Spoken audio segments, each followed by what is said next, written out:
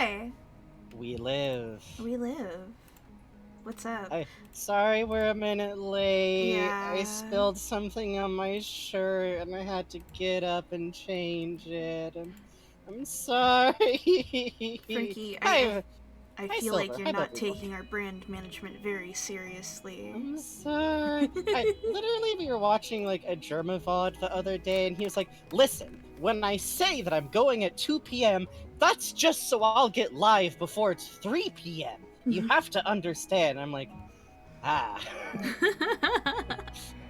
Life can be different. Hello, folks. Hi. So you might hear this, you might not. My neighbors have started blasting their music. Friday night! Friday night! To the point where I can hear their Spotify commercials. So I have my fan on because it's very hot, and I have both headphones on because it's very loud. So if you hear weird noises, I might not be able to hear them, and that includes possibly Romeo meowing. So if he screams for about 2 minutes straight into the microphone, let me know, and I will take care of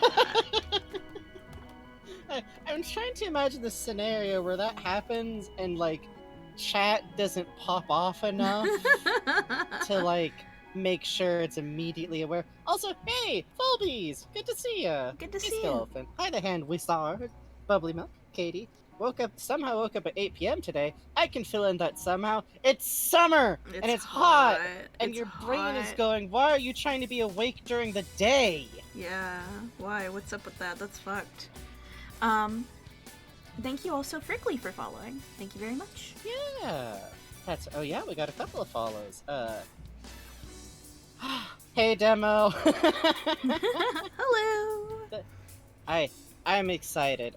So as mentioned on the Go Live in the Discord, we moved this up because the commissioner for the piece that we need... Sanji giving Chopper a big ice cream cone with 5 scoops.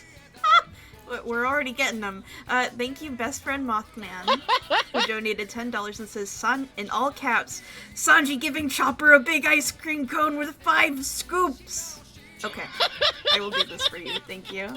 Oh, improbable. I love this, like, slapping money on the counter feverishly as we're, like, still unpacking shit from the back. Demo, I don't know if you saw, but I filled out the Ko-fi commission that you did. That was very fun. Thank you very much for that. Thank you to everybody who did Ko-fi commissions for bugs in general. Bug need money. Stackpile money respectfully around Bug. Thank you. But also ones that are One Piece because it's very fun. Yes, I like drawing the One Piece. It's funny when I get paid to be autistic at people. It's great, actually. Yeah! That's our brand! It's great! Also, shoutouts because Improbable mentioned earlier, hi, I am now almost entirely caught up in One Piece. Arrow pointing to the left, deranged. Welcome! My pirate warrior! Oh god. Anyways. The mic did something funny there when you peeked it.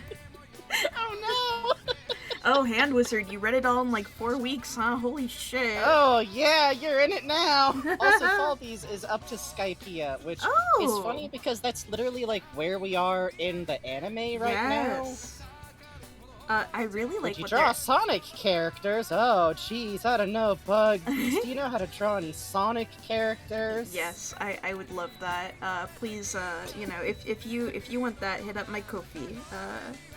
Yeah. Oh, and also I added links to our not to plug too much. I added links to our thrones into our about area on Twitch. Smile. Yeah. We're not really in there. Like, I desire these but it's like, I don't know. It seems funny, and also I like having access to the. Okay, go ahead. Rip to you, but I'm different. I put $100 anime figure on there. Okay, listen.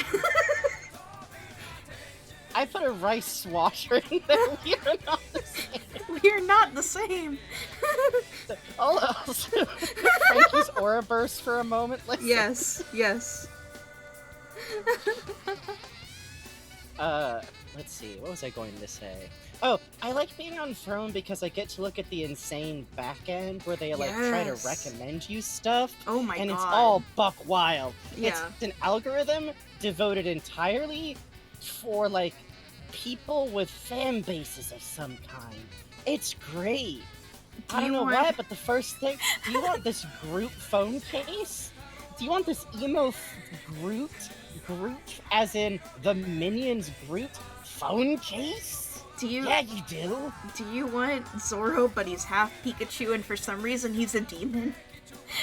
Yeah, that one's baffling because it's like, you That look one at that keeps and you're like, getting that must recommended happen to in the you. anime. No, No. it doesn't. No. That never happens. Uh, I'm a bad person and I like window shopping for stuff that is complete okay. Do you ever do like weird like rich people store catalog browsing? Because that's a good shit. Hey, random double zero factor, happy fucking pride! Happy fucking Pride!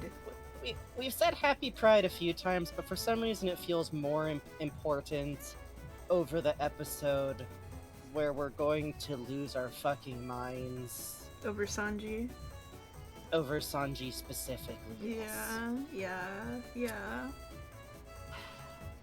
We'll get into it. He's our dreadful little meow meow.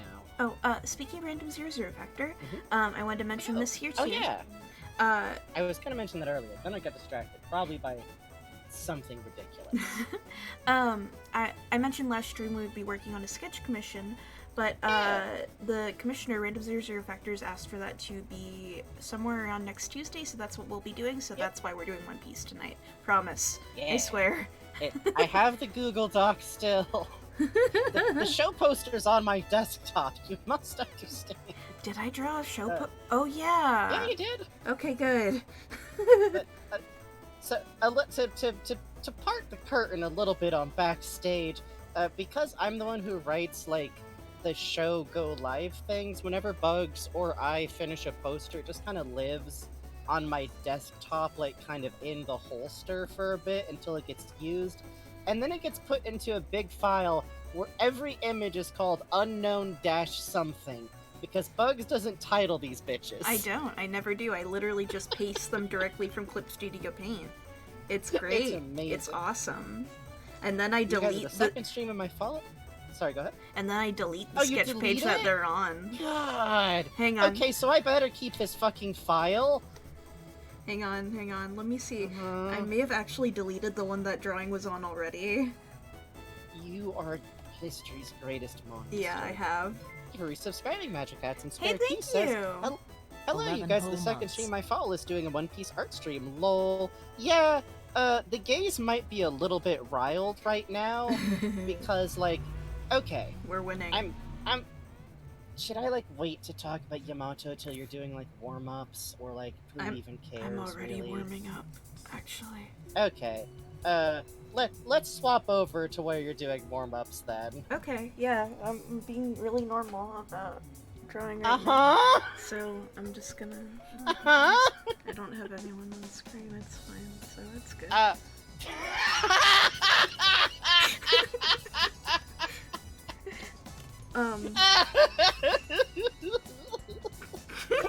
Yeah.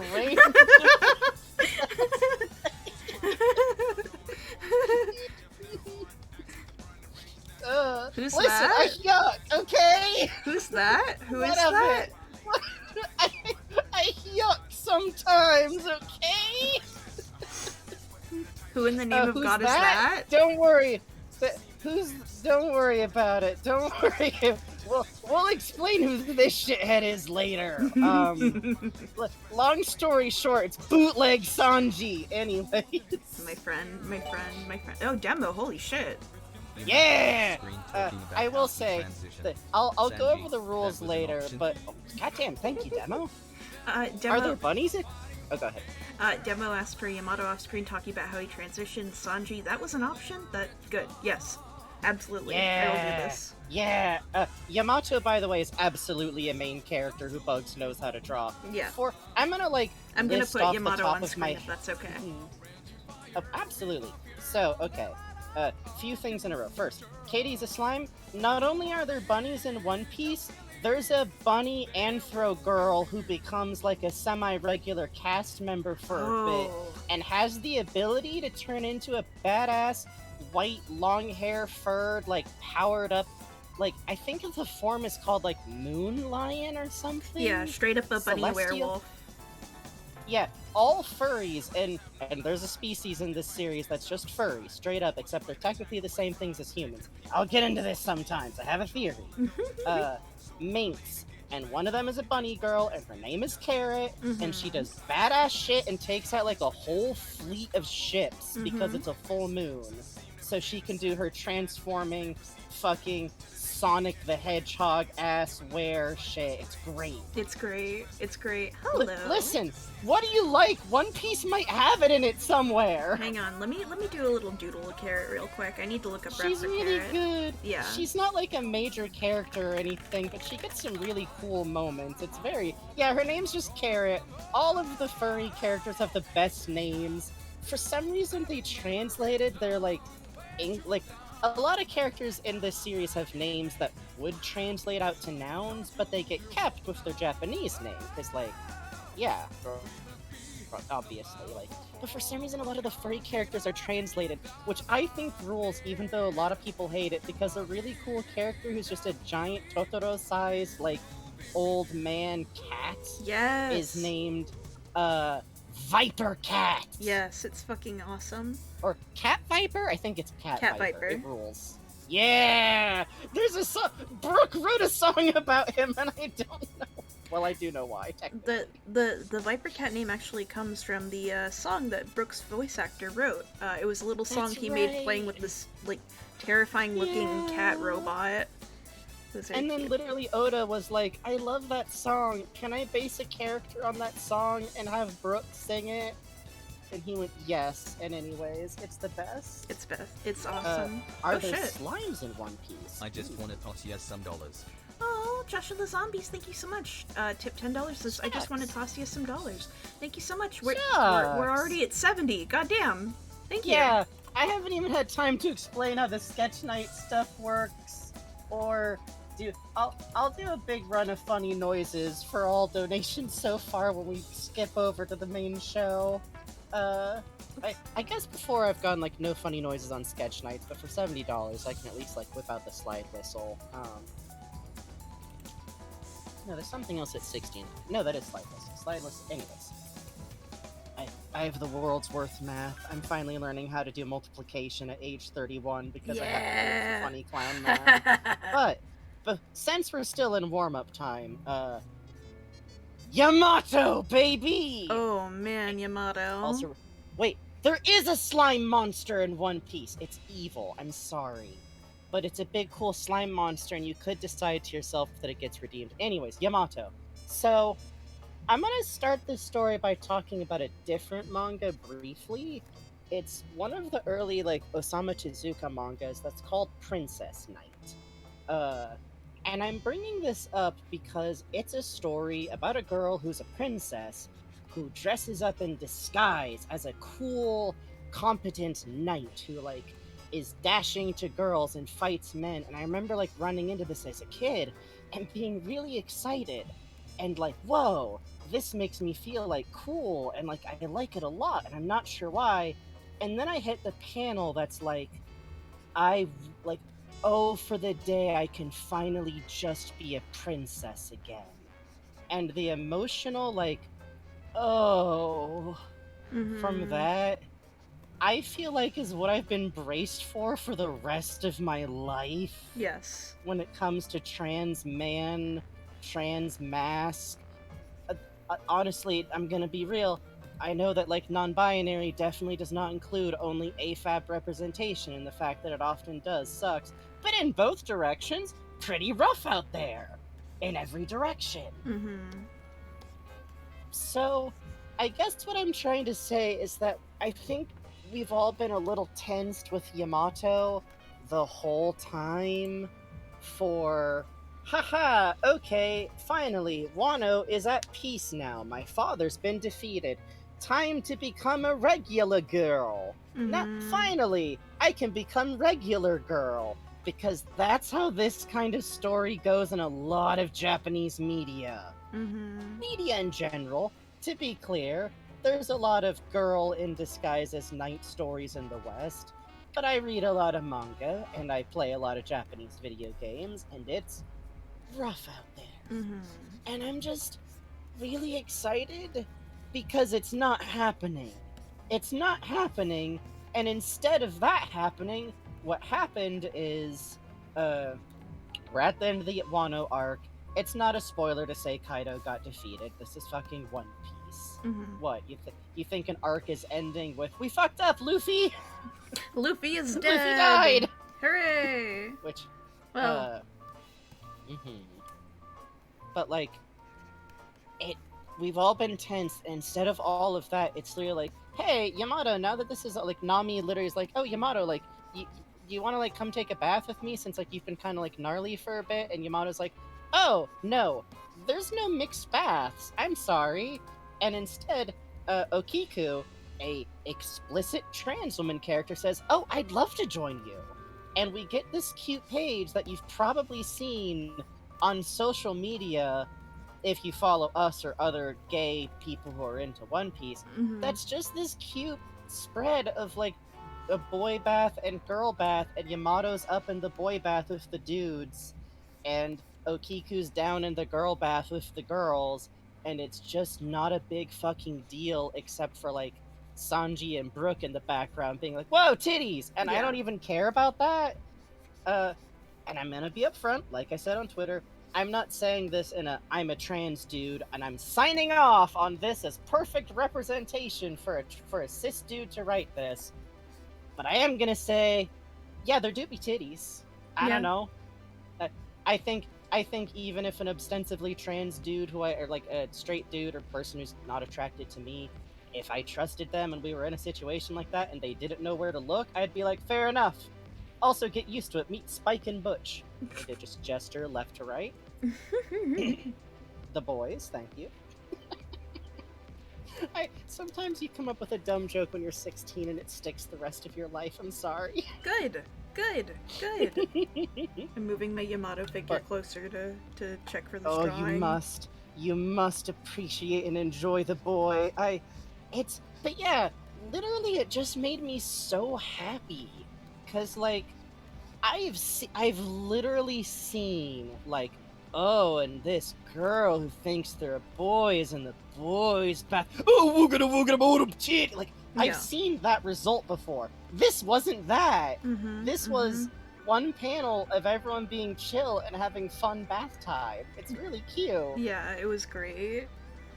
And it's doubly cute because there's even like, once the translation hit, I was really happy because Okiku's in the girls' bath like, oh yeah, no, I used to take like mixed baths with like my dude friends and I'd be fine doing that, but these are dudes I don't know. That'd be really embarrassing. It's just casual conversation. Mm-hmm. It's like the little kids. It's good. Yeah. And it can't be coincidence that like it's Pride. Also, like Oda doesn't live under a rock. Yeah, Japan celebrates Pride too. Oh my god, no, Tokyo Pride is beautiful. Like I highly recommend like looking that stuff up and like just taking in photos and like the organization. Like Japan's gay scene is just as vibrant and active and organizing and protesting as ours is. I would say there's a lot of similarities, honestly, because we live under pretty similar cultural issues in a lot of ways.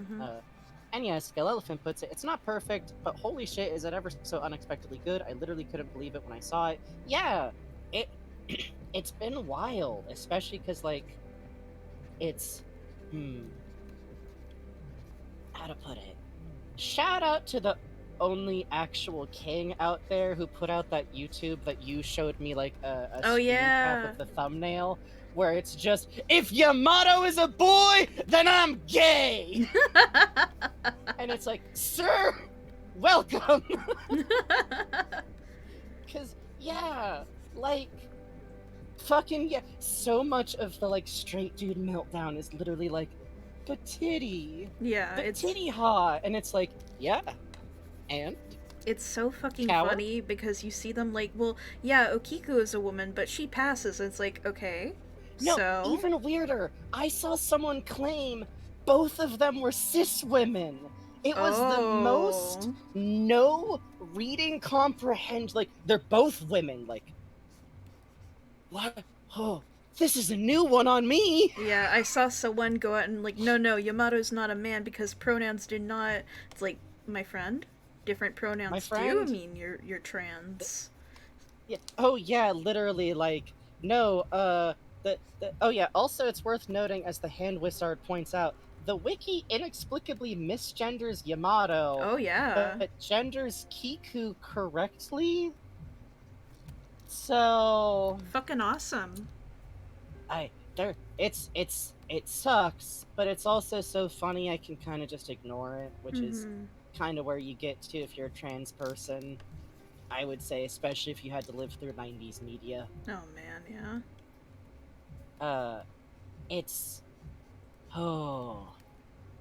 It's just been really good to see, and it sucks to say, like, I'm so glad I wasn't, like, horrifically crushed by some awful reveal. Same. But also, like, you know, I think I mention this, like, every time I talk about this subject on air, but it's important every time. It's like, seek out work made by trans people, and by, like, you know, always seek out work made by already underrepresented people. It's always going to be more worthwhile to support, like, queer people making queer content than it is going to be to try and support, like, mass media stuff that's kind of doing queer shit. But nobody out there can have making One Piece for 25 years, the world's most popular manga that's been going on since I was like 5, and I've been reading since I was 11. So I think it's okay to also still be excited about this, because, like, it's One Piece. What the fuck? Yeah. What hell? One Piece. Yeah. Do not trust a cis-het man who's really into shonen.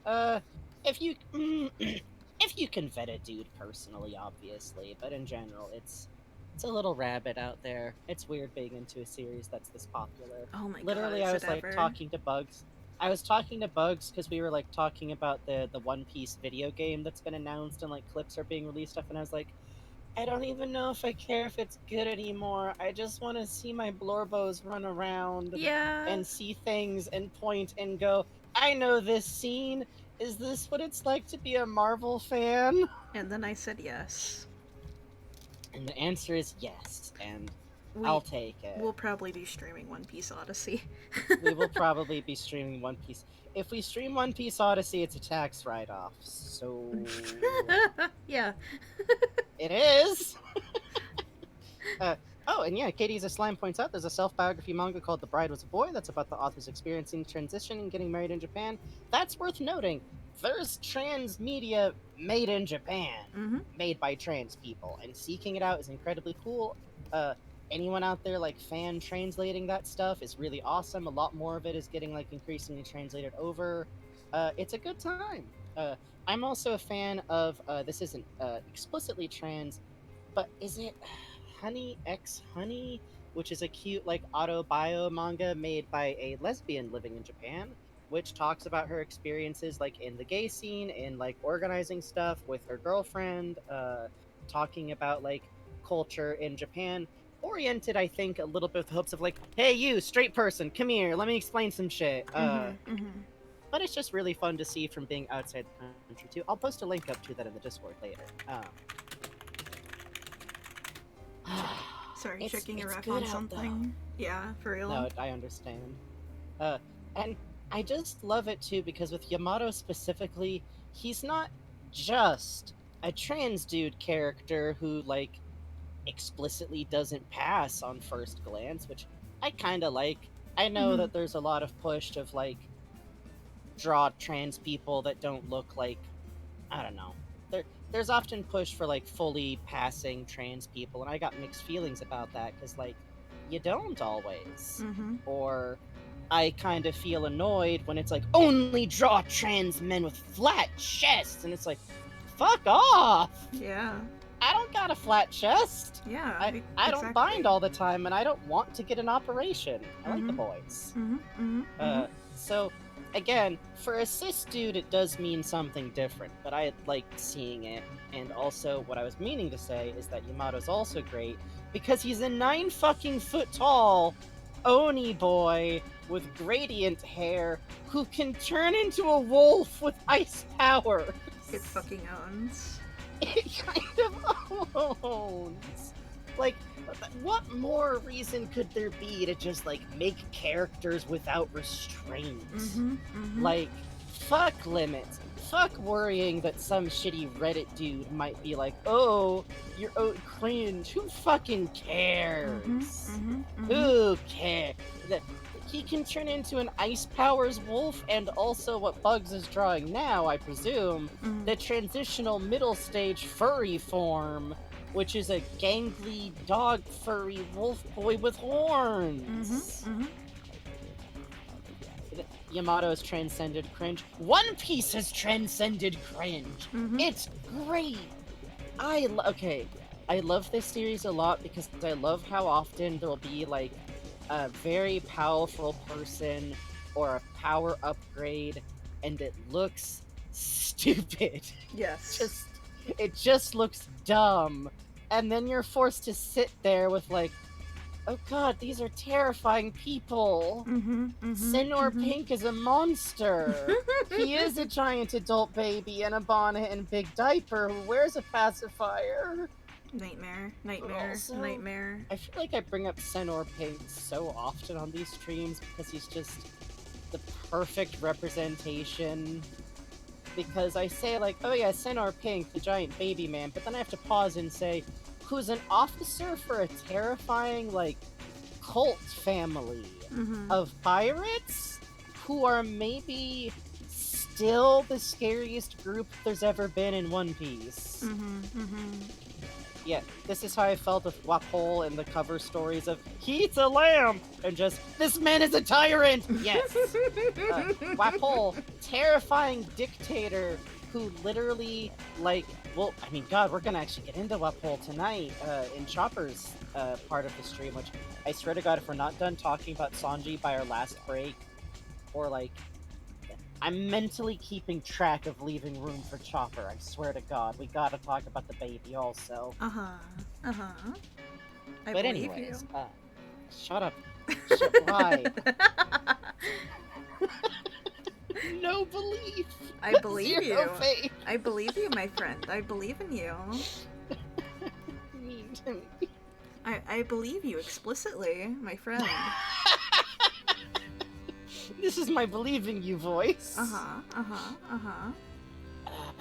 Anyways, yeah, there's definitely a lot of characters in One Piece where I kind of love too, because even if a character seems really cool, they're not immune. Yeah. They're not immune. Yeah. There will be a dumb face or a pratfall or a dumb joke, and I think the story's sincerely better for it. It's good. It's good. Like, it's good. I love Yamato because he's fucking weird. He's a big fucking weirdo. Everyone in this setting has to, like, adjust the first time they talk to him. Yes. Especially because he's literally introduced himself to characters like, by the way, I am your dead dad. Yes. Also. I am your dead dad and I love you. He's not saying that because he's, like, reincarnated or anything. Imagine you make friends with a really cool dude at your school, and he turns to you and goes, by the way, I am Eridan from Homestuck. And you go, okay. Yeah. Alright. But also, like, Eridan's a bad comparison for this specific character.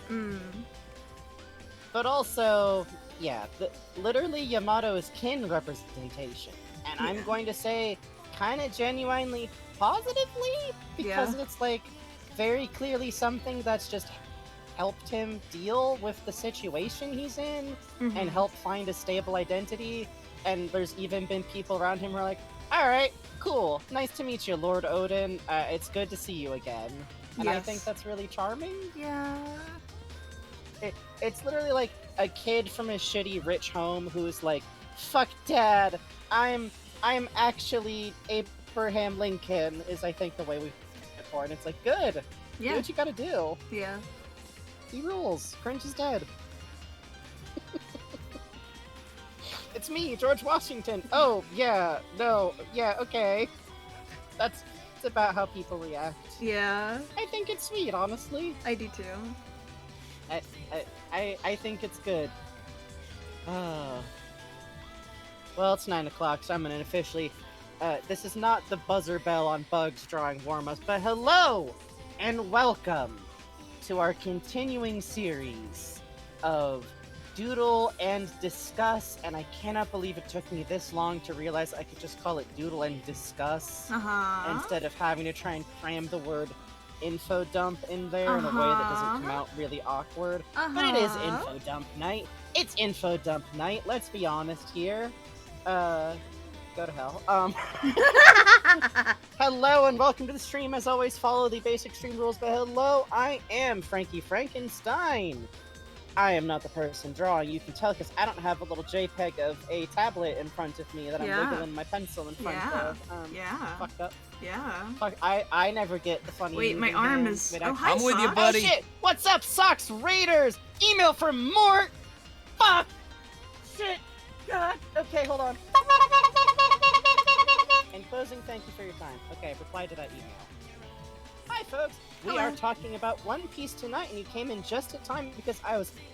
Sorry, I have to cough now because hell. Jesus, Mort gave me cough psychically. Fuck that. I am Frankie Frankenstein, and this is Bugs, who is Hi. doing the drawing. I'm the one doing the talking. You may also know Bugs as Gooster Bold on Tumblr, or generally from around the internet. You probably know me from this, or dumb jokes, often, or Or being was it my a 10,000 word going under fanfiction? Did I hit Yes. 10K? You did. Yeah, okay. You did. Anyways, hello and welcome. We are doing a info dump, discuss and draw, and also donate night where we are discussing the main characters of One Piece, basically one by one, and we are all the way up to Sanji and Chopper, which is gonna be fun because we're feral, and it's just gonna happen. And it's gonna go like this, but tonight, while we are doing this, you have the ability to, if you choose to donate, and people have already been incredibly generous tonight. Thank you all so much. I'm gonna have to make a bunch of clown noises about that really soon. You can also request a sketch. Specifically, I believe the price point is currently sent at a $10 sketch. Is Yes. that correct, Bugs? Yes. It is. Let me check the announce because I wrote the rules out for this kind of format tonight. You can request a sketch if you make a donation, $10 minimum for one sketch idea. Suggestion should be focused on or include the character we're talking about and must be a main-ish character. Tonight, as I said, is Sanji and Chopper, so if you want to see, you know, Nami, then you say, oh, what if, you know, something to do with Nami and Sanji, which won't be hard in that specific case. Otherwise, I think we do occasionally accept other characters if they're fun and Bugs wants to, or they can kind of go at the end of the show after other characters. There's wiggle room is what I'm saying. But sketch suggestions should be put in the donation message. No OCs, nothing obviously shitty. Come on. Nothing too horny, nothing too complicated. This is not really the time to request, like Sanji is doing ice skating and is in the middle of a pirouette. Because it's $10 minimum. Come on. Come on. No hyper minor characters. This is One Piece, so we have to draw some wiggly lines around what's a main character or not. But generally speaking, if we don't... Come on. Come on. And finally, we have the right to turn down any request for any reason. This is a donation with a thank you sketch, not a commission. So, no refunds. You're throwing money into a hole and getting back sketches, basically. But that's basically all the rules for the actual donation part. Otherwise, the chat rules apply. Stay somewhat on subject with us. Play, you know, don't be too contradictory. Don't try to argue with us about lore. We might get stuff wrong, but a lot of times we know what we're talking about. But if we have questions, please do answer them if you want to. And thankfully tonight there's no such thing as backseating, so, You love to see it. well, you could try. That'd be funny. You'll probably just get bonked with hammers. But anyways, that's all to say.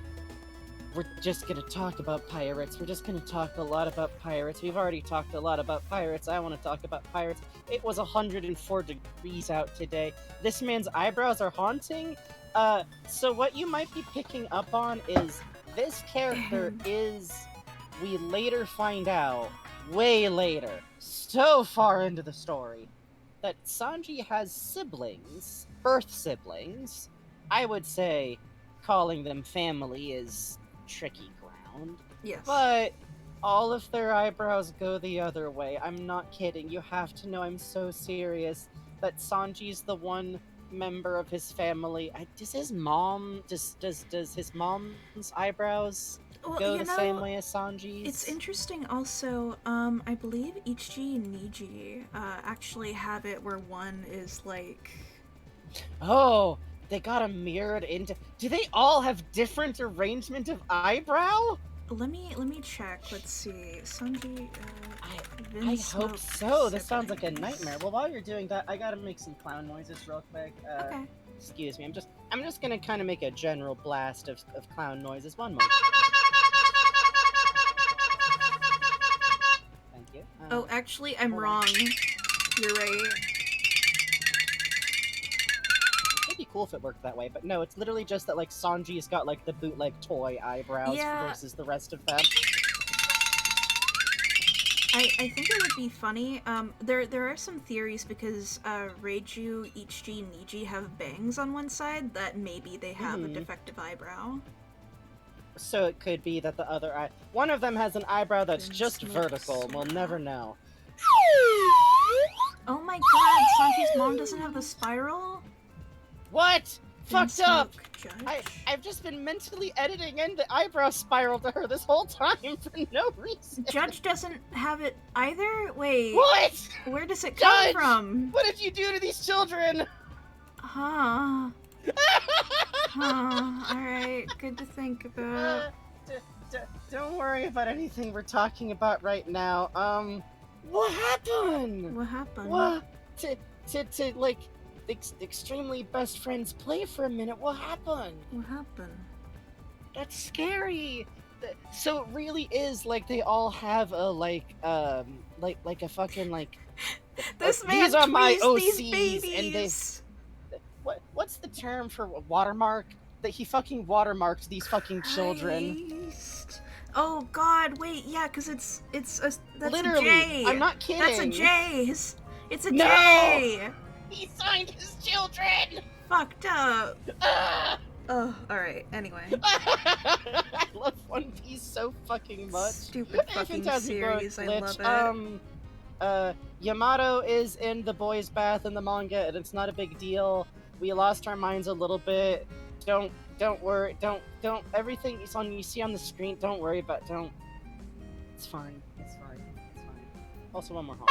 Thank you again so much for all of our starting donations. I usually do a little spiel that's like, hey, if you want to donate, but also it's sketch night, so y'all are already being good to us. Thank you. Thank you. I appreciate it. Man, Things have been tight I got over an here, so I overbed appreciate tape. it. Yeah, for real. And in my case, like, I don't got as much expenses, but I was able to buy like a really expensive overbed table that I've had my eye on for a long time. That'll make a really big difference. So look forward to me no longer slowly dying from laptop on lap syndrome when it's hot. Hooray! Hooray! This Sanji I thought looks a the little eyebrow weird. thing was a weird family trait. So did I! Yeah, I thought so too. Maybe under I the thought mask. this was a natural mutation! Maybe under the mask he has it. Maybe. Which, I should mention real quick before we fully transition over to talking to the boy. You have to know that anytime there's a humanoid, like, type of person in One Piece, that's a human. I'm pretty sure it's all just humans. Giants, humans. Furries, humans. Those two guys who, like, pull ships up from the bottom of the sea and inexplicably look like monkeys, normal humans who do not have devil fruit powers. Because Oda does this to us. And we go, okay, thank you. I just have to point that out because it cracks me up, and you should know that canonically there are, like, people who are half or quarter mermaid. Yeah. It's great. It's great. It's It's, good to do this. awesome. It's awesome. There's a child character in the manga who's explicitly like a quarter mermaid. I think humans in One Piece just developed very much in all Yes. directions. Yes. There's a type of person who's just got 3 eyes, and that's just Yeah. her grandma's the character ever. Yes. Yes. Agreed. As much as One Piece suffers a little bit from like Hourglass lady figure, you should know there's also characters who are like old biddy with a big goofy grin who's shaped like a fucking round pyramid and is a mermaid and like is a train conductor. It's great. All times. Or So the design of all time woman who is so fucking big and scary and large and monstrous. Here's the worst part. You're saying that, and there's multiple characters that you could be talking about, and I'm watching Bugs' drawing on a stream delay, so I'll hit this mystery in a few seconds. Oh, no. I'm not drawing her. I'm doodling Sanji. Okay. Miss Mama. Yeah, narrow it down then. Miss Mama. Oh, Mama. Oh, yeah, Clueless Big Wanderer. I Mama. really love Captain Charlotte! Anyways. that. Sorry, Yeah. you're saying? Clueless Wanderer, I really love that. It feels like that's the thing that Oda took away from Yeah. his Dragon Ball influences the most, to be honest. Yes! love Because of like along with all the creatures. humans, there's also just talking animals and also animals who have the capacity to reason and communicate. Like one of my favorite characters is just a camel. Does the camel talk? No. Chopper translates for the camel. Mm-hmm. Is the camel anthropomorphic? No. It's a camel. Camel. I'm just gesturing to the side. Oh, Dr. Kuriha, yes. Oh, Dr. Kuriha is the love best her. because we'll talk about her when we get to Chopper, but I can just describe her quickly as, you know that bad ending from Banjo-Kazooie where Gruntilda becomes like Haunted Gruntilda? Imagine if there was a character design that was like, that only worked below the neck, and also they were 140 years old and dressed like a fucking punk. Like, not like a Yes! punk, but like she wears a belly shirt and like tight pants And a navel I ring. cannot overstate enough. She has the face of a wizened apple grandma, and she's mean, and I love her. And she enters every scene going, "Oh, do you want to know the secret to why my skin's so good at 140 years old?" And nobody asked. I love her. It's She's great. great. It's She's wonderful. It's like it's like Oda found the one non-coward way of drawing a really haunted, really old woman. Yeah. I accept this method, actually. I'm good with this. So, Sanji. What is there to say about Sanji? You could start with saying that he's the cook of the crew, and he is the 4th total member who gets recruited.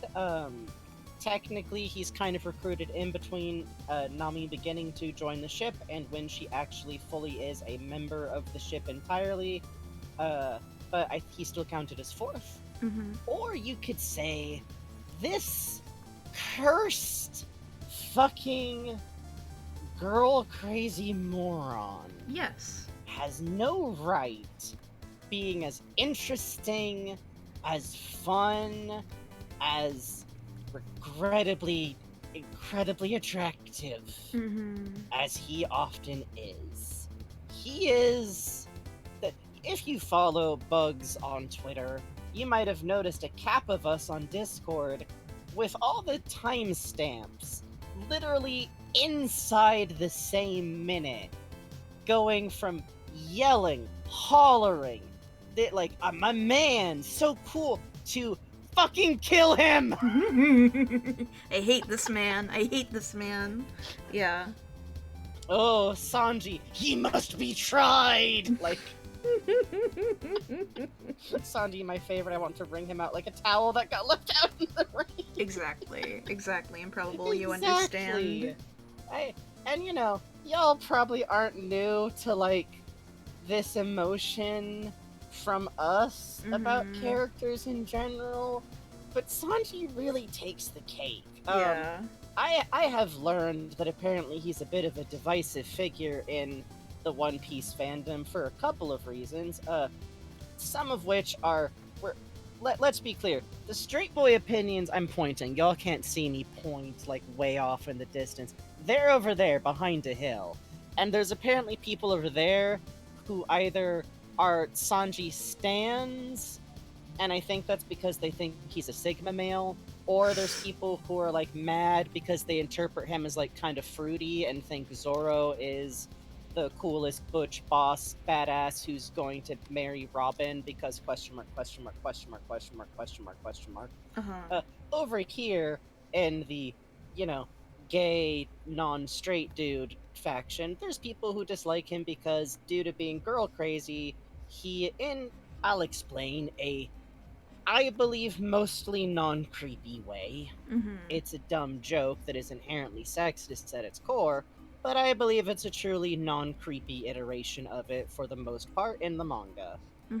But, like, because of that, a lot of the, more sexist issues of the manga often kind of fall on his shoulders. I don't care because I was born in 1991, and I have gone... Inuyasha was a fun anime in many ways that featured a main character who greeted new women character, or women he already knew and talked to every day, with asking if they would bear his child. And that was a manga written by a woman. Yeah. So, Moroku. my bar is in the basement.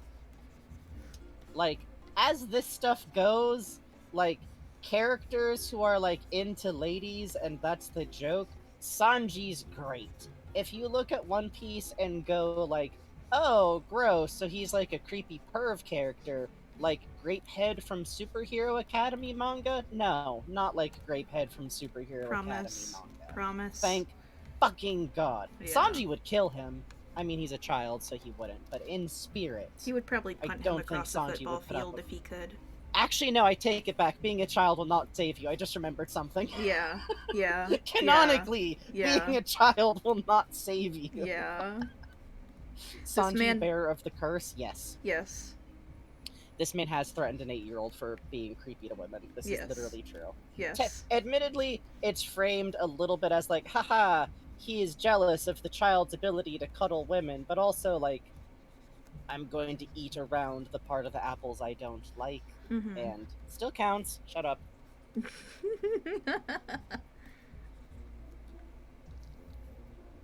I pause to drink my tea. Oh, I see. If y'all are wondering, by the way, I still make hot tea in this weather. You're gonna... Okay. As long as you're safe. I was raised... I'm safe. I was raised to do this. It's... The logic is that if you drink something hot, your body still goes, whoa! Yeah, exactly. And it keeps your body from going, oh, we're cool internally. Time to shut down the old sweat glands. I don't know how much of a difference it actually makes, but I just like hot beverages better anyways. Anyways. Here's the thing about Sanji, is that he does love women, but it's literally like... It's literally like the shout out to women gotta be one of my favorite genders meme at points. Yeah. Except did y'all know that was cropped? Really? There's more photo, and when you see the full photo, you realize there was more of it, because there's like a border around the top that isn't present in the cropped version. That's there on this. The full text is, shout out to women gotta be one of my favorite genders. BTW, I fucks with men, too. King! Anyways. Just had to share that. Amazing. I think it rules. Amazing. Amazing. Absolutely great shit. That kind of is Sanji to me, although... Yeah. Let's be clear up front. We're about to unload some queer and trans headcanons on this chef individual that are not canon. Yeah. Like, Yamato, canon. Kiku, canon. Bon, canon. Ivankov, canon. The entirety of Kama Island, regrettably canon. Sorry, some of that. I think mind you, I do think the island where all the trans people live is a badass idea to have in a story concept, so outside of some bad depictions from that, I like the idea. All that shit, absolutely canon. Whatever the fuck is going on with Crocodile, I'm hopeful about, but anyways. Hey homie, why does Ivakov, the queen of the commas, got dirt on you, homie? Just Hey, curious. get back here. Just curious. But yeah, we are absolutely firing the queer beam on this man, and we'll talk about it a lot, but like, I don't want to get ahead of myself, because we should talk about like where Sanji's introduced in the story, and like his personality, and the stuff he does. But ahead of time, a little bit, I'm one of those people where I think that it would be fucked up to call, like, a real person you know an egg, because you can't know someone's personality or, like, their inner thoughts, and you gotta let people, like, do their own thing. If you think someone you know might turn out to be trans, that's great. Be supportive for them in whatever way you can. It's not really your business unless, like, they start talking to you about it. You know what I mean? It's basic etiquette that I think is important to bring up. I will call a fictional character an egg all day! Yes. All day! We making omelets, bitches! Yes. Oh, the energy is good. I'm gonna go ahead and set a timer to, like, go off when we have to take breaks soon. I think today's the day to take out the old twist wheel binder a little bit, because otherwise we're not gonna remember to take breaks. Anyways. Agreed. Sanji is my favorite character. Well, he's not my favorite character. Picking out a favorite character in One Piece is like pulling teeth. If we did a character sorter, me and Bugs, on just the main character, characters, it would be like, it would be a nightmare. I don't know if I don't know if we survive. Yeah, agreed. I'd be like staring, worried. But he's one of my favorites for sure. And I think in part, as I've mentioned before, like, I first read One Piece, I would say through past Arlong Park when I was really, like, a kid. And Sanji is introduced as a waiter who initially we don't have reason to think is going to be a main character. It's like a waiter, kind of looks like a stereotypical French waiter, who's serving a shitty customer, who's implied to be very powerful and, like, rich and, like, a Navy officer even, which in the setting of One Piece, as we've discussed before, the Navy is literally, like, global police, and are often super powerful and corrupt, in a lot of ways. Even, like, One Piece is truly the one series that dared to say, what if the quote-unquote good cops hate this and hate themselves and have to slowly force their subordinates to learn that this institution they're in is bullshit, and feel like they're trapped there all the time, which I appreciate.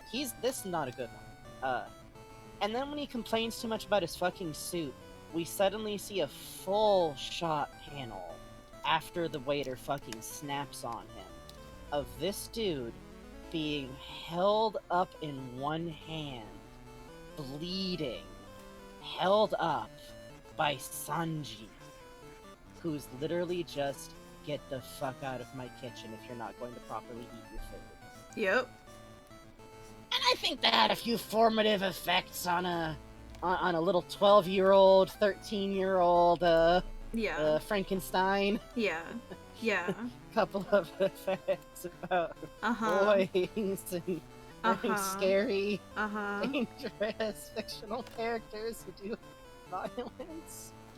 Oh yeah, Fulbeast points out Sanji's first line is literally telling a naval officer his bullshit impress my date wine analyzing is, quote, dead wrong, sir.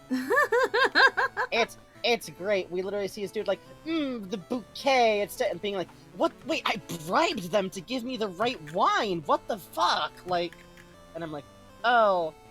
So, the kitchen that Sanji works on is the Borate. Literally, like, I'm probably not pronouncing that right. Verity. Verity. Not Borate? Verity. Huh. Anyways, fish floating wood ship restaurant is literally a middle-of-the-ocean restaurant in the East Blue, kind of close to where the Grand Line starts, which indicates it's in dangerous waters, as these things go, whose main thing is, it is one of the greatest restaurants there is, period. And also its policy is, they will serve anyone with money. Like, pirates, rich people, naval officers, they don't give a shit. And Sanji has been, like, raised there since he was a kid, is what we learn later, and we are introduced to him working there. And what I love about this is that means that fucking naval officer probably just gave money to a dude who pocketed it and did nothing. Yeah, you love to see like, it. Didn't even, like, pull the wine bottle out, just like, oh yeah, sir, I'll definitely...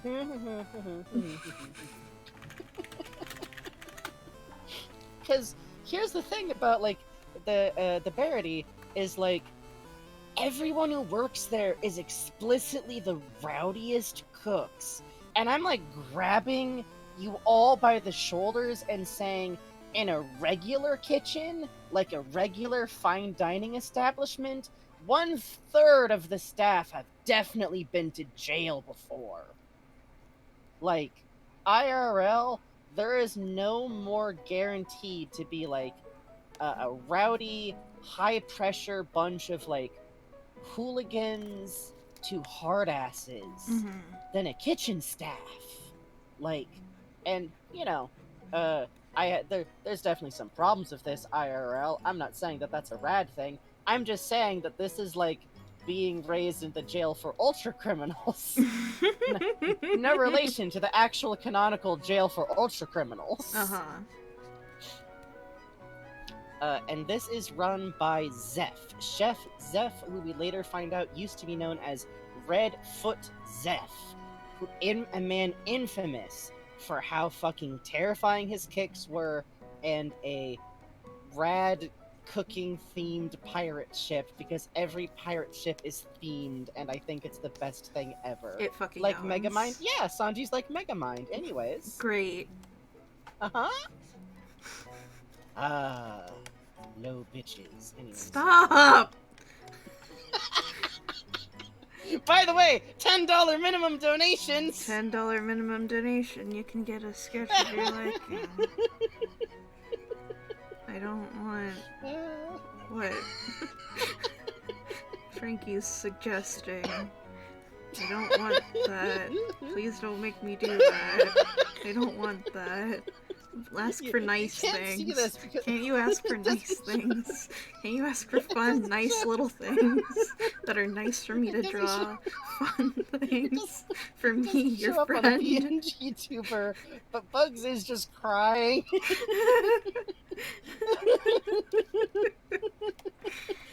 It's just silent, stolid tears, brave tears. Brave tears. I'm very brave. I'm a brave little bug. That's true. Bugs is so brave every day. Bug. I'm so brave. Wait, did they say 5 scoops Sunday? Sorry. Go on. I don't know. Yeah, 5 so scoops. Sanji is very fun because since he was raised by this, like, hard-ass ex-pirate captain, head chef, Zeph, who, by the way, we find out, like, through the course of this intro, and I should mention here, I've decided to relax policy on spoilers so long as they relate directly to the character's, like, introduction, origin, because otherwise, I don't know. I want you guys to enjoy this story, and I feel like I always get more interested in something, and, so Alias Squid on Twitter had a good thread about, like, people recommending me stuff without including spoilers feels like people recommending me a slice of plain bread. Holy fuck, my like, neighbor's music stopped. Hey, it's a miracle! Everybody cross your fingers. Cross your fingers, cross your toes. I can turn down the music a little bit. Okay, anyway. Anyway, point being, if you really don't want to get any spoilers about these characters as they're introduced, right now we're still inside, like, the first 100 chapters. Once we get to Chopper, we're going to take kind of a jump forward into the Grand Line portion of the story, so use your own logic of what you want to do. There's so much stuff that happens in One Piece, you'll be fine. Yeah, it's still gonna hit. You're gonna be on Oda's wild ride. I feel like it's basically at the same level as like JoJo spoilers. Someone telling you what happens in JoJo and actually seeing it for yourself are different things, and there will be stuff you are not going to be spoiled on because a lot of stuff happens. Yeah. So, Zeph turns out to be one of the few captains who has made it through the Grand Line, the specific hyper-intense portion of island chains in a specific set of currents that cannot be accessed except for very specific points, that travels the whole globe and contains on it somewhere only ever reached by the Pirate King Gold Roger. Mm-hmm. That's the Grand Line. It has One Piece on it somewhere. It's terrifying. Zeph survived it. Like, Zeph got on it and off it and is supposed to have traveled the whole damn line. Something that is difficult. Yes. Like, this arc introduces a terrifying pirate crew that were like the terrors of the East Blue, who have come back off the Grand Line shredded, Mm-hmm. like dying on their feet, Mm-hmm. starving. A massive fleet just dead because they tried to get on the Grand Line and didn't know their goddamn business. Yep. Demo says, you can know the whole ass literal story and it will still blindside you. Boy, yeah. Yeah. Yeah. Yeah. Like, I'd heard about Yamato because of, like, you know, trans people getting excited. And let me tell you, getting there was still like, yo! What the fuck? Mm-hmm. It's a snowman. So, this is the man who's raised Sanji. Like, this is his dad. Zeph is absolutely his dad. Mhm. Like, I mentioned earlier that his epithet was Red Leg Zeph. Sanji literally becomes known on his wanted posters as Black Leg Zeph, which actually it's Black Red Leg Foot, Sanji. but it gets translated in English as leg, and I can't imagine why a localizer might have No idea. No idea. quietly looked at Redfoot and thought, you know, You know. what might sound a little more elegant in English is leg. What if we had leg? This is the ultimate treat, and that is a very good baby. Thank you. Chopper's baby. I've been practicing drawing Chopper today for this. Sanji, I can knock out off the top of my head, but Rosiante. Hold on a sec. Checks. Oh! Bad news, homie. Bottom of the ocean, I think. oh shit, Handwixered. Finally able to donate Hey. Smile. My request being, maybe Sanji trying to teach one of the others to Oh cook. thank God, I was so fucking scared it was Megamind. Ugh. Okay. Embraced! The Handwixer I think it's tipped just Kia, right? $20 and said, finally able to donate Smile. My request being maybe Sanji trying to teach one of the others to cook. That would be great. Thank you. Oh, that sounds wonderful. Also, I assume that the writing above Chopper is just Kia, Kia. Oh, why? So basically, okay. yeah. Same deal. Oh, real quick. So I always recommend people read the manga. That's never changing. The anime is very fun. The anime adds a lot of filler, and I'm gonna be real. Sanji, specifically gets a lot more dumb, women type jokes that I think make him less fun, and I suspect is why people are very be harsh to him. Don't be gentle to him. Anyways. Yeah. But You have to kill the Sanji every time you see him. when you get to Chopper's part of the story, look up just like a clip of him in the anime on YouTube Oh, to hear his voice acting. His baby, because his voice is it- so cute. His voice is so baby. He He's sounds so like baby. this is like like Pikachu levels baby. Yeah. Like you gotta hear. No, yeah. The voice acting is really good and one of my favorite parts of it. The anime is very good and stylish and fun and has good animation. The voice acting is really fun. I'm a really big good. dork about voice actors where I'll like look up, Yes. like when a character shows up, I'll be like, ooh, I feel like I know that voice. I should look up who it is and yada yada. And with One Piece, you get a really fun variety. Like Robin is the blonde lady on Evangelion and stuff like that. And, Yeah. oh man, it's cool. And Danganronpa is going to jump scare you multiple times if you take this same journey. yeah. What was I going to say? Oh, yeah, by the way, my version of doing what Bugs does is that I listen to the OST, like the original soundtrack, which is to say the background music. And you might say, that's not that weird. Lots of people like listening to anime background music. I sit there watching the anime with Bugs, and I'm like, oh, I think this is the third part of Food Fight, which is the Goofy music track. Yeah. Yes. Yes. I do this. It's I very did this good. for Lupin, too. It's very good. It's really fun on series that have limited soundtracks with like a lot of like reoccurring like motifs and themes, and maybe modern anime still does that, but it's kind of my favorite. Let's see. This was Best Friend Mothman. Thank you again, Best Friend Mothman. Yeah, thank you so much. So Sanji was raised by rough and tumble pirate Captain Cook, raised in a rough and tumble pirate like kitchen, which I'm gonna be real, there's no mystery where some of his bad habits with like being too chivalrous come from. Yeah. Which what I mean by too chivalrous is Sanji, when I say he's girl crazy, and I feel like I'm focusing on this, and I gotta like start talking about the fact that he does cool shit and has other facets of his personality soon, but it's important to talk about also. He loves women, is what I mean. He's literally like the meme joke, I hate it when girls die. Yes. That's the level he's at. Like, he is straight up at like, women are wonderful and beautiful and like thinks so like loves the elegance and loves like the like literally the way he flirts is like, queen, can I do something for you? Mm-hmm. Can I make you a delicious juice cocktail drink? Yes, and that's what I was getting to, Hand Wizard. It's not he literally can't attack women in some of the games. He cannot in any way attack a woman. He can't. No, literally, Can't do it. Literally, To save his own life. what the Hand Wizard is talking about is there's literally games where that's built into the mechanics of like, yes, if you're playing only as Sanji and you're up against a woman, you can't do anything. You can't. You can run. They literally had to add in a mechanic where the woman would take damage from Sanji being too embarrassing in the later games so that you could beat the game as Sanji solo. Oh my god, does that mean his move list changes over to like him being cringe? That's basically wonderful. it's That's from what I great. understand of it.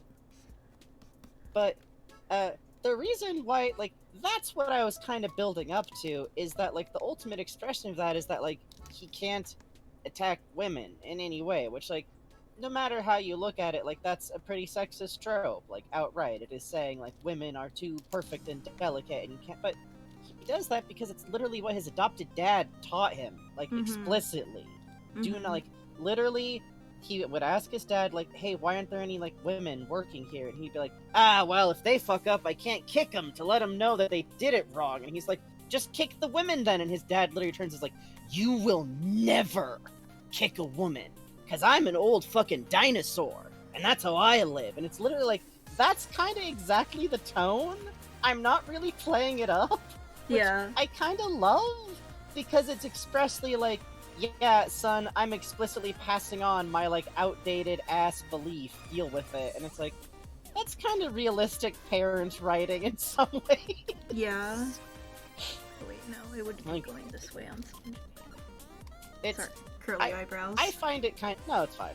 I find it kind of charming. It's dumb. A lot of people find it very, like, divisive, but, like, you know exactly why he's like this. And I'm gonna be real, the fact that he was raised on a ship with, like, 40 rowdy kitchen cooks that are all dudes, I think that makes it kind of clear why he's kind of goofy, because, like, when did he have time to, like, get over this? We're watching that. He's not getting over this, but this is the time where he could. And as Stormy Buckets points out, it is always played at Sanji's expense. I just think it's worth being open about the fact that, like, yeah, it's an inherently sexist trope. I say all this while, like, loving the fuck out of all of this, but you gotta.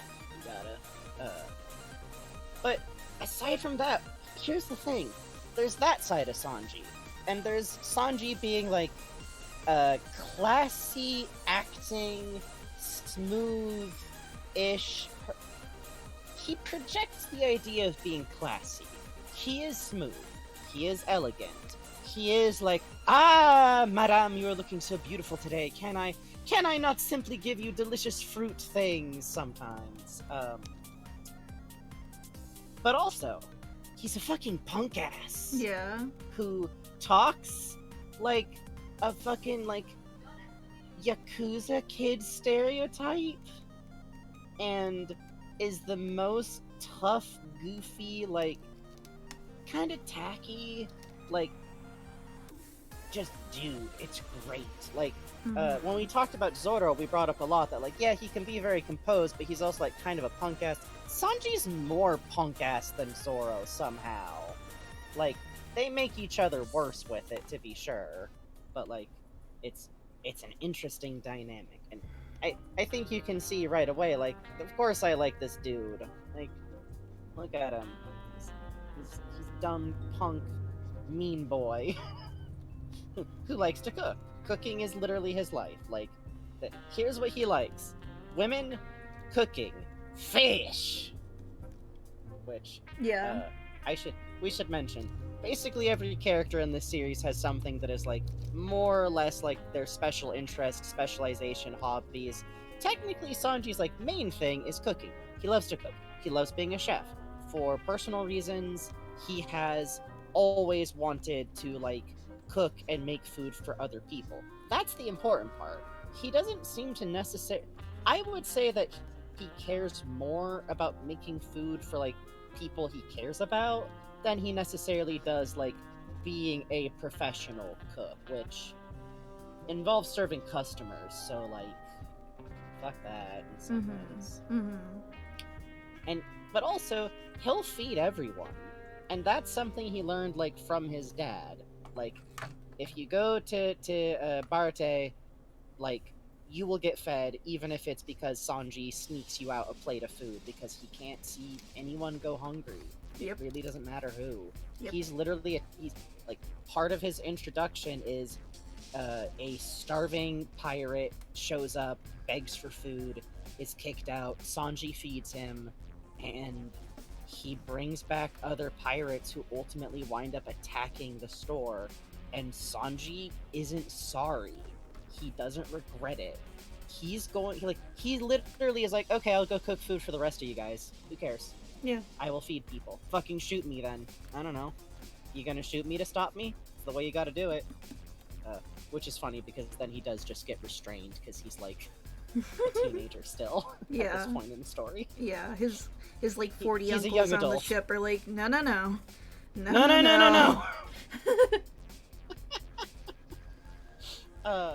Which, again, that's really endearing.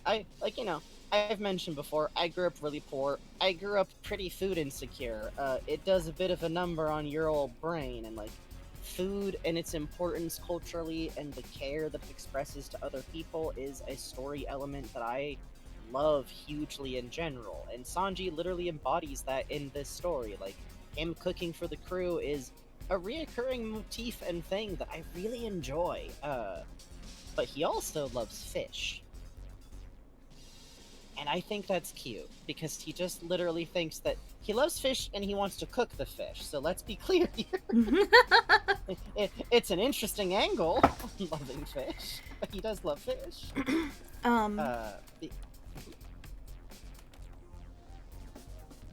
Yeah. Oh, sorry. The thing I'm drawing here for demo thesis we'll get into in a little bit. Yes. Yeah. It'll come up. It's technically I've like been sitting here like this one or two things. Well, I'll just talk out a little bit of the rest of his intro, which is basically literally like he Stormy Bucket says Sanji's so fun because he'll absolutely fight those pirates for trying to take his restaurant, but not before they eat. Because people may suck, but starvation is something nobody, even the worst of society, should have to bear. Yes, that is very much like his core, because we do find out, like, literally he met Zeph because he was a cook on a different, like, normal ship, which, I don't know what ship said, sure, unaccompanied minor. You can work for us, but that ship got raided by Zeph while he was still a pirate. Sanji holds a knife on an adult pirate, King. like 30 times his size, and is really like, I refuse to die here. You don't get to kill me. I have to find the All Blue. No. Stormy Buckets, please understand. It wasn't Boat McDonald's. It was Boat It was McDonald's. Boat Las Vegas Buffet. Yes, like we see like fancy people in a ballroom, which is great. You know, rich people love hiring children and going, what if children work? So, the All Blue is in the world of One Piece, as we've mentioned. It's like bisected twice, one by a giant wall of rock, one by like an impassable current, and because of this, each sea has pretty much its own, you know, obviously different sections of the ocean have different fish in them. That's how that works. But the All Blue is this concept of a mysterious sea that has sea life in it from every ocean. And it's described a lot as like a cook's dream, because you could cook anything there. Because since you can't travel into other oceans, if you're born in the East Blue, you're probably gonna die in the East Blue. Yep. Like, it is very difficult. Like, I think literally the passage between them is on the Grand Line.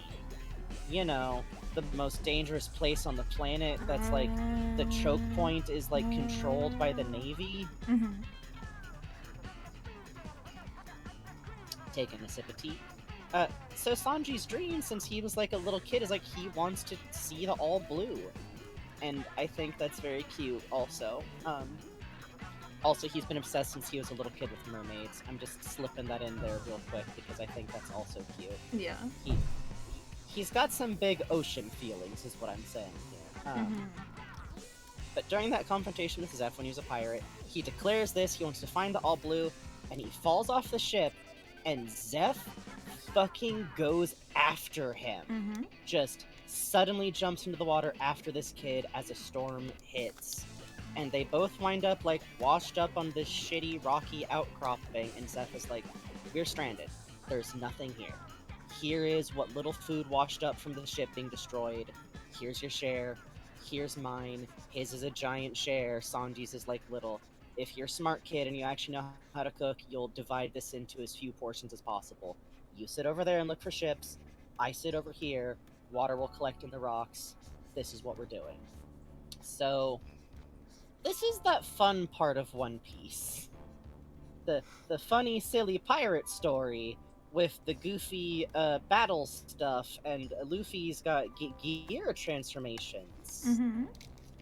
Where stuff gets really grim. And legitimately, if you have problems hearing about like kids in distress or people experiencing severe food problems, tune out for like a minute or two if you need to, because like I understand if that can be a problem. Pause to let people do that if they need to. Take a sip of tea. Also cannibalism. Oh yeah, also cannibalism. Right in the mic. Comes up a couple of times. Yeah, directly in the mic for the bit. Good to do awful noises for the bit, by the way. So Sanji and Zeph wind up staying on that rock for, I think it's 40 days. Nope. Until 85 Sanji... days. No, not total. Not total. This is when Sanji snaps. 80 days total. You are right. Literally, they wind up staying on that rock for so long that even carefully portioning stuff out as small as possible, Sanji, as a kid, runs completely out of food, drops the last piece that was like rotting, and after a couple of days past that decides, I can't do this. Zeph had so much more food than me, and goes to go threaten him with a knife again, and is like, I'm going to take the food, you cannot stop me. Well, which I love Zeph being like, kid, what the fuck are you doing on my side of it? You are wasting your energy, kid. Yeah. Oh, okay, we gotta go on break, but I'm gonna finish what I'm saying. Oh shit. Yeah, I set a timer for a reason! Oh no, it's 9:50. We got 10 minutes! 10 minutes on the clock! Alright. Can't do math. I'm so glad I got the twist dial timer out again. It's like a kitchen timer. The big bag that Zeph had never had any food in it. It had treasure in it. It was gold. It was nothing he could eat. No, 10 minutes until we go on break. Not break yet, it's 9:50. I say as if pleading. So Zeph didn't have any food at all. Zeph gave all of his food to Sanji, and he is missing a leg now. Straight up. In the anime, they're like, oh, it came off when he saved Oh, Sanji. it got caught between... No, it came off between two giant chains. Yeah. Which I feel like isn't much less brutal, to be honest. Yeah. Like, he cut off his leg so he could go save a drowning Sanji. But, yeah, in the manga, in canon, the anime had a scene where Zeph lost it in the water. 4Kids dub cut out the part where Zeph lost his leg and accidentally made it seem like Zeph ate it. Oh, they doubled all the way back! Oh no! So yeah, literally, Sanji finds out that this, like, pirate captain who had no reason to, like, want to save him cut off and ate his own leg to save Sanji, to give him a fighting chance, and they wind up still being on that rock for a really long time after that. Like, basically, by the time a ship shows up that they can signal, they are almost dead. And I feel like it probably wasn't even discussed that Sanji was coming with Zeph. I think it's just straight up like, okay, kid. Like, and while they're on the rock, they have this discussion where Zeph is like, there were so many times that this happened to me while I was out sailing, and I would just wish desperately that there was a restaurant on the ocean. If we make it out of this, I'm taking this stupid treasure, and I'm gonna open that restaurant. Mhm. Do you want to come with? And that is literally what they do. And that is where the Barate comes from, and this is Sanji's formative memory, and also is really fun in a sad way, because they actually have to kick his ass to join the crew. Yeah. Warning for any food type stuff is over here. I don't know if anyone tuned out, but that's the bulk of the Grim shit. Thank you so much, mostly it's Demothesis, who asked for this doodle. Thank you so much, Demo! Thank We'll you, talk friend. about what this means I later. appreciate you. We'll get into this. Trust me, I'm on track. So, because... Terrible. Why? What? Nightmare. Why can you do that? What, did it really sound good? It sounded good enough to be recognizable. Oh, cool. Nightmare. Literally, like, because Sanji owes this huge debt to Zeph, he's like, no, I'm gonna work here and protect the... He calls him old man. Like, it's literally like... Shitty old Kuso man. Gigi. Yeah. So it's like shit... It's like shit geezer. Yeah. Or like... technically, Kuso doesn't just mean shit, so it could also be like... like... You could sub in like bastard or damn, but it's shitty old man. It's literally like shit dad. Sanji But, can teach one of the others to cook. Okay. Ooh. Oh, who should he be teaching to cook? Chopper. I'm gonna have him be teaching Chopper.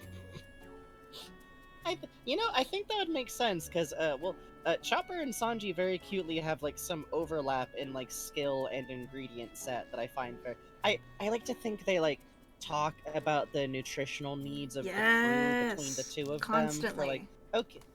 Okay, so Zoro still wants to put on more weight of muscle, but his joints here are, and he's also recovering from this, and, just extremely intense conversations where Sanji's just writing shit down the whole time. Yeah, that's his little brother. That's it. We'll talk about this a lot with Chopper. He is baby brother. He's the babyest. Yeah. He is everybody's 15-year-old and also toddler baby sibling. Yeah. Yes, Plute says, I'm up to chapter 311, and the number of times Chopper yells, we need a doctor! Wait, I am the doctor! It's so funny. It's even better in Japanese in the anime because it's literally just him going, Doctor! Doctor! Oh, wait.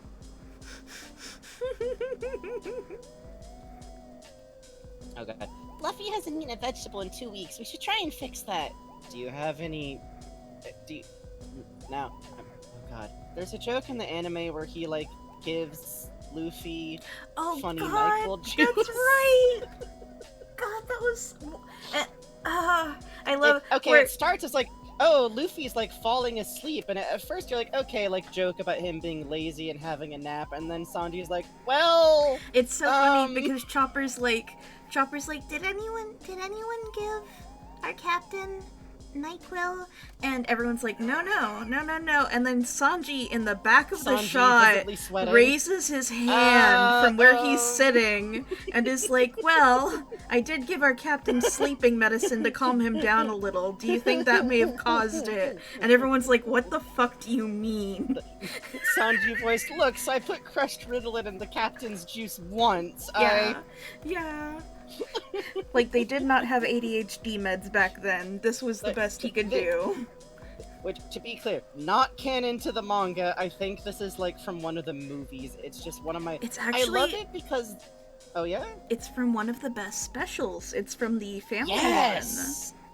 Oh, man, yeah, the specials vary wildly in quality, as you've mentioned before, but one or two of them are fucking bangers, man. Zeph reminds me of Guy Fieri a little bit. Listen, I appreciate that, and I super enjoy this. I think, okay, I have a conspiracy. Was Gordon Ramsay, like, popular by 2000? I don't know. I have, like, I feel, okay, it might just be, like, someone that's famous in Japan. Sometimes with Oda, I become convinced that a character is based on a celebrity that I don't know. Clueless Wanderer says, I like the joke in the anime where the little kid from the Dragon arc tries to get a midnight snack from the fridge, and it's revealed that Sanji keeps a giant mouse trap just to stop Luffy from starving the crew. I love that. In the early anime, and I love it too because Sanji comes in like, just wake me up! Yeah. I'll always feed you if you're hungry, but you can't just steal food from the fridge. Like, everyone on this fucking ship has, like, different food problems. Yeah. I swear to God. Like, okay, Nami grew up food insecure in a poor household where her mom, canonically, would sometimes, like, just eat fruit from their orchard or orchids. Fruit tree fucking place. Orchard. And, thank you. I don't know why I double guessed myself on some of these words, but here we are. So Nami also then grew up in a lot of perilous situations where she very likely, like, preferred to not spend money and just not eat. So, food insecure person number one. Like JoJo when Araki designed characters stylistically off musicians. Yes, some of which pretty, like, explicitly. There's a couple of admirals who are based on classic action, like, actors in Japan. Yes. Oh, I love those designs. They're really good. They're really good, and I'm like, you cunning bastard. You just figured out how to draw your favorite actors. There's you genius. There's a chart actually. Some of them are a reach, but some of them are like dead on. And some of them Oda has confirmed, like actors. Hey, Sanji, by the way, is based off of Steve Buscemi. Steve Buscemi specifically in, like, his Reservoir Pulp Fiction. Dogs. No, not Pulp Reservoir Dogs, the other one. Thank you. Like, that era, which have a little Google of him in that era, and you'll go, oh, okay. And I think it's cute. I think Steve Buscemi is cute. I think he's cute. Yeah. Yeah. But where was I? Steve Buscemi, Mousetrap, right? Food insecurity. Usopp grew up basically by himself once his mom died, and is implied, outright stated in the anime. I like to think of this as canon in general. Cooked for himself, and I think is heavily implied to have, like, foraged for his food a lot. Yeah. Because he doesn't like mushrooms, and it's explicitly because he got sick eating them when he was a kid once, really badly. And again, he lived by himself from about, like, age 10 onwards at the latest. So there we go. Usopp's got food problems. Luffy has, I'm gonna say, the opposite of everyone, like, different food problems. Yeah. Luffy is a black hole of calories, and also, while we know he did get food in the nice little town with windmills, we do find out later that he also, like, him and his sibling had to, like, forage, and by forage I mean kill giant monster snakes to eat them. Mm-hmm. So, okay. Quick fist. Chopper's the only one without problems. Is the quick summary. Uh-huh. Oh, yeah, in SBS, he's one of the few Straw Hats, other than Sanji, who knows how to cook beyond burning. Do we want to take our break now, or do you want to finish this sketch first? Let's take our break now. Okay, so this is going to be our first 10-minute break of the evening. This is where it's a good time to get up, have a stretch, get yourself a drink, get yourself a food. We will be stepping away from the stream a moment, and I'm going to be inhaling some apple slices. Mhm. Bugs, what you got going on? I have leftover curry for dinner. Oh, and fuck yeah. this is actually the last sketch in the queue, so if there's anything you'd like to send in, please send it in, and when I come back from break, I'll read things off. Yeah, Bugs got super powered because this is the Sanji section, so Bugs can Sanji's my boy. rattle off a lot of fucking Yeah. Sanjis. If anyone else wants to donate to put something in the queue for Sanji, please feel free to, but otherwise do not feel pressured. We do not want people to go beyond their means in Yeah. monetary expenditures, but also it is hugely appreciated, if possible. And otherwise we'll just do free draw. Oh no, Bugs gets to just I get to draw draw Sanji. stuff. That's so fucked up. Yeah, that reminds me. Heads up, we might cut off the queue a little bit earlier than we've been doing to make sure that Bugs gets some free draw at the end? Question mark? We'll see. We'll see. Anyways, taking our break now. BRB for a bit. Go pet a cat or stand in front of a fan. Good night, Fall Bees. We'll see you Good around. night. Alright.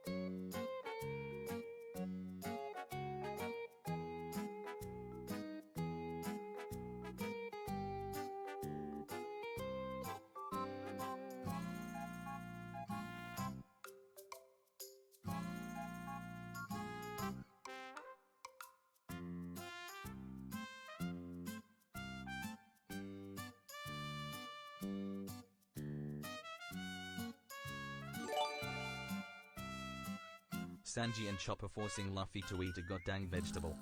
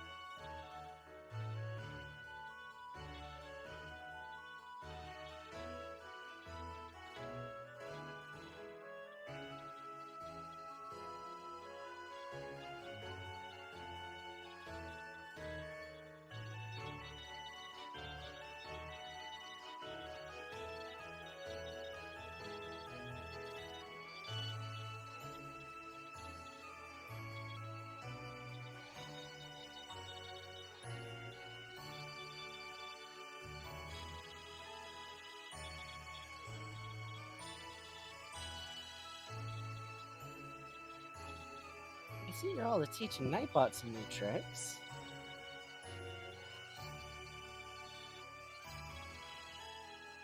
See? My boots. I'm gonna get another apple slice. The sound of the Tupperware of apple slices. Now you know. I see. Did we get donation while I was up? We did. Oh. Did We it put us did. over 100? We are at $140. So we are! Thank you to Demo, who donated Hey! for Sanji and Chopper forcing Luffy to eat a god dang vegetable my neighbor just started eating. You gotta burrito the man. You gotta get him while he's still. You gotta be like, oh, Luffy, it's cold out. You should really sleep with a blanket tonight. So look at all. You can't sneak up on him with a blanket. It's trouble. I have now seen quote marks the clown. The clown. You've seen That's him. frightening. You've seen him. Speaking of. Excellent. I'm just gonna do little bursts of sound when we get a bunch of donations tonight. Is how this is gonna work, I think. I think that's good. The neighbors Gotta started. fulfill the contract. The neighbors have started blasting music again, so I've turned the music volume up again. That's fine. Well- I think it's good. It was very interesting because I heard one of the neighbors go outside and scream, "How could you do this to me?" So I imagine. Whoa! It's not a fun Friday night. No, Okay, I imagine this impressive. is going to go on for a few hours. Yeah, well, would I could deliver them clown noises in retaliation. Alright.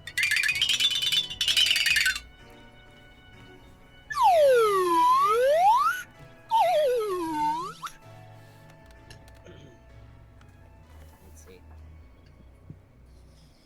For some reason, it's become part of taking this cursed blade out. Mm-hmm. Is that I have to make sure you all hear the box I keep it contained in. Mm-hmm.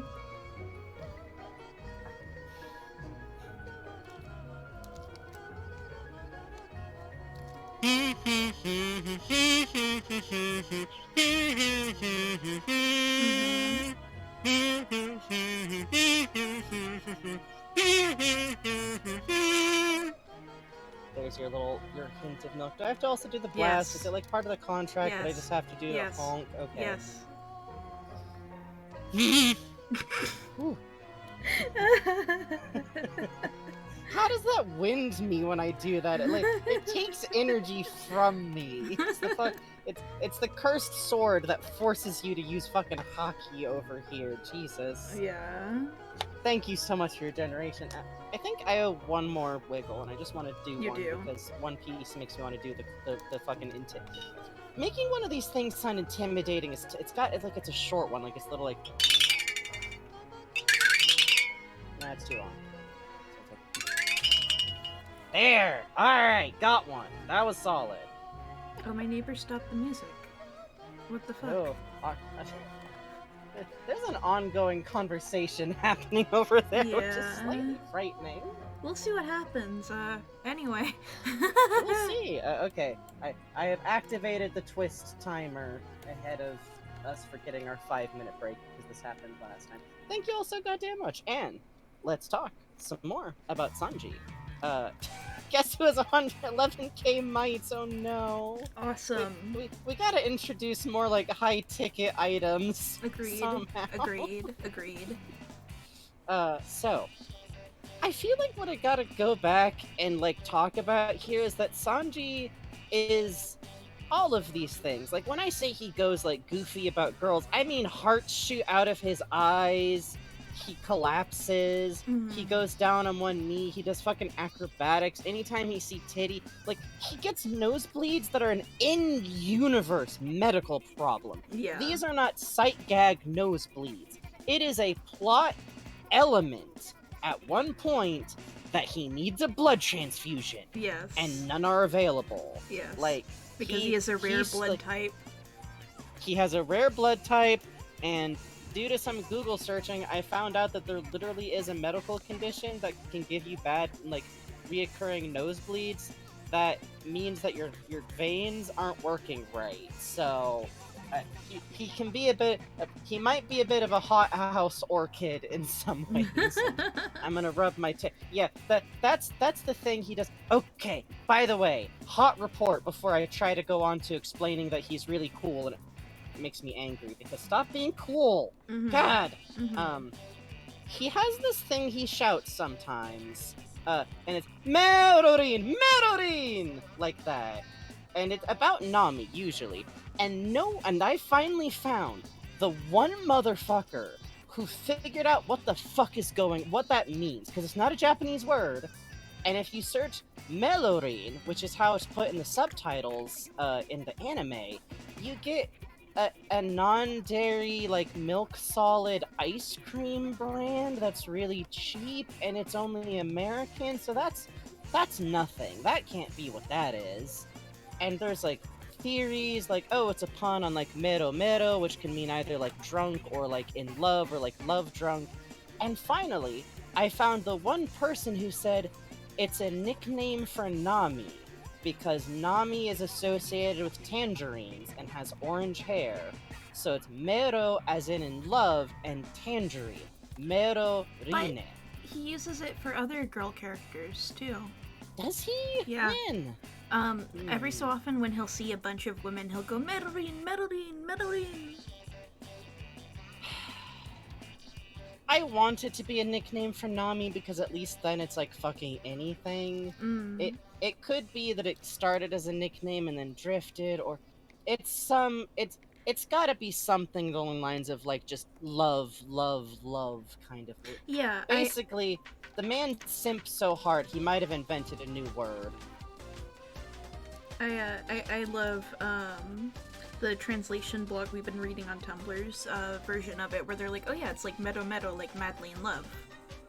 Right. I like that. Maybe he just adds like Rine because that makes it sound like fancy, because that's very Sanji to me. It's like I went into this on Tumblr, or on Twitter specifically, good lord. I think he comes off fancy, and it's easy to go like, okay, he's fancy man, and then I'm over here like, this man wears gas station sunglasses for like a whole arc once. The Sanji would drink fine wine out of a jam jar, I believe. I think he knows cultured information, and he can be very elegant, and he technically knows like polite language. But he's a big goof, and I think spiritually he was raised in like the kitchen of a fancy restaurant near Disney World. Yeah. Culturally. Yeah. Like, on every level except literal, this man is from Florida. Like, you know, not born in Florida, but raised in Florida, you know. I say this with love. I have Floridian friends, so I'm allowed. Also, just because I know Florida gets a lot of shit, California is just Florida with less beaches. California is Florida without humidity. Yeah, that's it. And I'm gonna be real, I'm not sure that helps much. It's the same. We got Disney. We got weirdly less liberal the more north you go until you hit a weird packet of ultra-liberal rednecks. Basically the same. Anyways, I just like to take California down a peg if I make Florida goofs.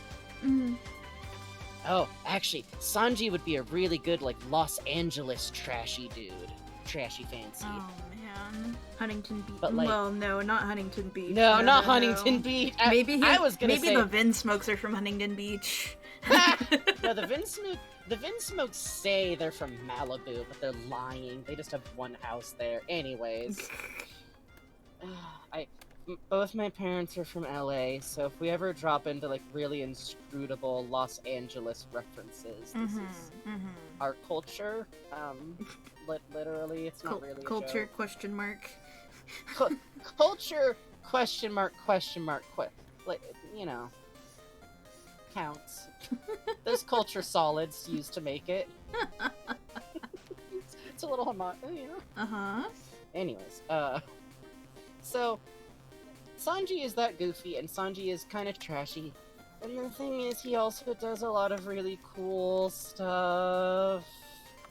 And he's cool, and he does the kicks really good, and there's a very cool, like, he only kicks because that's what Zeph taught him, and both of them, I believe it is implied, do so.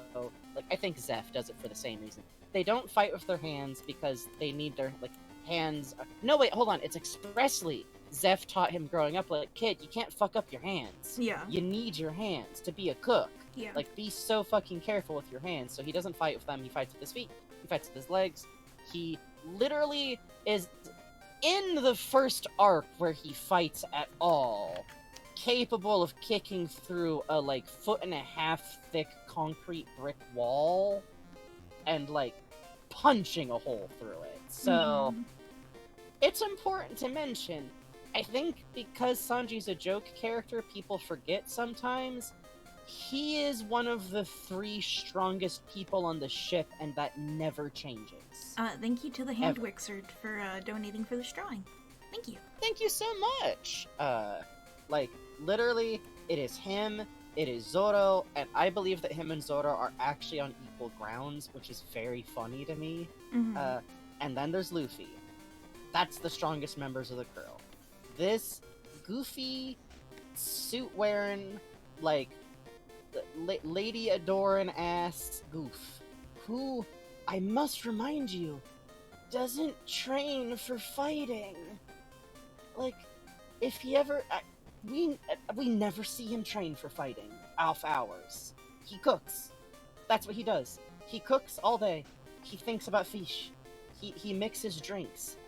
In the anime, in the manga, Zoro will be in the background lifting weights or, like, training or working on fighting. My fucking neighbors, sorry.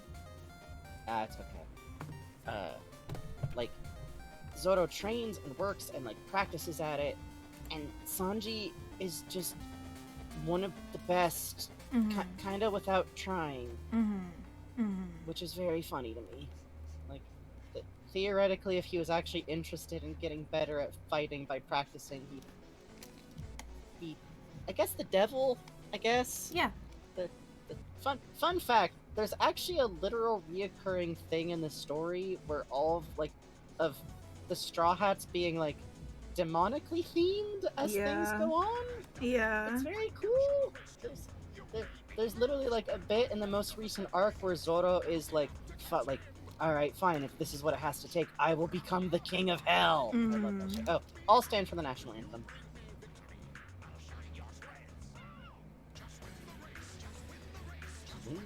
Just win the race.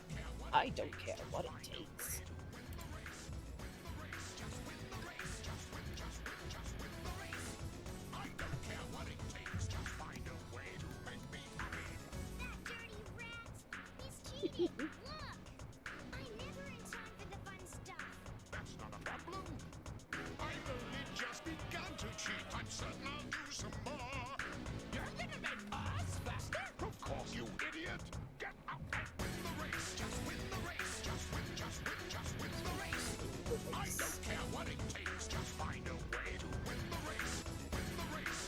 Okay, I have to at least let it go through the hook whenever this song comes up.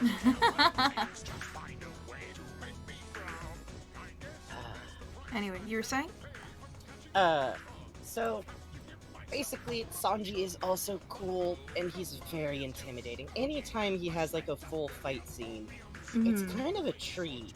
And, like, personally, like... Oh, you don't have to stand to salute, you can just use the emoji, don't worry about it.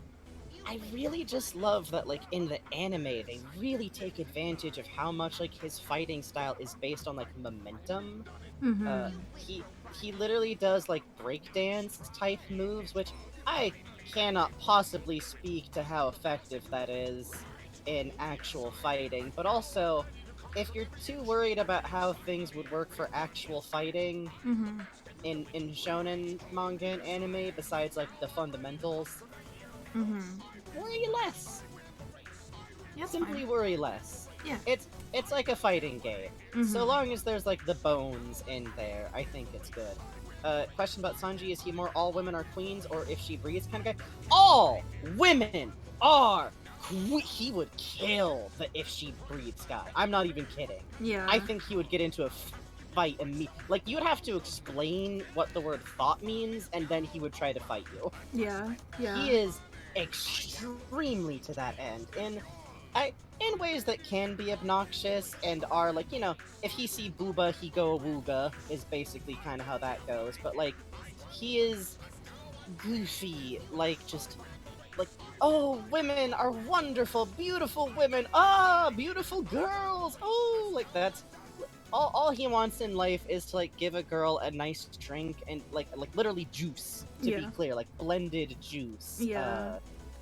And if she then goes, okay, now fuck off, he'd go, good, wonderful, thank you. Like he's not really looking for. He doesn't seem to care about like reciprocation, and I don't mean that in like, oh, he will ignore. I mean like that's not his goal in some ways. The ultimate white knight. Yes, but without the, like, White Knight Online tends to include the idea of, like, you are butting into a conversation to defend women. And he's more like, I saw from 2 miles away that someone was trying to threaten a woman, so I'm gonna kick that person's head in who's threatening the woman. Like, and he just loves girls. And here's where I'm gonna transition into talking about something that kind of started to come up earlier, just a little bit, just a little bit, just a little tiny bit. At what point in this kind of behavior you may think to yourself, does one being really, really into women almost as a concept start to feel a little trans? I'm gonna say after a couple hundred chapters, it starts to take off a bit. Well, there's a lot to talk about there because, as we have talked about before, we believe, and I've been delighted to discover this is pretty common in the like queer gay part of the One Piece fandom, that there's a pretty compelling read of Sanji as figuring out. Sanji wore a really funny, fucked up hat. What do you think he would wear? I would love to see it. Hang on. If Sanji wore a really fucked up hat, which do you think he would wear? I would love to see it. Oh, Sanji with a fucked up pork pie. You got it, boss. Straw boater. You got it, boss. I feel like either I don't think he'd ever do fedora, and I think he'd be actively repelled by a top hat for a few reasons. Fret Neo Tui. I gotta play the new Tui game. But yeah, I think I just have pork pie hats on the brain because that Achewood, like 20 years later thing. As it turns out, they people do not enjoy a fine gentleman in a pork pie hat. If you're unfamiliar with Achewood, just know that my favorite is definitely just that's a fancy hat, can I borrow your hat? I got a date. Yeah, let him borrow the hat. Let him borrow the hat. It's my favorite. Yeah. Just them in the shower with the expressions is...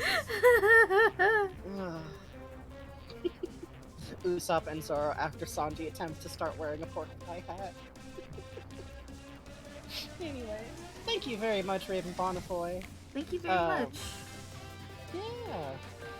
Yeah. Sorry, I'm like distracted by Kirby music. I'm like, ooh, my friend Kirby. Basically, like, Sanji is cool and it's upsetting, and also him and Zoro are doing... You know that joke about, like, if a rivalry lasts longer than 7 years, it's no longer a rivalry, you're just dating a man? Yeah. This series has been going on for 25 years! Yeah. This is like the... Oh. Sorry, my feet just caught up to the zoom in.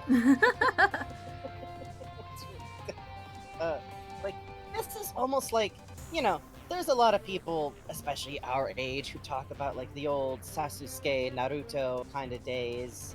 But while I had my enjoyment of Naruto, these motherfuckers are the formative, to me, outside of, like, I think Yu Yu Hakusho also left a mark.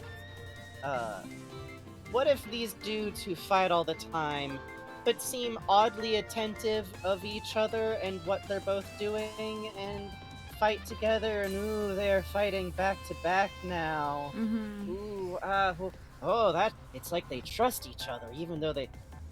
Listen. Listen. Listen.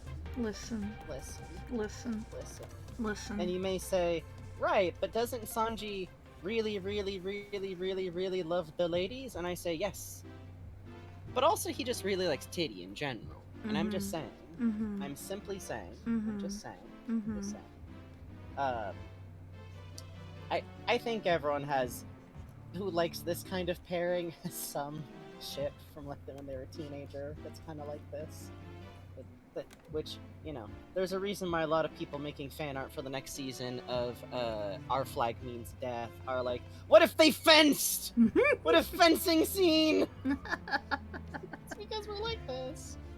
And it's really good. So that's why Zoro stopped wearing shirts. Okay, listen, literally, also, it's a little bit like showing off the top surgery, huh, King? Well, to be fair, Zoro takes his shirt off. I like the part when Chopper's Winter Island is going on, where Zoro just wanders around without a shirt for like a while. And then nearly dies. King. And then does nearly die once or twice, yes. King. Because someone decided to do polar bear swimming on a winter island during winter. So, Zoro, by the way, never has any weird reoccurring problems where, because he couldn't sword his way out of a situation, he spends like a while going like, if I was stronger, I gotta train harder. Zoro. Anyways, Sanji, by the way, definitely doesn't have any self-sacrificial issues. No. Constantly. No. All the time. No. Or a habit of, like, enemies to T for T. Off. Fuck. Literally, Lord Muggins, you got ahead of where I'm about to transition, so... Man loses an eye and never explains, and good for him, I guess. Yeah, I think so. I mean... Imagine awkwardly trying to ask someone what happened to their eye since the last time. Wait, hold on. Able people do that all the time, don't they? Oh, I forget. It's been a long quarantine. I'm so under-socialized with people's strange, invasive medical questions. Anyways. So, Sanji really likes ladies. A lot. He seems to like the concept of women, just in general. He only ever really wears, like, the one outfit, and it's, like, a full-body black suit, and, like, he does wear, like, other outfits a little bit, but it's like, oh, the jacket's off, and he's wearing a blue button-up shirt. Admittedly, a lot of the cast has, like, kinda limited wardrobe, but there's usually a lot of personality, and you think, like, oh, it's because he's, like, a waiter. It's like, no, he wasn't a waiter. We found out he's a cook. It's like, oh, is that how, like, other people on the ship dress? Not really. Zeph wears, like, a chef outfit. It's kind of got a thing there. It's like, okay. I think that... I'm trying to remember. There's something before Punk Hazard that was really, like, Oh, besides the fact that he gets sent during the break to literally Trans Island. Yes. Which, I should mention, does lead to the most regrettable portion of pretty shitty transphobic, like, joke caricatures. Yes, homophobic, kind of, too. It sucks. It's, like, literally, like, the worst it ever gets is that one moment. Even then, I've seen worse, but it still sucks. It's worth, like, mentioning. So, the reason we bring up him going to Trans Island, there's a portion in One Piece where basically what happens is there's a time skip. And during that time skip, everyone is sent to an island that basically is like, okay, this is specifically what you need. So, Zoro goes... In some way, uniquely, like, trains them in their specialities. Zoro goes to an island where he is with, the best sword fighter and he can train against him or train with him. Nami goes to an island of weather wizards and learns how to do a bunch of cool shit with weather with her weather rod. Kind of some of my favorite, like, low-key designs, especially later when they're like, oh, Nami's going up in the world, we gotta start wearing suits, boys! Yeah. Chopper goes and learns, like, new types of medicine, Everyone gets something that helps them with their specific skill. Very specifically. Which you think, like, oh, so Sanji gets sent to Cooking Stuff Island, huh? Well, so here's the thing. So Sanji goes to Newcama Island, which is an island of basically, like, it's a caricature of trans women. Trans and also, like, gay. I want to be super clear here. Mm-hmm. It is also, like, a specific concept in Japan of, like, gay dudes who cross-dress and have non-conventional gender identities. Yeah. Which I mostly just feel is worth bringing up because, like, it is a subculture. Mm-hmm. Like, the term Okama is both, like, arguably, I think, not a polite word, shall we put it? I'd say it's a bit, like, I don't know. I don't want to, like, step on any toes. I don't know if it's as bad as, like, saying the word, like, transsexual, but when it's like, it's just, like, from an older dude who's, like, still being like, that's cool. Like, the point being, everyone goes to islands that train them for something they specifically need, and Sanji goes to Trans Island. And Sanji goes to Trans Island and learns, like, oh, I can air step, oh, I can cook these recipes, and he never does any of those cool recipes he learns on that island ever again. So you're like, what did Sanji learn at Trans Island that he needed to know? I should mention, the ruler of this place is a character I actually fucking adore, who is, like, based visually on a real person that Oda, like, has met and knows, who voice acted them in anime, which I think is cool. Mm-hmm. Queen Ivako, or Ivankov? Ivaka? I know there's, like, a few, like, help me out? Yeah, Ivankov, yeah. Sometimes Evokov, I think. But basically, this character is rad as fuck, and a big ol' fucking, like, Rocky Horror Picture Show ass, like, boss, giant, gender fluid, character with the power of the Horm fruit, who can literally manipulate hormones, who, like, can magically transition people, and it's presented explicitly as such, and it's not like, literally, there's a thing that I love where, like, Bon-chan, Mr. 2 Bon Clay, though by then he's not called that anymore, it's like, is also, like, a Okama-type character who I think is more, like, flamboyant, but you could work in some gender headcanons. I like to think it's a genderqueer thing, personally, because I have a statuette of Bon to my right, over here. Listen. Yeah, One Piece literally has a hormone fruit. And I love this line where Evo is literally like, oh, I can tell you're on your way, but all of my candy boys here, men become women, women become men. We have completely transcended gender. And I'm like, fuck! Yeah! Yes! Yeah. This rules! And I love it. Like, there's a very good bit where, like, a criminal person is like, you son of a bitch! You turned my father into a woman! And he's like, yeah, and I'm gonna do it to you too! Come here! Is presented not as, like, a scary, intimidating thing, but it's just, like, showing off his powers, and, like, he can just turn them back if they don't like it later. Yeah. And I'm like, so why did Sanji get sent there? What? So there's that. And then there's the bit later where there's the body swap episode. Yeah. There's the body swap thing, where Sanji gets put in Nami's body, and instead of it being like, whoa, how sexy, it's like, I am a what? This is amazing! Whoa, I got tits! Amazing! I like stressing out, like, I can't let Nami's body get damaged. I can't. If it's just like, if Nami and my body gets damaged, that's fine. And when it ends, he literally screams, the dream is over. The dream, yes. That's so... Also, at one point, he literally has a dysphoria arc. Yes. we mentioned before that like later on we learn about his birth family, which if you're wondering, hey, why was a kid already working alone, like as a cook assistant? That's we find out. We find out.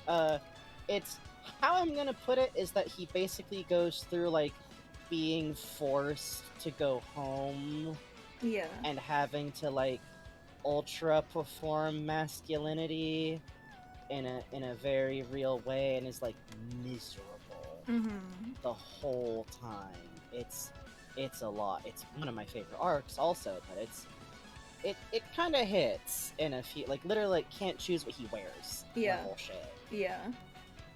He has to wear the same outfits as his shithead brothers. It's a nightmare. Yeah. And with like all of that, it's just hard not to find the read of like being a woman made Sanji happy.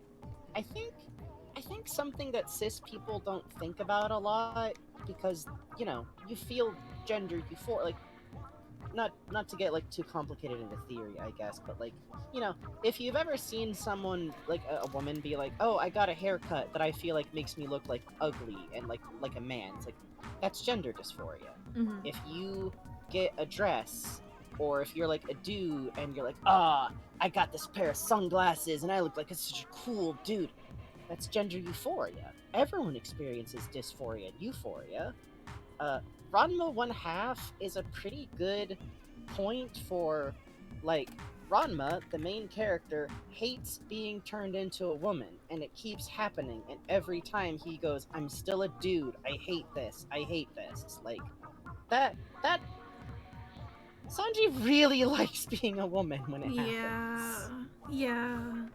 And Sanji really loves women in a goofy, explosive, positive way. And literally, like, is like, I am less than a woman. I suck. Like, and like, it just starts to become a read where I think at one or two points, me and Bugs like grabbed each other and we're like, is Sanji trans? Yeah. Could Sanji be a trans woman? And this is, I was so relieved from like every like because here's the thing, he's, without putting too fine a point on it, I don't want to be like, aha, yes, the weirdo pervert character. Yeah. I don't want to step outside of my lane and be shitty, but like everyone I talk to who's like gay and trans is like, no, you're right. And turns out it's a pretty common read. And I just, it's such a cute idea. I just love the idea of like Sanji like being happier and like figuring like, you know, it would then be herself out and growing her hair out, because there's even literally after that arc with Sanji's family that we talked about, it looks like he got a haircut like after coming back from it. Yeah. Because his hair was longer for a bit, so it's like a reflexive post shitty metaphorical Thanksgiving dinner, like, okay, I guess I gotta get rid of this, like, honey. Yeah. Honey. Yeah. Oh, and he comes back from the break where he's been on, sure, I was sent to Trans Island, but this doesn't mean anything, with a beard and mustache. Yeah. Sanji, honey.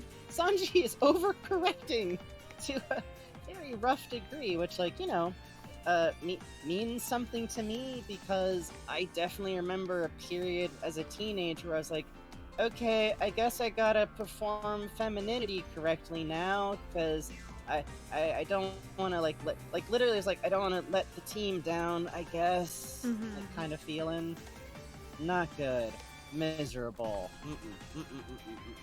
God, the fucking power or Chopper, whenever he gets his power aura of motivation, is kind of my favorite. Thank you, Demo, for the drawing prompt. Thank you so much, Demo. Thank you. Yeah, it's just, I think Sanji, Trans Woman Sanji, is very, very fun to me, and I just love the idea, especially because, like, get yourself some cute clothing. There's literally one of the few times we see him in different clothing, me and Bugs are like, is that a pink Aloha shirt? Yeah. And, like, slightly past the knee, short, like capri pants. It had a very like, because we are queer and trans, like, oh, homeboy slipped over on the other side of Target, huh? Yeah. Snuck out. Yeah. And it makes me happy to think about, especially because it's cute in the concept of like, well, sometimes when you're trans, once you figure out your gender, like, stuff about your sexuality is also kind of easier to deal with. Because, like, you know, if you are feeling dysphoric about, like, being, you know, let's draw my own experience. Like, when I was a middle schooler, I was like, oh, okay, I'm a lesbian, or I'm bisexual, I guess. And, like, it wasn't a good fit because it was a feminine space, you know? So there's a lot of, like, stuff you can figure out better. Fuck. Katie says, Sanji voice, shh, I'm in boy mode right now, wearing the Vegeta Badman outfit. Fuck. I want that fucking shirt, which, I by the do way, too. is that Bulma's shirt? Yes. Vegeta? Gotta be. King? It's gotta be. Like, who else can it be? Bulma is one of the fashion plates of... Okay, I'm sending this energy into the world. It's like a quick distraction.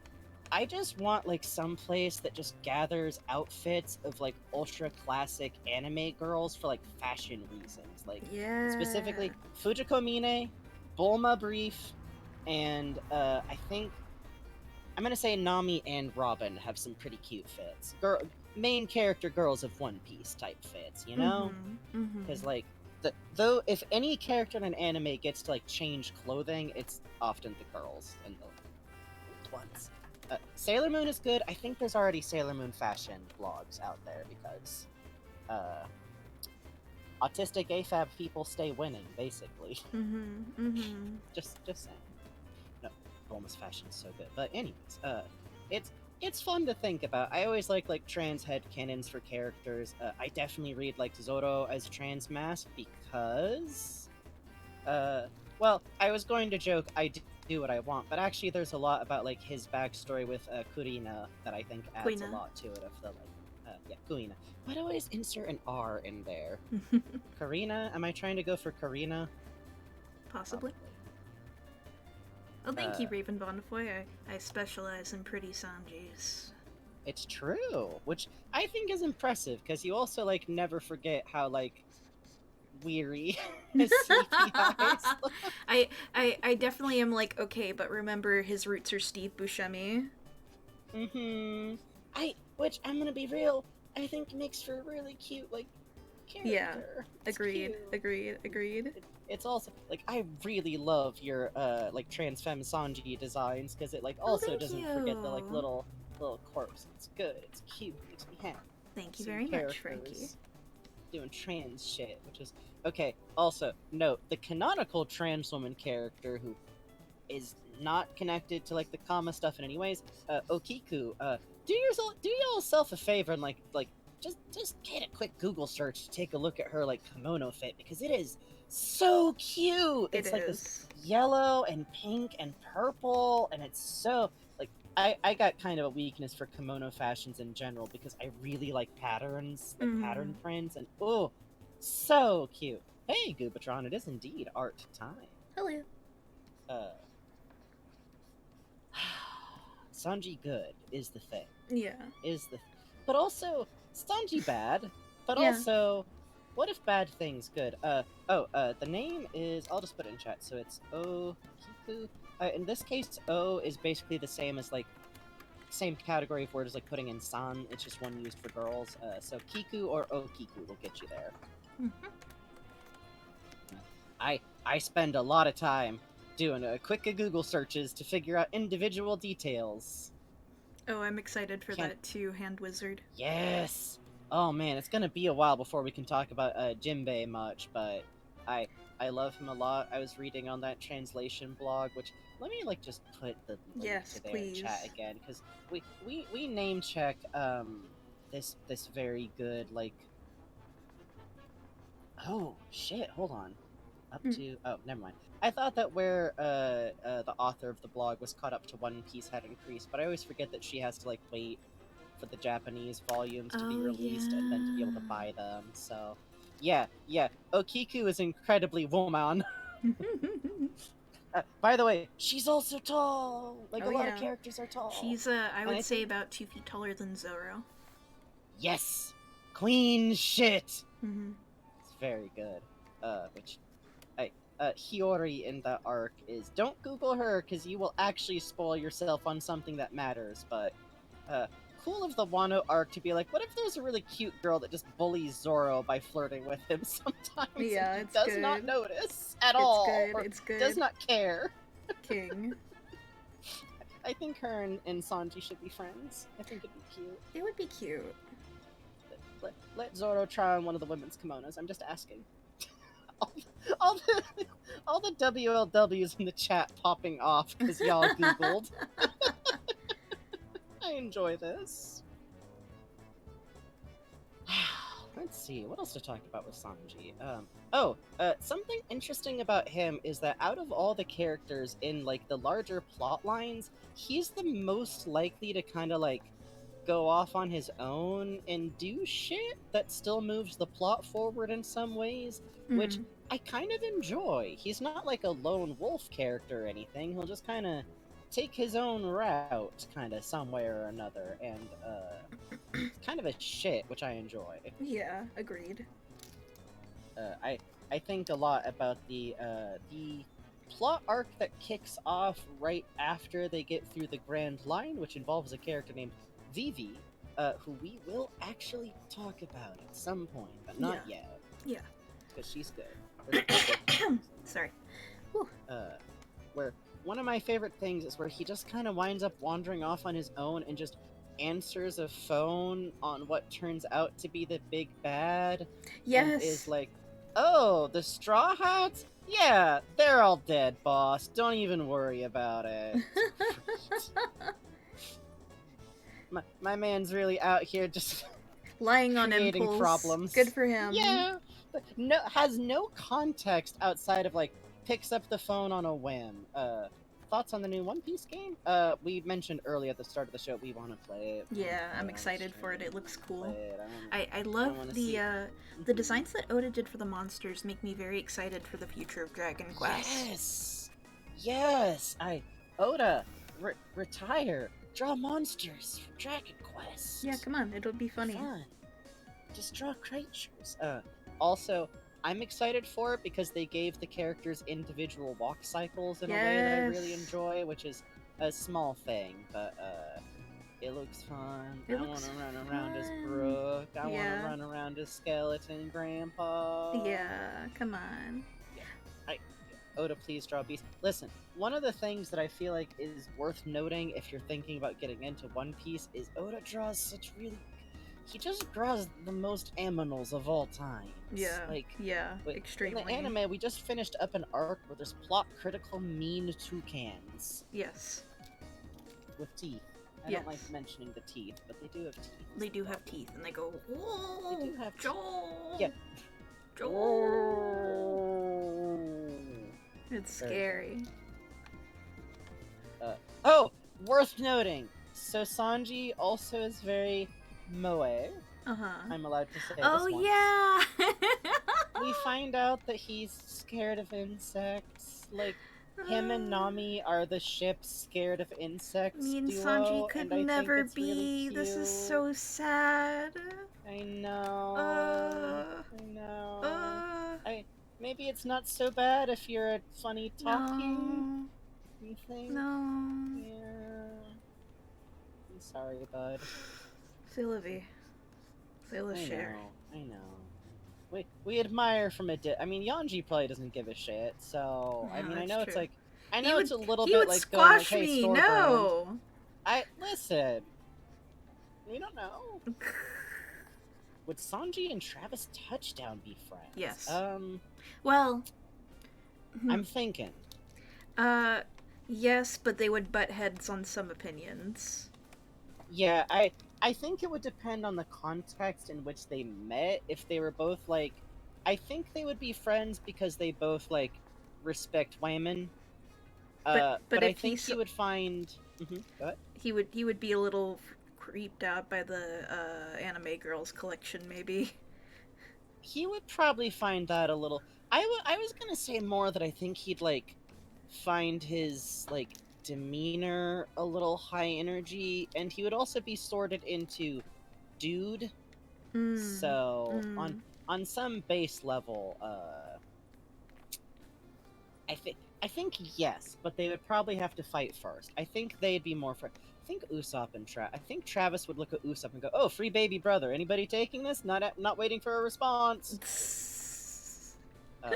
Yes, Usopp is the resident bug rescuer. Literally, when we find out about the bug fear, like it's really cute because Usopp literally goes like, "Oh, this is a tarantula. Hey, little buddy, let me like pick you up. Yeah, these aren't dangerous at all. They won't bite you unless you like scare them or try to hurt them. I used to like collect them as a kid when I would like wander around the forest." And Sanji and Nami just like, kill it, kill it. Get rid of it. It's really cute. I don't think anyone else on the crew, which like it should be noticed, Robin couldn't give less of a shit about bugs. I do not think. Oh, Robin. I do my not think wife she Robin. cared. Oh, my darling Robin. Yeah. Actually, let's see. So Sanji, Chopper. I have a list. And then somewhere that Robin. I'm checking. Yeah. Thank you, Raven depending Modify, on for if the we drawing. wanna- We're all caught up Yeah. now. Thank you so much, which now means you're on free play. Oh, this. You know what? I like this fit, and I now realize that actually a pork pie hat would be another like stealth trans kind of purchase. A little bit. No, it's for fancy gentlemen. Yes, it's got a ribbon on it. Shut up. It's just he's very cute. He's and very it's terrible cute. because then like the reason Wobble. Okay, let me explain about the swan thing. So, this is a choice made by, I believe, Sanji's voice actor. But Yes. canonically, he calls Nami, who the girl he dotes on the most is Nami. Like, he thinks Nami is the cutest, most beautiful girl in the whole wide world. And even though he'll be like, "Oh, Nami-san, I did something impressive. Do you love me now?" And she'll be like, yeah. It doesn't really feel like he's trying to date her on any level. I don't know. It never really feels like, oh, and he's just waiting until she's ready to date. No. Yeah, there's like one gag just- added by the like voice actor improving that's like, will you confess your love to me, and that's it. Yeah, it comes off more like he just thinks she's really gorgeous. Y'all didn't tell me some of the author's notes are just Oda nerding out about pirates and Vikings. Oda is the most powerful hyper-focuser on Earth. I don't know how else he could do anything he does. It's kind of my favorite. So, like, he just thinks that she's great. So he calls her San because she's like a year younger than him. And Oda said that someone suggested that he would call Nami-san to make her feel like, oh, like this treating you like you're older and cool because I respect you. And he calls Robin Chan because she's like, I think, in her late 20s, early 30s. Yeah, she's 28. Anime. So in that case, he's being like, it's like calling a distinctly older woman like Miss to be polite. Like, Yeah. Or a little bit like complimentary is what I'll say. Yeah. Which I think is charming. But his voice actor added a detail of adding a W in there. Nami Swan! Which- Robin Chuan! Which is basically like flirty baby talk. It's a fucking Kinda. nightmare. It's a fucking nightmare. It's a complete nightmare, and it's my favorite because they go like, "Oh, Nami-san!" that was pretty good on the cadence. That's nightmare. Yeah. It's really it's not like the same thing as calling someone like, "Oh, baby, honey pie." It's more like, Darwing? you know how I would put it, Madame. It'd be like if you called someone like, "Oh, I can actually do a decent Sanji. This is frightening." Watching too much of the anime, anyways. I like watching the anime sub because we're both big nerds. And Yeah. I try to pick apart. It's hard to pick apart distinct vocal stuff for writing dialogue, and there may not be fan fiction that I'm working on. May not be two fan fiction that I'm working on. And it's fun to pick that stuff apart and figure out vocal cadence. So you're saying Sanji is an uwu trans girl? Yes! Yes. Sanji would be the most uwu trans. Sanji would be like Sanji on Twitter would be a post transition wonderful nightmare. Where you're like, oh, it's a lot of titty on my. Oh, I see.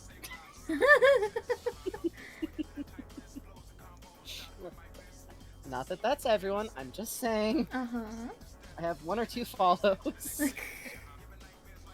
2 specifically, anyways. I just love that because, like, yeah, I think that part of the fun of like trans girl, like trans femme Sanji, is like the joy of Sanji being like, I want to do basic girl stuff. Yeah. I want to wear a pink hoodie and pink sweatpants to get a big Starbucks drink. I want to embarrass my boyfriend in public. Scrolls by a bajillion booba retweets. Ah, it looks like Sanji woke up. Yes, exactly. Yes,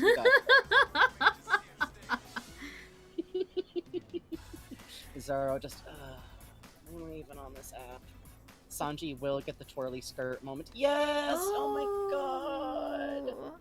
I reblogged that TikTok, and nothing makes me happier than seeing, like, you know, like, trans joy in general. There's, slightly off topic, but there's this wonderful clip from, like, a documentary about a middle-aged trans for trans couple. Oh! Yeah.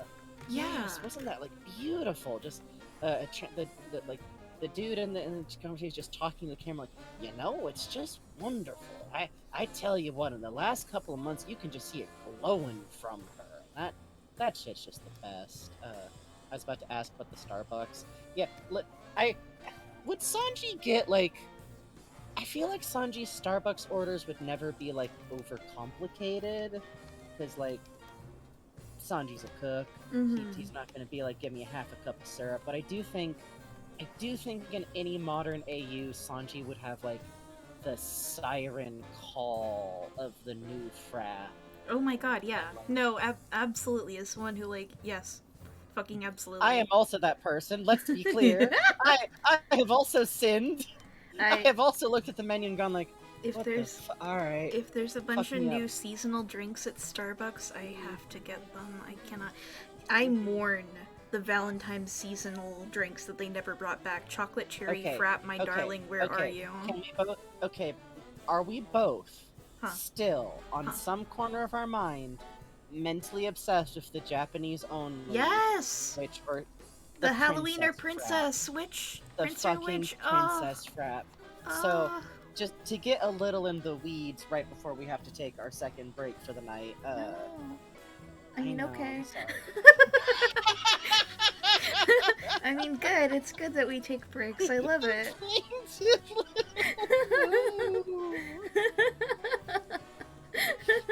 Like the princess frap was a Halloween thing. It was princess or witch, and it was like the witch one is this like.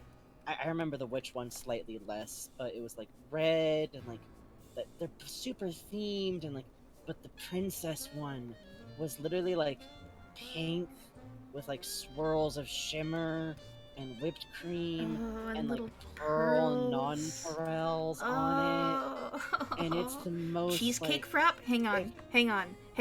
What is this now? Hello, cheesecake frap. Elaborate. Live reporting on the scene. Please. Please tell me? Please, I'm white. I have to know about Starbucks drinks. Please. I'm not white, but I'm part white, so that's you know, you can't. You're not that's like big heritage. You're not big on cheese, right? But you are big on Starbucks drinks. That's... Hold up. I have fucked up a whole thing of spendy brie on my own. Okay, Let's good. Be clear. I see. Specifically, I'm a sucker for a soft cheese and also a Cowgirl Creamery Mount Tam is made by Mitt. That's how you pronounce MT with a period, right? Mitt. Oh shit, Raven Bonifoy, thank you for the $10. Sanji gets a pink drink from Starbucks and accidentally gets this all extra sounds whip great, and but the smell of sprinkles. coffee gets me. Frappes do not have smell of coffee. Going into a Starbucks might be a problem, though. It's also pretty noisy and crowded. It smells a lot. If you ever want to try a frap, do like drive-through if that's a problem for you, to be honest. Raven Bonifoy says Sanji gets a pink drink from Starbucks and accidentally gets extra whip and sprinkles. Yes, that would be very cute. Isn't pink drink a coconut juice thing? Hang on. don't remember. Starbucks. Fuck it, and it can be a coffee drink here. Strawberry Yes, curd refreshing oh. with coconut milk. Oh. No! No! No! I'm sorry. It's just the 5-minute one. You'll No!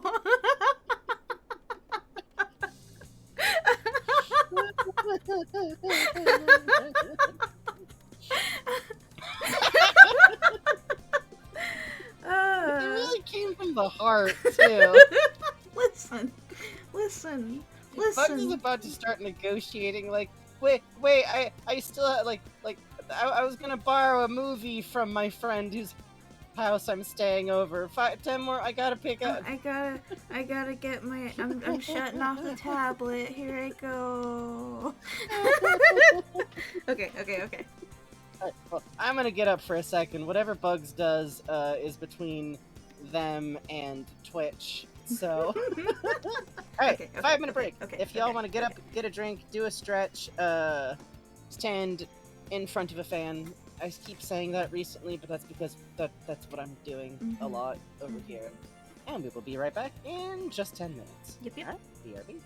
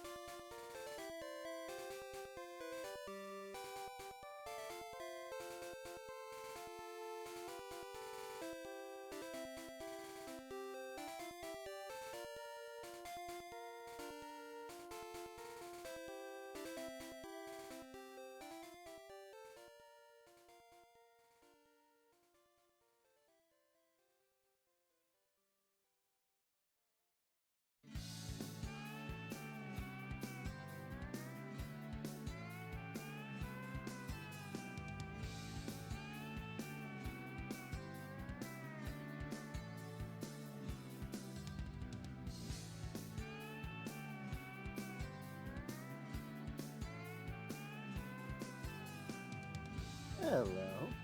So, Harley Cat did something really cute on purpose. Oh. So, it's been discussed that Harley has a particular fondness / fixation on the room that tends to get closed during hot days because, it's hotter over there and it's cheaper to air condition those two rooms if they're closed off. So she often likes to run in there and lay there, and I have to shoo her back out if the doors need to stay closed still, because I don't want her being stuck in there for too long, even though she has fun in there. I realized this time she was waiting by the stairs when I came up, which was cute, and then she pushed her way into the secret room. Well, not secret, the room she wasn't in at that moment. And then when I came, because you gotta go through there to get to the bathroom. She honked at me as I went by, and I held the door open, do you want to stay in here? Do you want out? And she stared at me. I was like, wait. And I picked her up, and she just purred furiously and kitten dangled from my hand. Oh. Her food, and I realized she'd snuck in there because I carry her out of that room to get her out, and she just wanted to be carried for a moment. Oh, what a baby! Be carried, and it's you scoop her up, and she literally does that kitten thing where they just go limp around the hand and dangle there awkwardly. Oh, that's Extremely so baby cute. behavior, and it's very funny because you have to know that our cats are typically very quiet, and they only meow if they want things, but she's taken to honking at me specifically recently. It's very cute. It's very, very cute. It's the problem. That's adorable. It is. Also from what Bugs is drawing now, we've talked before about how we need to be clear. Transfemme Sanji is not going to. It would not be much less obnoxious. Yes. The only real change is that I think that her and Nami would become punk girl duo besties. Yes. And be incredibly aggravating to everyone else. Yes. And I think that's their relationship's true form is Hype Girl and the boss, basically. And we've talked about okay, but if her and Zoro were the cute trans couple, would she call him Zoro Kwun? Yes, that's exactly what I'm about to write. Yeah. We've also joking about the Merorin, if it's a nickname, and since Zoro already. I should take a break here to mention real quick. Neither of these motherfuckers call each other by name. In general, the language used in One Piece, all of the main characters speak in very semi-rude, direct names. A lot of them don't really use gendered pronouns for other people. They just call them name, which is slightly rude, which is cute. They're all punk asses. The Japanese in One Piece in general is kind of informal, which is interesting. I have weird linguistic theories about these things, or about the language of the world in One Piece. I see people go oh, it's meant to all be English, and I go, yeah. I'll get into that later. That's probably a last half hour of the stream type discussion. Transfemme Sanji makes me so happy. Girl boss, yes! Yes. Yes! Let Sanji get heals!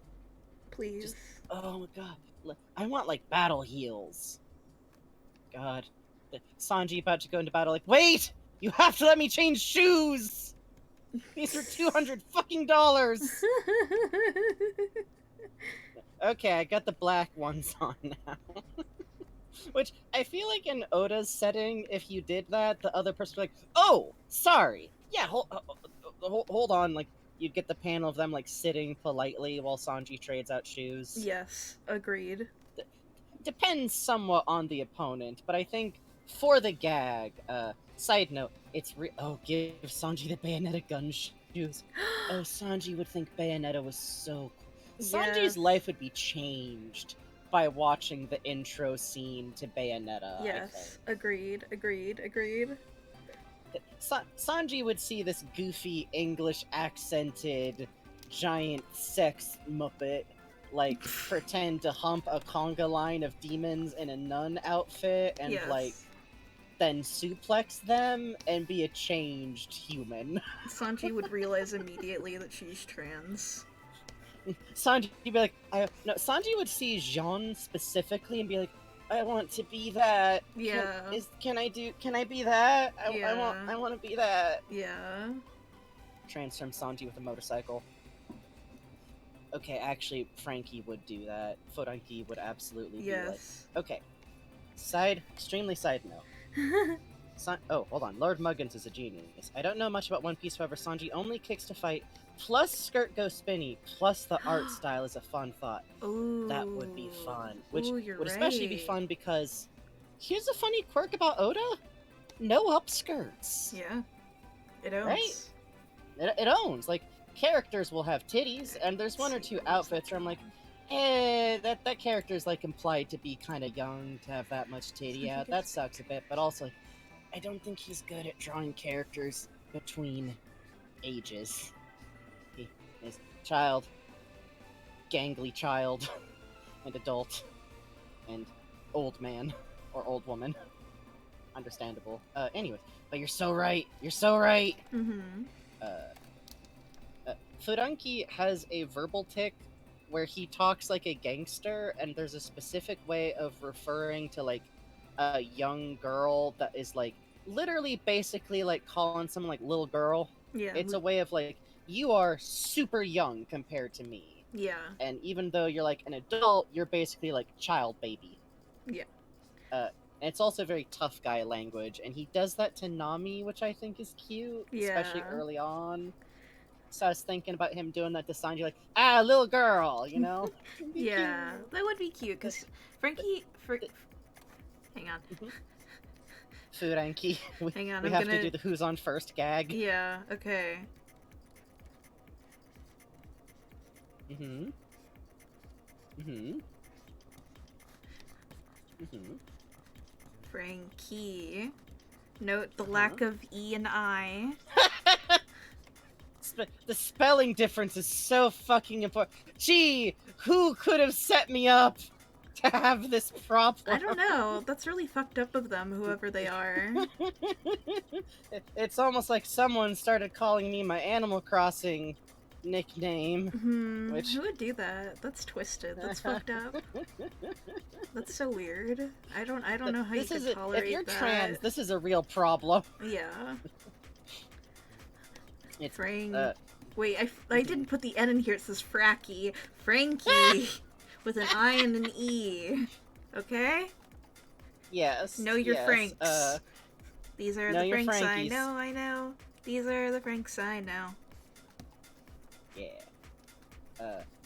But that's why I overcompensate by going Furanki, even though technically I'm not the person who could possibly confuse anyone. Funny thing is, though, is that I actually differentiate from my character design right now, because I chopped the back and sides of my hair the fuck off, because it's summer. Yeah, I got that short. I got an update. I'm in my buzz cut era. I don't know. Sometimes I think about doing, like, a character design update in general, but also then I'm like, I can't. Do it. Character design. I'll draw it. Fuck. That's true. That's true. Hey, I'll toss you money on Ko-Fi first, you bastard. Raven Bonnefoy says, "Boy, Bugs, how come you get 2 francs?" I don't know why I gave it that voice. I think that's just the voice I associate with that meme. Christ. Yeah, by the way, if y'all have never seen the original, and all meme formats come from an original that is sometimes far more buck wild than the meme iteration. The original advertisement that meme came from is about skinless hot dogs. And I need you to stop and think to yourself, what do you mean skin? Can you imagine the texture?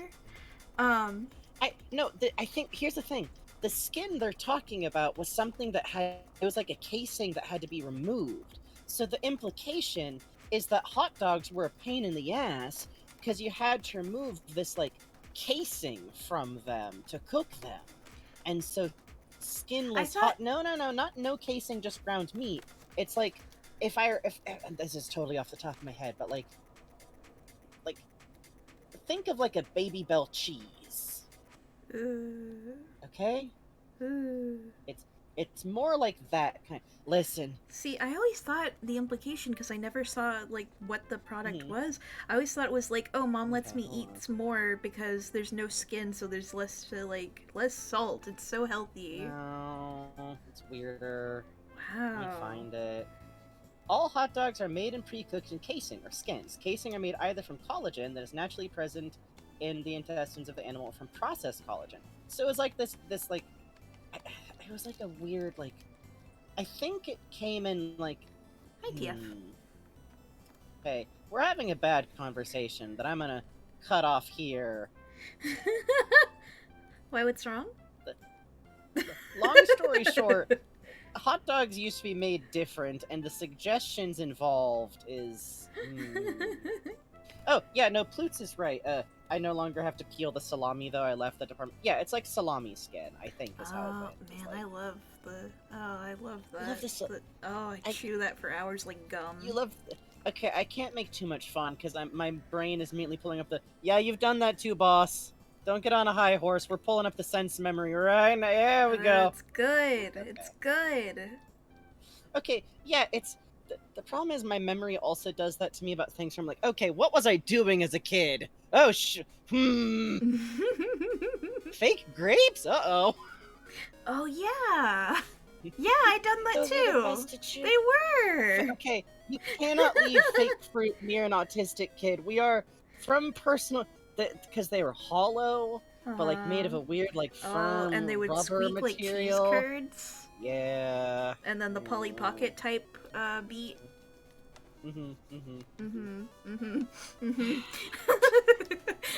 Kids are a lot. Kids are a lot of work. Is what we're saying.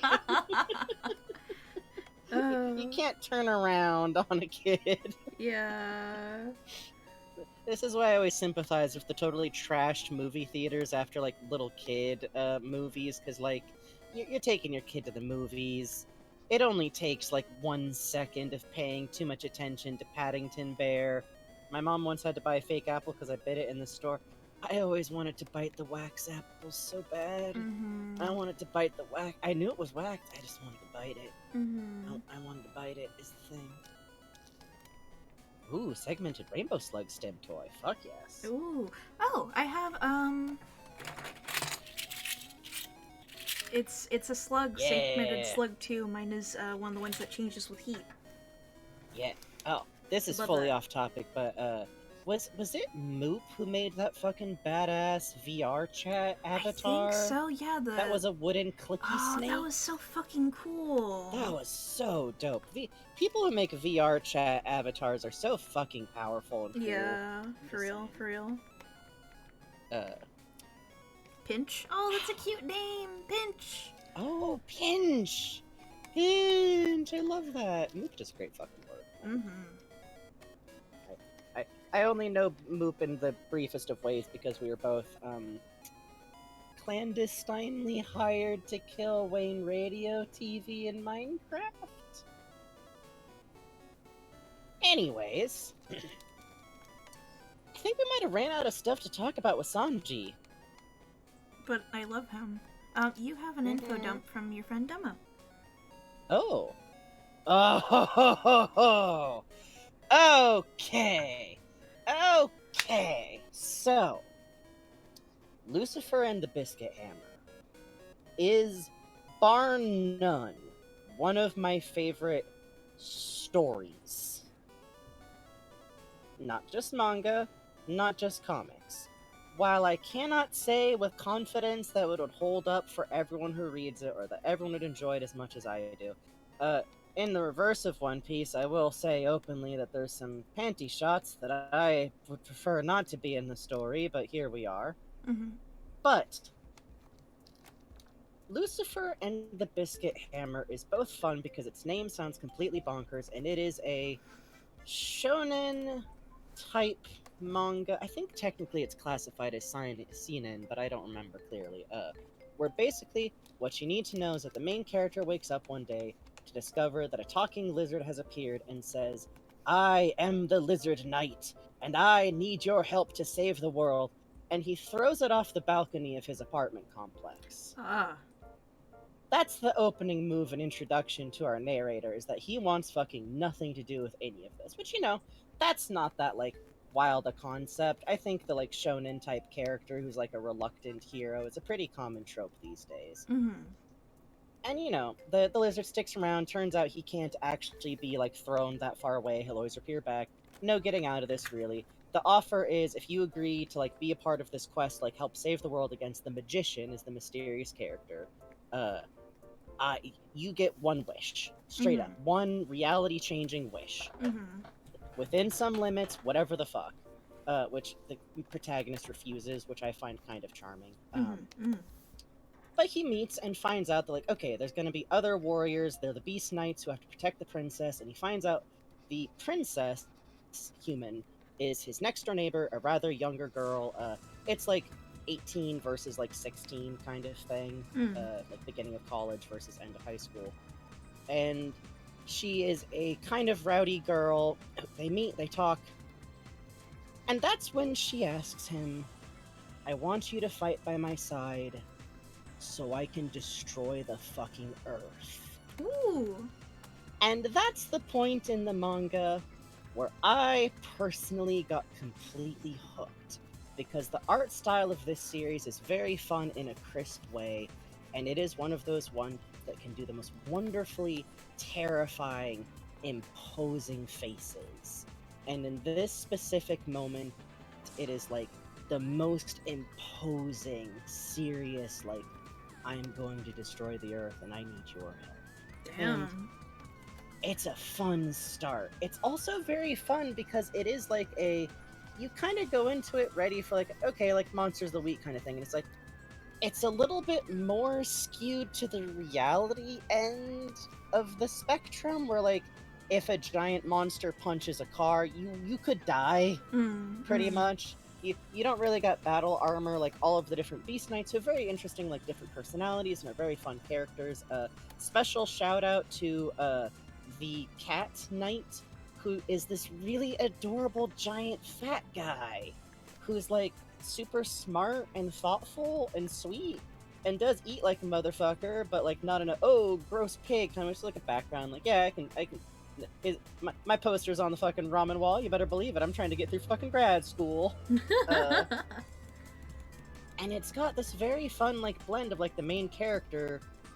He realizes, like, he's an asshole because he's gone through some shit that he keeps pretty close to his chest, and him learning to, like, get to know people and befriend everyone else starts to be funny because he's promised to secretly help destroy the world.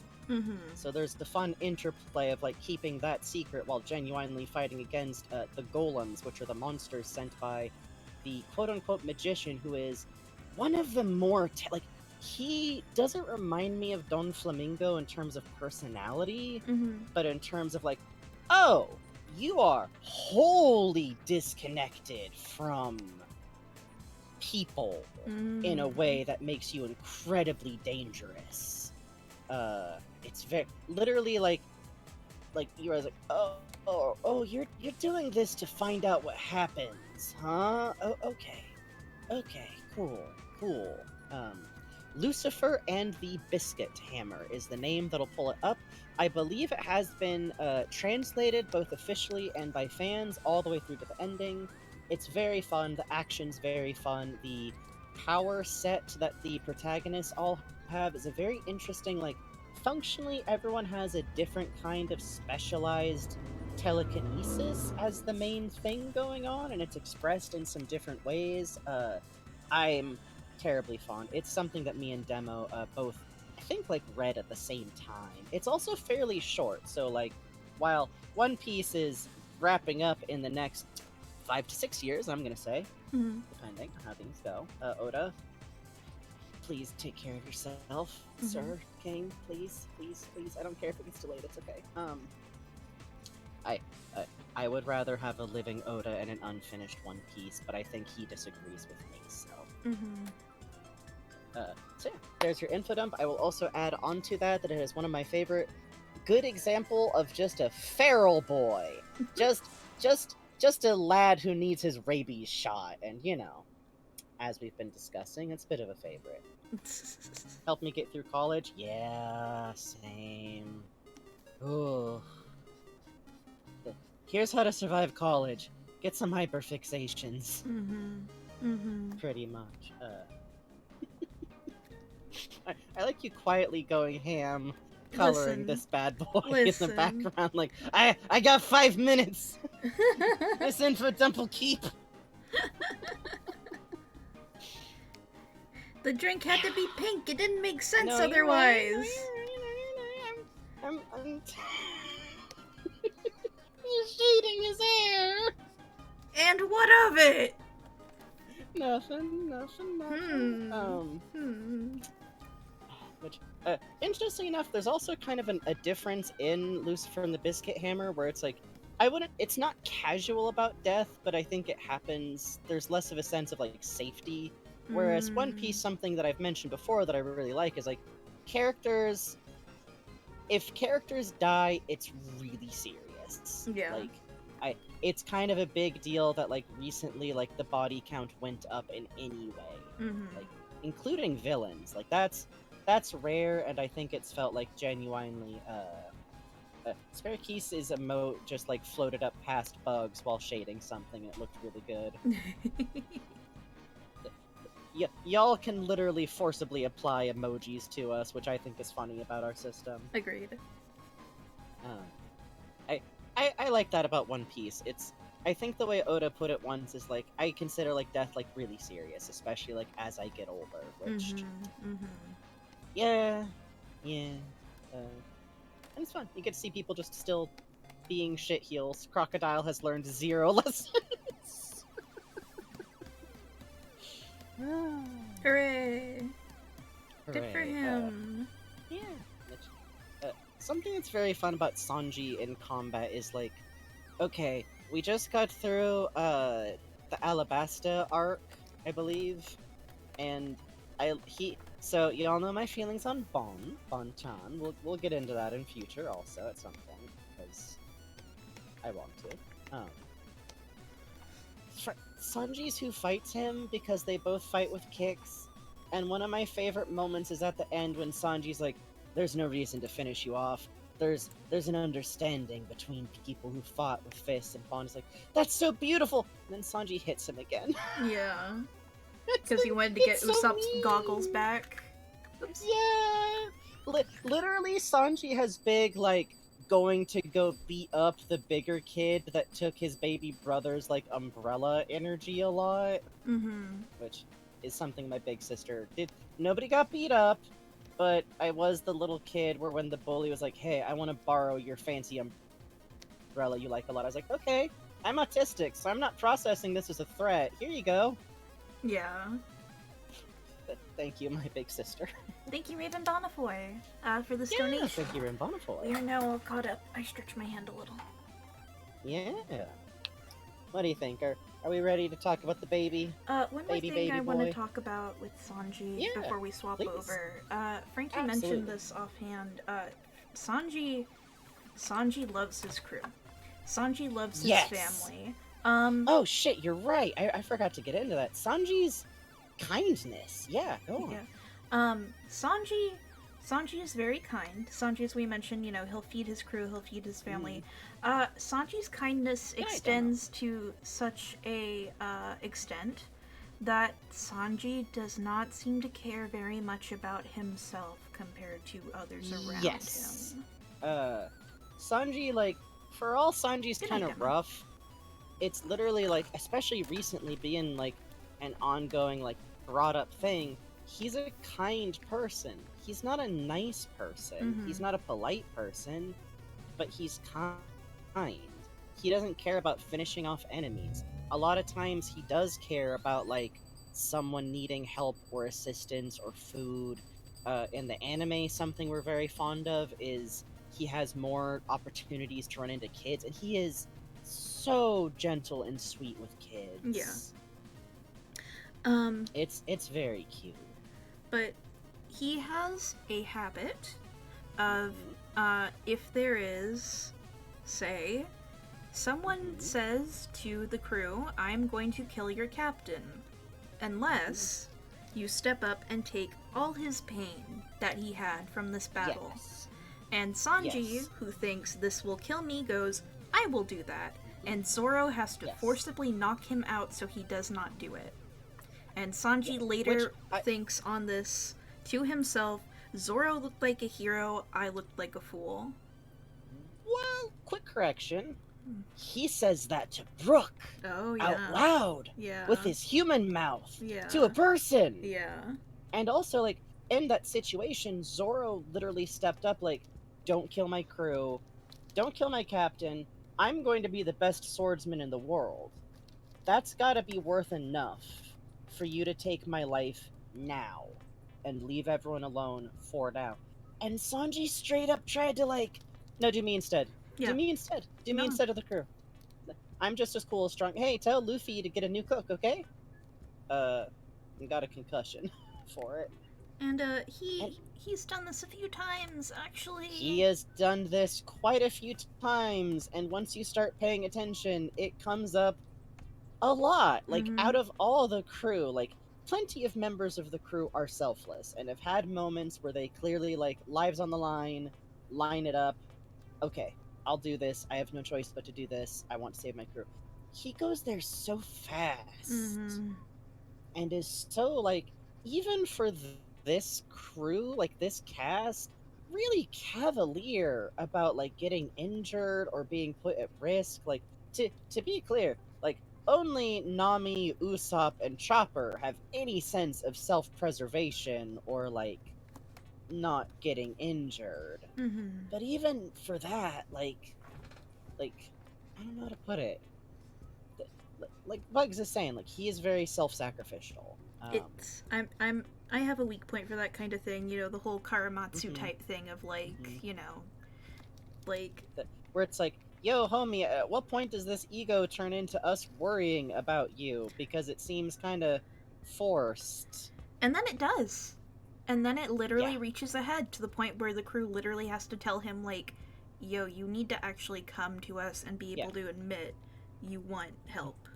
You want us to help because Sanji you. basically does this to the extreme, and it's in a situation where it makes total sense. Like, he's been told outright, like, not only will you put the crew in danger by not doing this, but, like, we will track down Zeph. Yeah. We know about Zeph, we will track down Zeph. And Sanji, it's very fun. Fun is a weird word, but listen. There's literally, like, a reoccurring bit that happens when it gets addressed where it feels like you get to see Sanji repeatedly convincing himself why it's okay. Yeah. And, like, okay, well, now I know that actually I will die doing this, but if I just quietly die and everyone else is safe, that's fine. Hi, Arsene.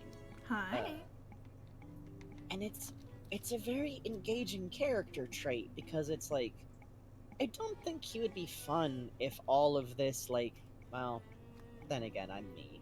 He wouldn't be as fun if all of his, like, behavior was just backed up by him being, like, shitty. Yeah. Like, the character, like, part of why a lot of, like, traditional gag pervert characters suck and are, like, unbearable is because they just suck to suck. They just suck to have an excuse to put girls in creepy, leering, like, positions in the story, and then, haha, actually it's okay, because the creepy little sex gremlin character got hit on the head. Yeah. Expel them from school? Why ever would we do that? Great. Sanji doesn't really exist as, like, a sexy scene detensioner.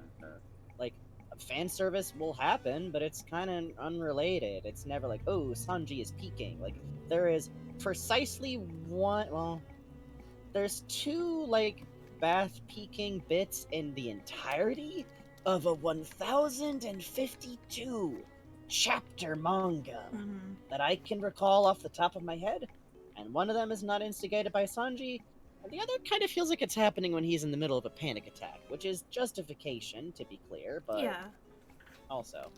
Oh wait, there's one other, and it's totally unrelated to Sanji entirely. It's remember the guy from Thriller Bark who sucks? Oh yeah, that guy. Yeah, Yeah. which it is noteworthy. There is a bit where Sanji's like, the only devil fruit that I ever wanted was the invisibility fruit, and it's like, okay, gross. And then it's like, wait, hold on. We just found out about Sanji's traumatic childhood backstory. Actually, a little kid who's in a shitty home wanting the invisibility fruit hits a little different, actually. Yeah. I'm sure that's fine. God, the stuff Sanji says in his backstory arc is Miso Sanji buddy. Yeah. You can see why he's my little meow meow. Yeah, like, we already really liked him a lot, and then Bugs, when I was, like, getting close to that arc, was, like, vibrating slightly. I was like, hey, pal, just curious, where are you at in the manga right now? Just every fucking day, I was like, I can't bring this up too much, I don't want to turn Frankie off of it because I'm being too forward. I would just be like, hey, so, the manga we're reading sure is fun. Whereabouts are you? Just curious, haha. I think you were very restrained about it, considering. But a lot of times, I've mentioned this before, whenever me and Bugs get into the same thing at the same time, unless it's like a show that we are both literally gonna like watch at the same time, and like you can't really watch a TV show faster than someone else without like just not sleeping, which admittedly, if it's a game or a book, Bugs isn't gonna be ahead of me. Please. LMAO, I saw one of the peaking scenes in Shonen Jump in October '09, and I thought that's how the entire series was, and it's really great to hear it's not the norm. It's extremely not the norm. Like, I think when, like, someone asked Holly about if she'd ever read One Piece, she was like, yeah, the way that girls are drawn is kind of but, like, if it's just, like, a Yoko Taro situation, he just likes tits, and that's fine. That is the perfect comparison. Oda just likes booba. Like, there's no other way to say it. He just like a titty. You know? Yeah. Like, there's an offhand joke he makes in SBS, or someone's like, my mom said that, like, you draw only muscular men and, like, titty women, and so, like that's what you think is the ideal body, and he's like, yes, of course! Why wouldn't anyone want to have a magnificent pair of breasts? Oh, you thought I'd say the other one, huh? Which I enjoy greatly. Go to bed, Snail. Go to bed, Snail. Thank you, Snail. While the series is, like, if you like or enjoy stuff like No More Heroes, where there's definitely, like, okay, like, a lot of the girl characters are in bikinis, but, like, it's not creepy feeling, you'll probably like One Piece. Again, it's a low bar, but I think at this point in my life, like, I'm fine if something's just someone just like a titty. I don't know. Yeah, I feel that. It hits a lot different. It's never all the way to, like, and then these teen girl characters are at the hot spring and they're comparing their... It never does that, you know? I've read a lot of manga in my day, and let me tell you, a lot... Like, even Assassination Classroom did, like... Yeah. I was like, It's very funny because I think One Piece is infamous in a way that I don't really think it deserves. It's just that it's been around a really long time. Yeah, and exactly. Admittedly, does he draw female characters with internal organs? Not really. Do Marvel Comics? Like, I hope that doesn't sound like defensive, but also... it's not a unique problem. Plus... then, you know, there's characters like, okay, Smoothie, extremely good. Lola! I love Lola. Oh, yeah. Oh! Lola and her sister, Chiffon. Just, like, round little brick houses. Love them. Extremely good characters. I think they're cute. I truly love that Oda was like, okay, yeah, the gag of this character is that, like, she wants to get married, and gets turned down a lot. But then in, like, the afterward questions, he was like, yeah, she's actually been engaged a lot, it's just that she tries too hard. And then eventually he was like, and actually she does get married and has a wonderful life. Lola has a twin sister, we find out later, whose name is Chiffon, for reasons. I think it's implied Lola's name might be short for like Chocolola, which I think is really Yeah, I like that. I like that. Chocolola. Chocolola. Which that arc also introduces the best character in One Piece, Baby who looks like a cartoon gangster. Yes. And in this case, I don't mean like a boss baby. This is a normal baby. Normal Frankie. baby. I saw a coloring of the baby character. I don't know if you saw it, but I hope this is what it looks like in the anime. Because Lola has pink hair, the baby has pink hair. Does the baby have pink 5 o'clock shadow? Yes. Yes! Best baby of all time! Oh. Is this gonna turn out to have been the stream where we don't manage to make it to talk about Chopper because it's almost midnight and we spend the last hour like doing I'm drawing talking? Chopper right now, it's fine. Uh-huh! This is Chopper. Uh-huh! This is Chopper. Chopper. Over here like, well, now Bugs is just over here drawing Yonji. No. This is. Hang on. See? Look, he's got a hat and everything. Yeah, adding and some antlers. See? It's Chopper. I'm on a stream delay, so it'll take a minute for you to prove yourself. I was reading One Piece. Are we about the parrot man Bugs likes? It's. Hee hee hee. Hoo hoo. Hee hee. Thank you for the wasp. See, it's Chopper. He is kind of a parrot. He is. He is. I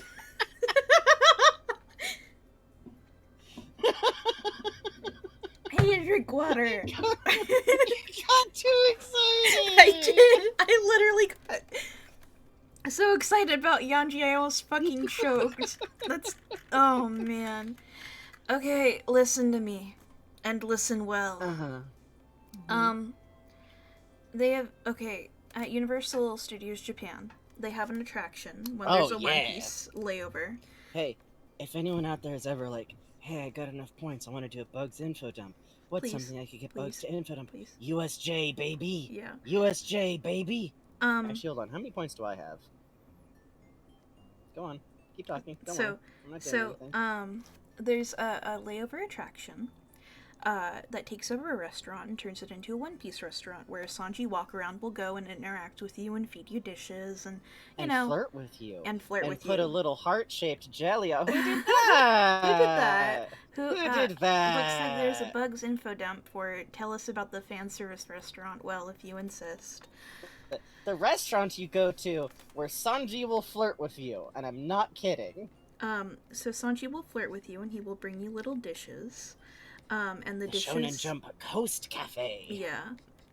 And the dishes have, like, hearts, there's, like, stuff like you pour over a drink on cotton candy and there's hearts floating on top of it. It's like, really good-looking food, too.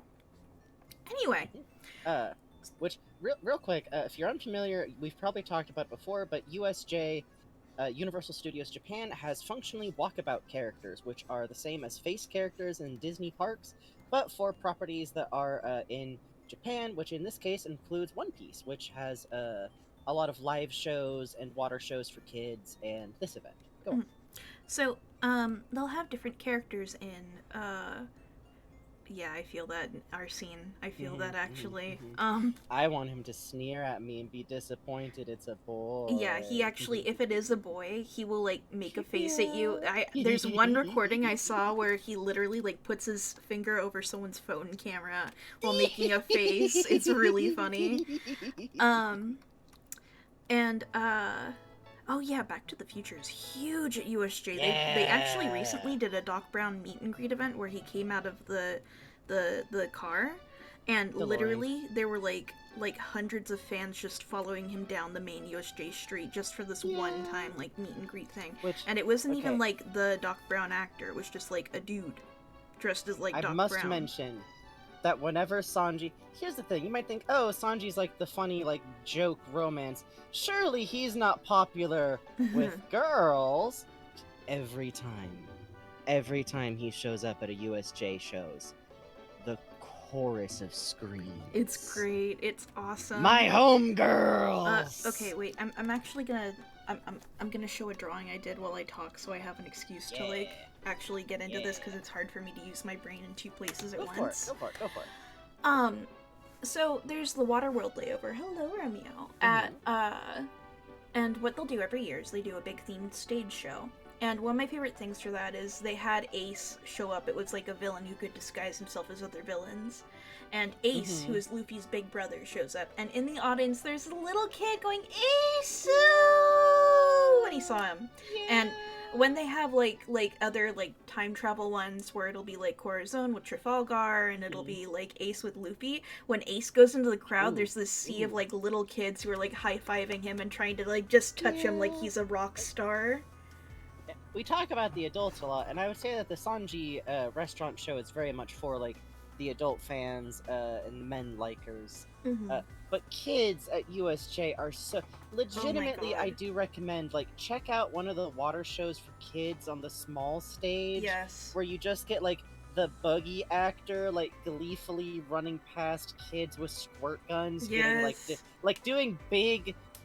Okay, not to distract from Bugs talking about the restaurant, but there's also people who play like Navy mooks, and you have never seen someone like stunt throw themselves backwards, devastated by an attack, like one of those Navy mooks getting hit with a kid with a water gun. It's really good. They have a show. We should find one that we like, and the one with Buggy and Mr. 3, we should put up in the Discord for folks later. They have another show for cosplayers where they have the Marine, the shitty hat kid. Yes.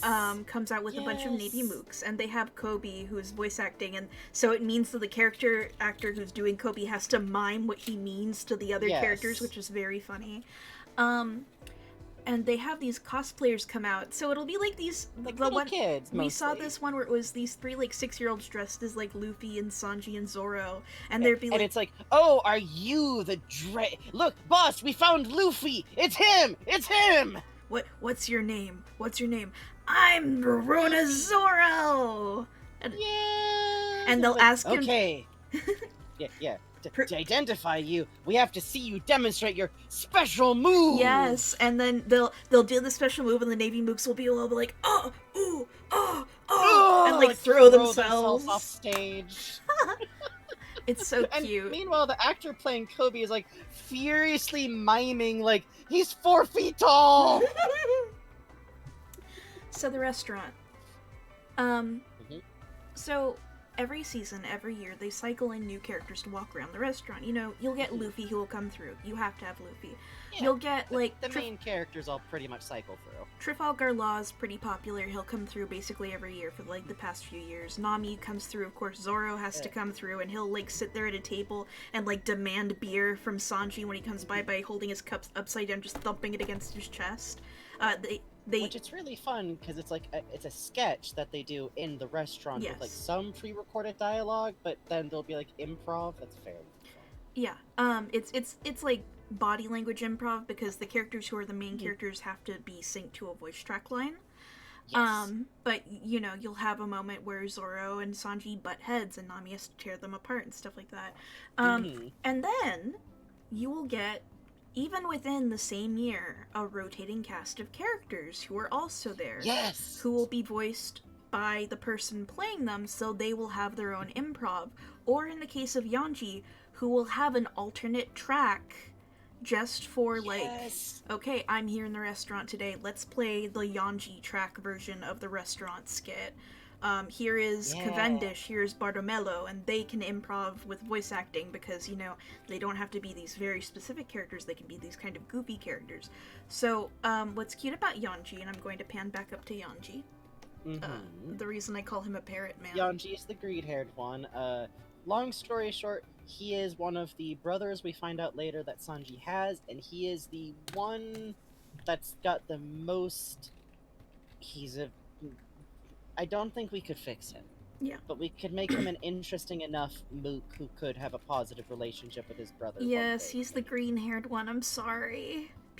People saw me tweeting about, like, I'm sorry I like the green man, and they were like, are you talking about the Joker? And I was like, no, fucking no. God, no. No. I'm the one who likes the Joker, idiots! The Lego one. Come on, now. get it straight. The Lego. I mean, one. get it correct. And so what's interesting about Yeonji, Yeonji's whole shtick is that to phrase this carefully so not spoil too much. Sanji isn't supposed to be able to feel things, and he can. Yeonji seems on first glance like he does not feel things, but if you look closer, it seems like he does. Because he's the first of the siblings that you meet, so you're like, okay, like, emotionally nothing, tough guy. Then you meet their other brothers, and you go, oh, huh. Yeonji feels less like he's the same, and more like he blended in. So, Yeonji's bit when he shows up to the restaurant is that, from what I can gather, because there's no recorded video of Yeonji, which fucking kills me, because there's video of everyone else. Please, I need my fucking fix of my horrible little man. We will. I'll make an illustrated fan fiction. I swear, just fucking hook us up, homie. His bit is like, he does not understand why all these women are here to see Sanji, who he considers like a failure of a brother. So he's like lurking around, kind of like shadowing Sanji, kind of like, he'll come up to your table and like stare at you and then like kind of cock his head. And there's a photo sequence I saw of a cameraman who was like twisting to match his logo, and so Yeonji just kept twisting until they were both on the floor. He will like so good. peek around corners and kind of lurk at you, and he will sit on the sides, and then he will steal plates. He skulks. He will steal plates from waiters to give to you. He will literally fan service for people who like awkward mooks. Yes, he will. Which it's very good. He's very cute, very awkward, and he'll just sit there very primly, like wrapped up in his cape, like it's a blanket, just like watching Sanji and watching the whole thing. And there was a very cute sequence I saw of someone brought in a little plush they'd made of Yeonji and showed it to him, and he's a character who. He can't improv, he doesn't have a microphone, he can only bodily improv. But he can mime. And he just kind of, like, grinned. I was like, oh, that's cute. It was like, it literally looked like a cat. Like, if you've ever seen a photo of a cat staring at a plush made to look at them, we're like, oh. Yeah. So I jokingly call him a parrot because he is, you know, the big green-haired tuft, but also he does a lot of, like, very strong head miming that I like. And also he's a big, showy, I don't know, dork. I love him. Who will bite. He will bite. He will bite. Do not put Valid to bite fingers. Will bite fingers, yes. Which, part of what I love about USJ is, like, you would think in it, like, I think we're so used to the idea of, like, a no recording, the sea of cell phones coming up from these fucking brave nerds who I truly appreciate. I feel such kinship with the, like... Yeah, same. I can, like, I look at the crowds in those shots and I'm like, oh, there's so many girls here who are doing their fucking best to look nice for this and have been, like, clearly waiting for this and want to feel, like, fancy and doted on, and I love it. I love them. Literally, the event opens in, I want to say July or August, and about a week, 2 weeks ago, ticket booking started, so that's how long they have in advance to prep for, like, I will be here on X day, and I will go into popular. Yeah. And so, fucking, oh gosh, what was I gonna say? Basically, like, you will get girls in there who are like, okay, first of all, I keep saying girls. There's dudes who come into these things. There's actually some very cute cosplayers are allowed to come in. Yes, that's what I was going to talk about. Yeah, okay. Because, like, they're seated at the table, so I don't think there's the same problem as, like, Disney bounding, where, like, anyone's getting mixed up with face actors or nothing like that. It's, like, oh my for god. These events. No, you should see the cosplays that they allow into the park blow my mind. Oh, shit. You know what? It's probably just that, so... The reason Disney has a no cosplaying rule is the same reason there's rules for many things, which is someone did something to make sure there had to be rules. Yeah, the Disney one is particularly kind of a nightmare. Let me put it this way, don't go to a park full of kids and pretend to be an employee! Yeah. Don't do that! Nothing bad really happened, but it was a Nothing fucking bad nightmare. happened. Still a nightmare. Yeah. But in USJ's case, that kind of makes sense that it's more relaxed, because I don't know. I think it's probably less of it's just goofs want to show off. But anyways, most of the people there are girls, but also, you know, Yeah. Listen, get out of. I want to go there. I want to go there. But so the cosplayers, because you have characters who will walk around doing voice improv, they will actually interact with cosplayers in a way that's very cute. Yes. Sabo is a character from later on in One Piece. One of the revolutionaries. Yeah. And I remember watching a video where Bartomelo was who's this guy, the like otaku about the straw hats. Our favorite shitty tough guy punk of all fucking time. He rules. Who's just I a love big him. dork who wants to support the straw hats, and he looks like this, and he's got big chunky fang, and he's my favorite. And I keep holding him up next to other characters. Like, I gotta find someone to ship this more. You, come here, drill hair, get over here. Yeah, Cavendish and him would be very cute.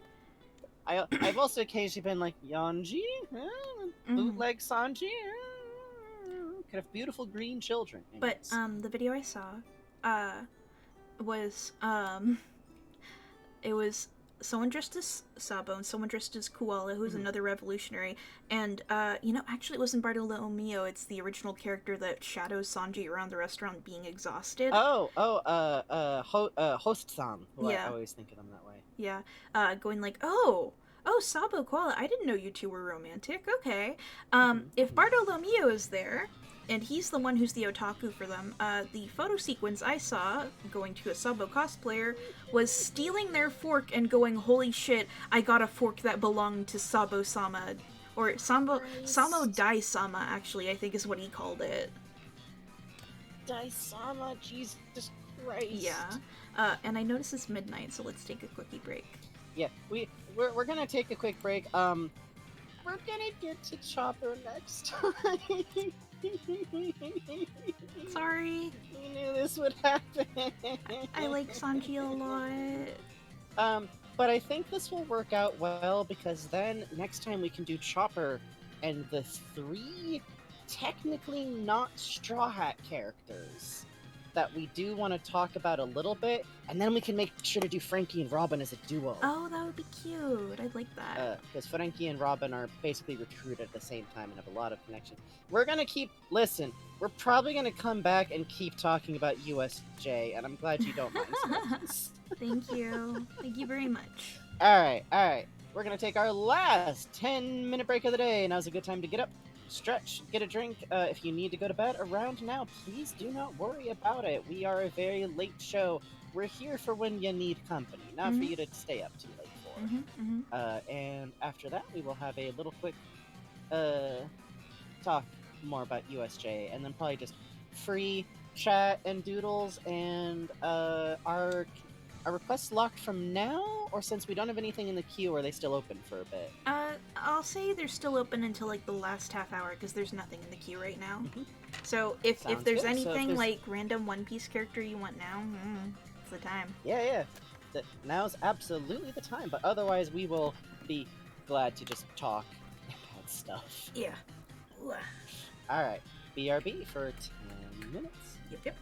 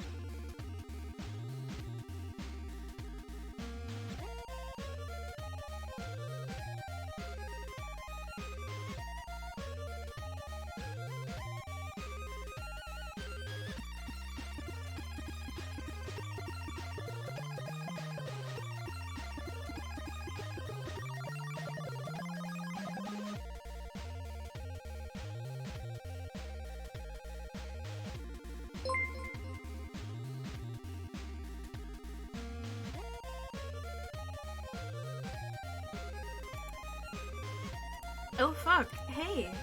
Hi, thank you Raiders. Howdy. I'm on break right now waiting for my friend Frankie to come back, but let me show you what we've been drawing. Hi Mira, hope it went good. We've been talking about Sanji today, so we've been drawing a lot of Sanji. Oh, and Carrot. And Yonji, my friend Yonji, who I like a lot. Listen. Chopper's cool doctor friend. We had a lot of people asking to draw Chopper today. We were actually supposed to get to drawing Chopper, but then we got a little too caught up talking about USJ, upsy dupsy. And also Yamato, who fucking owns. So, yeah. I think I have some Yamato doodles over here. Yeah. It's One Piece. Hello. Thank you. Thank you very much for the raid. I think we were probably over here when we swapped over. Boop. It is like 100 fucking degrees in California at night right now. So that is why I sound like I do.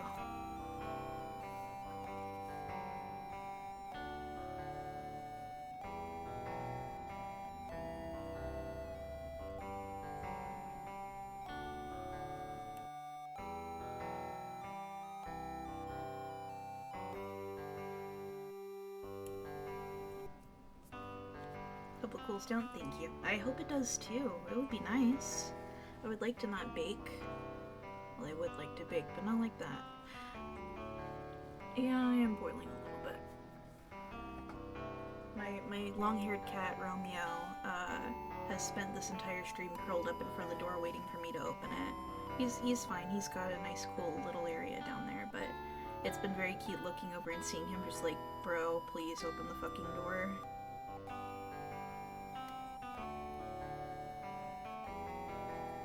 I'm sorry, Katie, that sounds awful.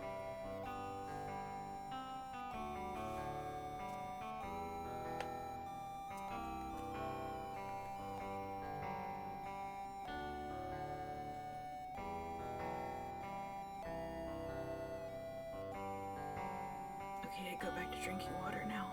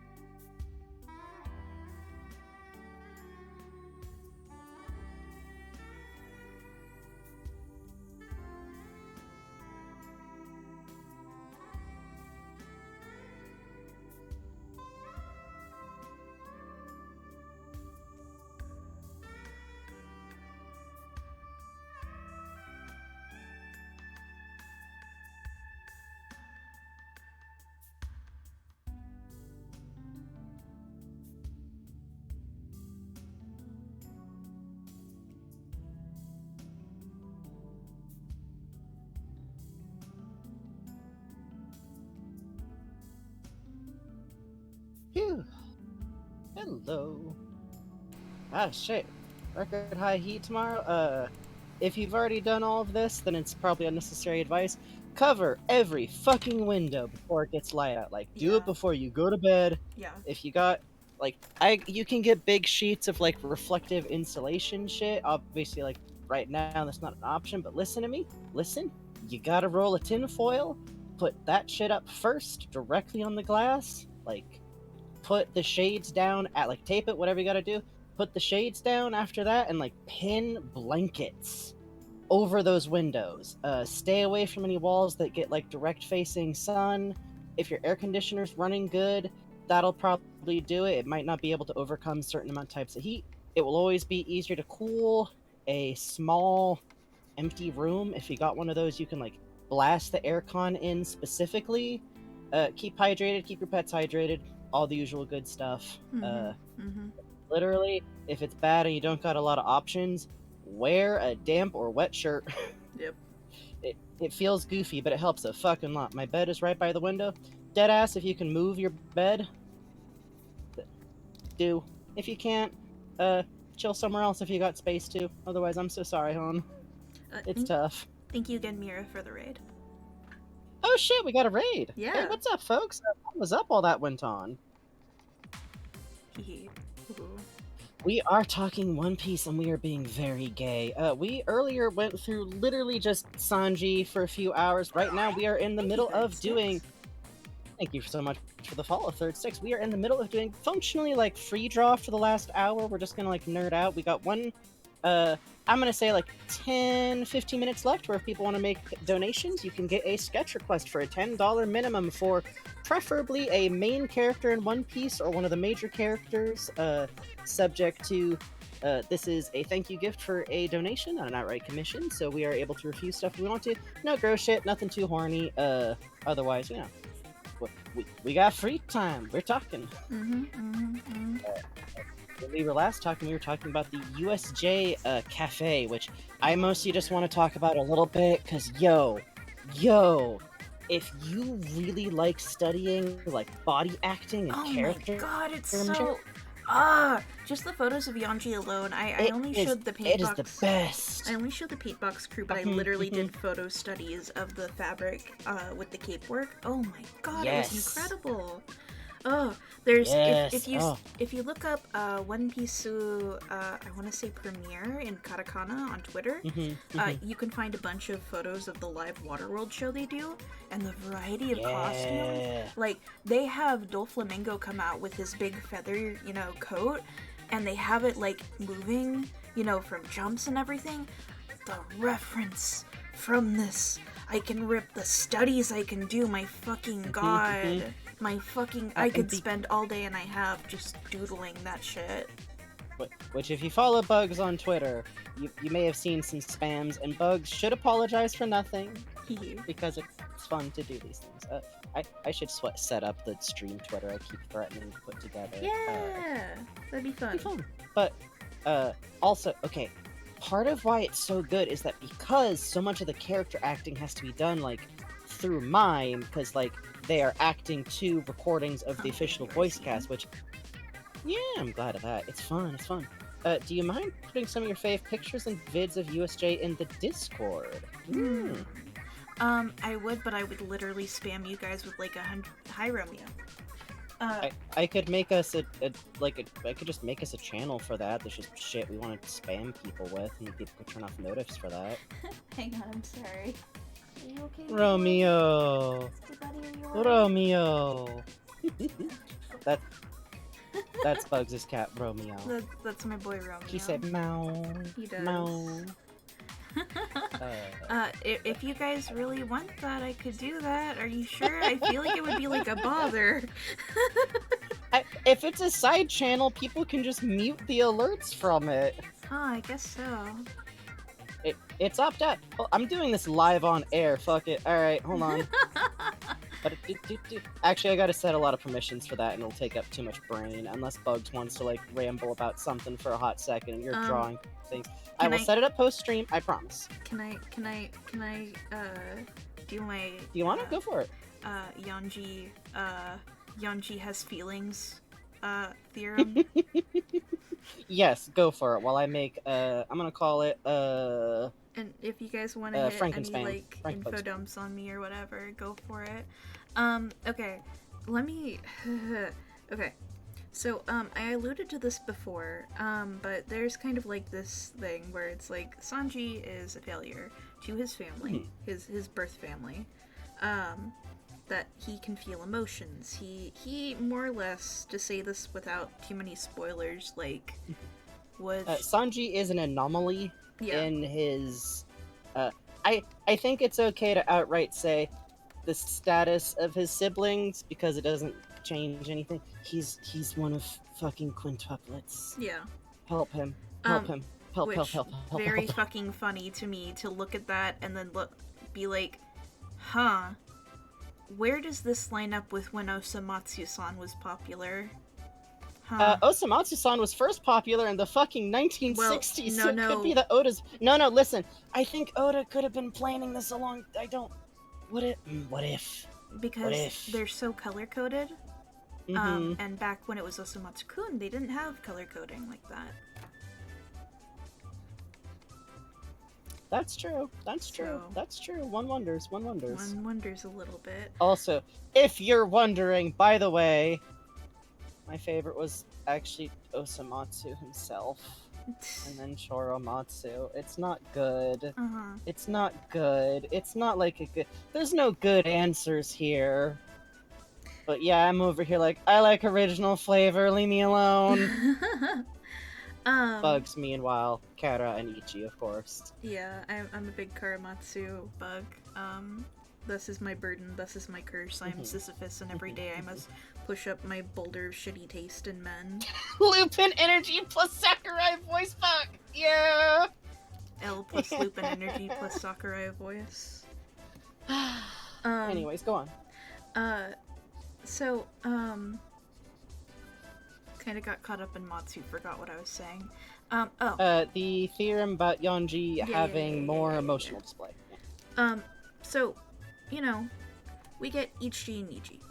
So, this is just off the top of my head without reference, so please forgive. Ichi kind of has this, like, rooster type thing going on. He has a bang over an eye, he's, like, always wearing goggles. Well, sometimes he's not, and he's like, let's see, Sanji's is J, so theirs is reverse. I know how to put this. If y'all watched Kim Possible back in the day, you know that episode where it turns out that Shigo is like an escapee from a nightmare family of like themed superpower people, and it turns out she's got a brother named Higo and a pair of twin siblings named Vego. Really? Yes, I'm not making this shit up. Literally, they all have like the same like color monochrome thing going on. Yeah, it's Shigo, Higo, Vego, and it's a nightmare because the twins presumably share a name. Awesome. I think there's another one that I'm totally forgetting. It's they go and them go. Fuck yeah. and cousin Fago, who they don't like to talk about much, from the East Coast. Similar deal. Ichi, Niji, and in Japan, Ichi, Ni, 1, 2. Sanji, San, 3. Yonji, Yon, 4. Oh, real quick. There's also a pun in Sanji's name because 3 o'clock is when tea time or like snack time is like, that's when that happens in Japan, and there's more of a concept of snack. So literally, Sanji's name could also be translated as tea time. Something very funny that originated this concept of first, Yonji was the first one that came up. Oda has a letter section called SBS at the end of the, chapters when you do the volume collections. Yeah. And he will acknowledge mistakes he made on top of answering questions. And Sanji most often will end up with, like, the mistakes because he has the curly eyebrow. So, on Sanji, typically they go like this. But when the eyebrows go like this, as you'll see, like Yonji has,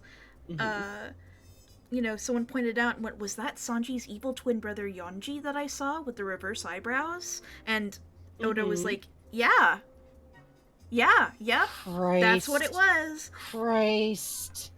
Hi, are you okay? I'm Which also worth noting that one of my favorite things he'll do sometimes is sometimes people will write in like, "Oh, I saw X mistake, but it must be because this character also has the power to turn their head 180." Right, right, and he'll be like, "Yeah, Yeah. you guys are nice to me. I'm sorry." It's very cute because I very feel like, yeah, you're thing. So, Ichi and Niji very much do not really seem to emote. Niji will laugh occasionally, but it's usually for like cruel reasons. There's also Very a much like, sister. ha ha ha ha ha. There's also a sister. Her name is Reiju because Rei is 0. She was the first one of them, so she's an older sister. Oh, Nissan. Yeah. She also kind of has, you know, like she through having been with the family for as long as she has is very like subdued emotionally, which makes Sanji being as big and bursting as he is very like, huh, that's interesting. So 0. Okay. Very, very like resigned, very reserved. One could say that perhaps this is kind of a trauma flat affect situation. Yeah. Yonji, gets visibly mad, will visibly grin and laugh and be shocked at things. He, like, startles and reacts to things. One of the things that we see the family kind of go after Sanji for when he's a little kid, that proves that he has empathy is he feeds an animal. Does not fit in. Yeah.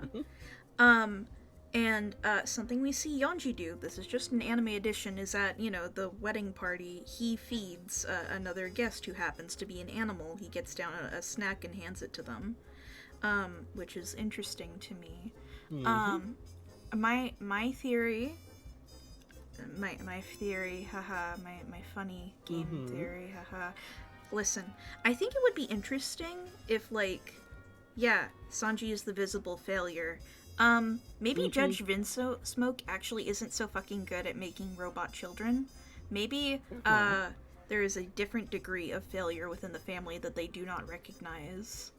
And it is also quite possible that because Sanji got singled out so fast as the black sheep of the family, it's not uncommon for families with, a lot of trouble when there's, one sibling who's, that's the bad one. Because you're a kid and you're just trying to survive and all you've got in this world is the adult around you, you go, okay, I guess this is what we do, and I don't want to be the bad kid, so I'll also do all this stuff. And you'll see very interesting interactions at USJ with Sanji with or Yonji, which there's some stuff I point out, and it's all improv. But the thing is, the actors are given some very serious guidelines for those characters about what they can and cannot do. Yes, the sense of which I want to see the body I acting see them language so fucking guides. bad, bro. Please. Even down to how does this character walk? How does this character interact with this character? How does this character react if a little kid runs up to them and asks for a hug? The way that, say, Doflamingo would react to a child asking for a hug is not the same way that, a kid runs up to Luffy. A kid runs up to Smoker. But since it's a theme park, it's probably okay, you're the bad guy, so you do this goofy thing. But then, it's like going to Gaston at Disney parks. You still get the photo. Yeah, you get a lot of smiling and interactions that are very interesting from Yonji. One that I really liked is there was a woman who was taking a photo of Yonji, and she was a big fan of him, so she kept giggling while looking at him. And Yonji, he couldn't understand what she was doing, just kind of was quizzically looking at her and then slowly put his hand over his mouth to try to figure out what she was doing. It was very funny. Fuck. Yes, also I have set up the channel, so I have brain again now, and I'm going to christen this with something from... Oh, I know what to christen this with. You like how Sanji and Reiju have the same bangs hairstyle? Listen to me. Okay. This is part of our trans conspiracy theory Sanji's concepts. mom, Sora, has... Without spoilers, it's I think it's decent enough to just say Sanji loved his mom very, very much, Yes, and she loved she him is very, the very one much. positive influence from his childhood. I Sure. think as much as missing and or dead mom tropes are very common, the execution that Oda uses, like anytime someone has a missing parent, it feels like a different real person. This is not the same as Belmarie, is Mhm. not the same as Big Tom, is not. Yeah, exactly. Sora's or Sanji's mom, Sora, Mhm. feels Slightly confusing. emotions very, very, Yeah. very big, just like Sanji, Yes! where literally Yes, she does Sanji like is big nice to goofy her, crying. and she does Yeah. like big goofy crying, and she's like, "Oh, he's He's the so best little boy in the nice." world. Yeah. I'm simply saying, like, if Hmm there's It's implied he takes after his mom, or yeah, it's shown, I should yeah, say, yeah, that he takes after her a lot. yeah.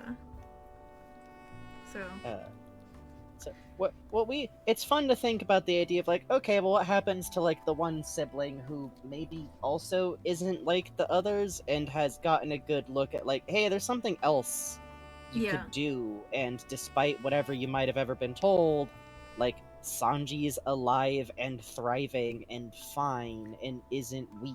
yeah, Like, which there's some really cool talk in general that winds up happening around Sanji's storyline of like the difference between kindness and being weak, and the kind of false dichotomy of like kindness versus being weak. yes, big agree.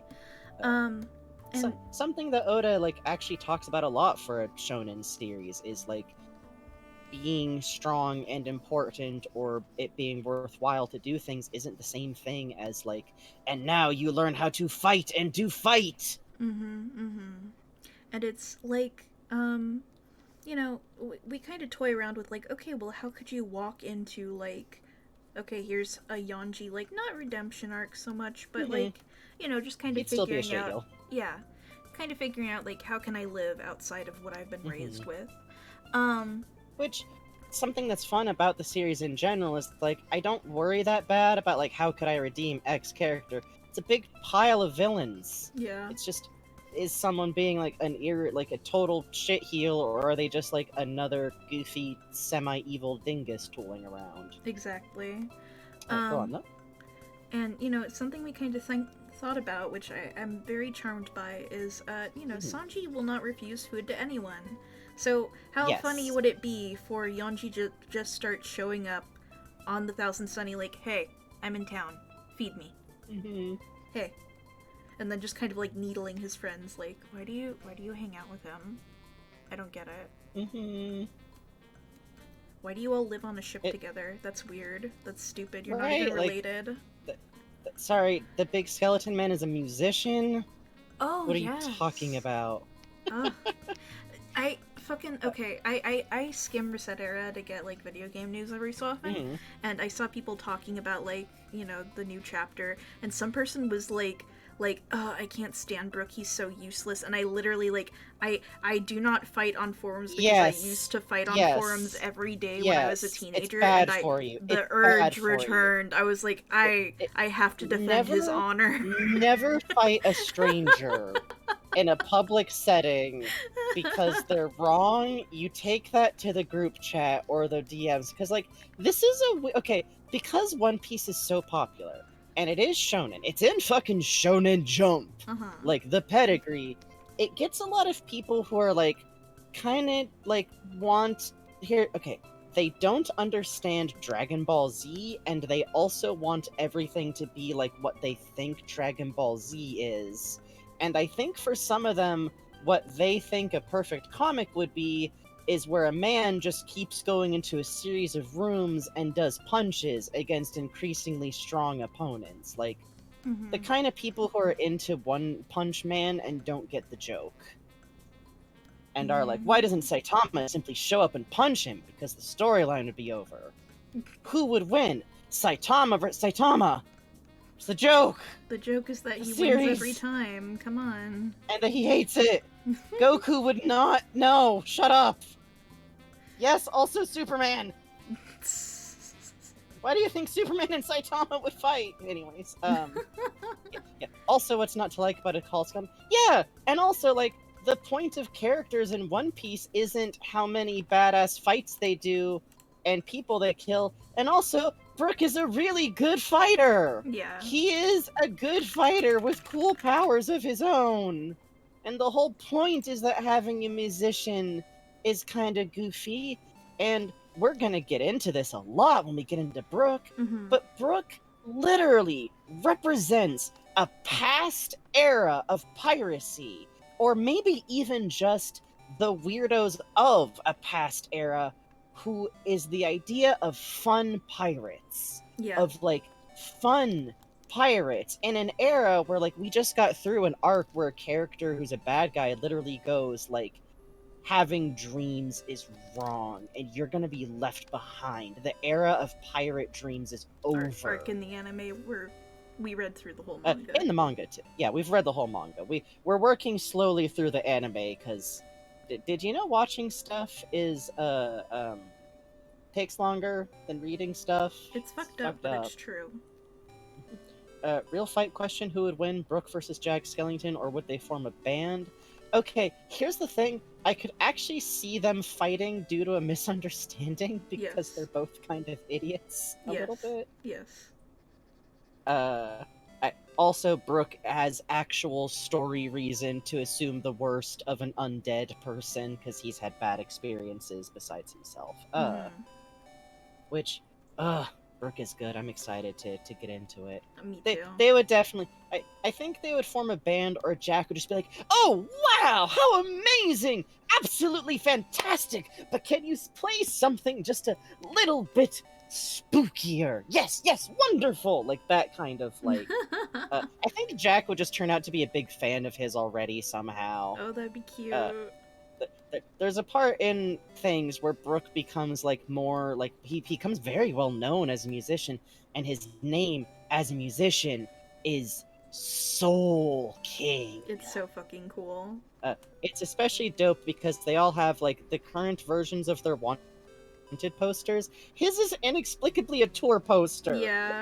It's just straight up like a tour poster. It's dope as hell. They sell packs of the wanted posters, and I keep thinking about it a little bit. I keep thinking about it a little. Like, it would be so fun to put them up on the wall in like an overlapping pile, especially. Mm-hmm. Like, kind of like mess. Oh, it'd be fun. Anyways, people who read One Piece and the only thing they fixate on is like how strong could Sanji defeat Zoro? I feel like it's the most interesting form of missing the point I've seen. Next to, again, as we already talked about, the wild levels of copium being mined about Yamato being trans. Yeah. Listen, bro, just because this character is born as a girl and is called Sun by their shitty dad, and also is called he him by Viz, the official publisher, who if they had just that no, that's what do you mean is not true. But what about one single piece of merch that Oda only really consults on if he's asked to consult on it? That listed which by the way probably just listed like F in the same way that like, yeah, I got paperwork that says female on it too, bro. You do not understand the trans experience. It's just records, you know? Yeah, in the men's bath with nobody caring except for, as I said before, one joke of like, whoa, titty, again. Yeah, titty. I don't know. I don't expect Sanji to stop reacting to the titty right away. He's known Yamato for one day. Give him a little bit to get immune. Yes, exactly. But so much of this series is so fun because like we've just been talking about like Sanji and how there's like so much in his story about like he actively does not seek out violence as his main thing, even though he's great at it objectively, because he wants to cook. He wants to cook for people around him. Like, I truly think that like Sanji is this background element in the story that kind of justifies everyone else's strength because like these characters are being fed really carefully with the money that they have, and he is managing everyone's health in this background way. It's an expression of care that's like extremely universal, and I don't think it's particularly accidental. Like, something that I truly love about this series is that there's this lot of like core messages that reoccur a lot, and I'm like very early on in rereading back from the early days, but like, you know what I noticed is like when Luffy is in like chapter 1, he's a little kid, he's at the bar. One of the first things we see him do is like ask for food and boastfully say like, put it on my treasure tab and I'll pay it off one day when I've got lots and lots of treasure. And this barmaid who's got like no real reason to think this kid is ever gonna follow up on that, it's like, yeah, of course. And gives him a plate of like free food. It's a reoccurring thing that like kind people will feed you if you're hungry. Like, people who can laugh and smile and persevere deserve to have that be paid off and not be ruined by terrible people. The most wonderful thing in One Piece is a genuine smile, and the most nightmarish thing in One Piece is being forced to smile for people more powerful than you to make them comfortable or amused. Yep. I love that shit. Like, there's the dumb jokes and the goofs and the really powerful fights and everything, but it's tremendously sincere. And it's sincere in a way that's not worried about, like, looking dumb, which I think is hard to do, because you'll probably look kind of goofy if you're being very sincere. You two are making me care about Sanji so much. Good! Good! Good! That's what we're doing here! Just as planned. Like, just you wait. Like, the entire list after that, like, we're going all the way to Yamato if we can. Oh no, we'd have to talk about One Piece a lot? That would be terrible. I would hate that. Getting to Trafalgar is going to be really fun. Oh, my boy Trafalgar! Yeah! Traffy! We have Traffy. Okay, literally one of the funniest things about One Piece is that there's more characters now who are from, like, the more serious part of One Piece. And the poor fucking bastard. Oh man, Traffy feels like he's like he got to hear from fucking Claymore and he doesn't know what to do with himself now. He's a Bleach escapee. Fuck. Like, I don't know how. Yeah. But like, stylistically, seriousness, the fact that he's like, oh, my cool surgery powers and my big giant goofy sword and my dumb hat, like. And then he just wound up here, and he made eye contact with Luffy and said, "We'll have a temporary alliance." And Luffy said, "Okay, so we're friends forever now. Got it."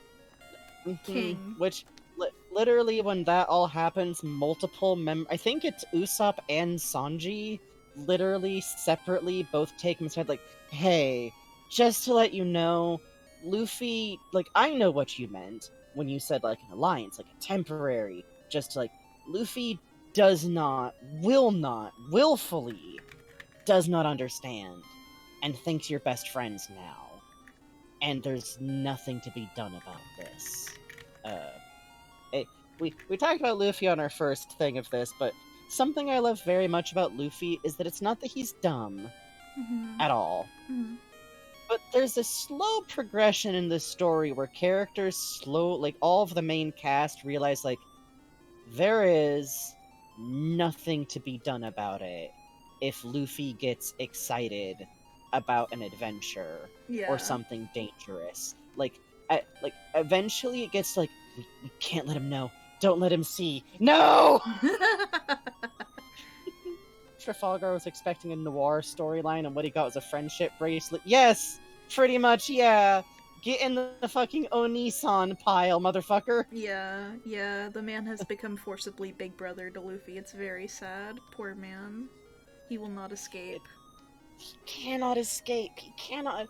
Like, something I joke about a lot is that, like, if a middle-aged, like, old tough guy is around Luffy, he will naturally go, like, alright, I can't hate an idiot like this. You're a fucking plucky kid. I like you. But if Luffy sees a 20-something-year-old You are within his radius. There is no escape. You are already Nakama. Fucking Kill Bill sirens go off. Which, you know, doesn't always happen. Luffy's actually like a pretty good judge of character. Yeah.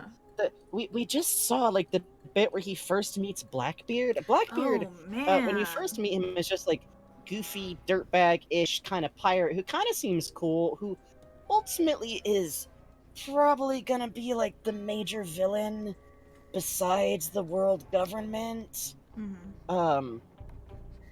And he meets him, and it's like, he's like, "Ah, kid, don't listen to them. This is the era of the dreams of pirates. Dreams are all you have." And you're like, oh, Luffy's gonna love us. And just dead silence. Yeah, Just Luffy staring, is like staring him staring. down, like, He looks like a cat who's never seen a pit bull before.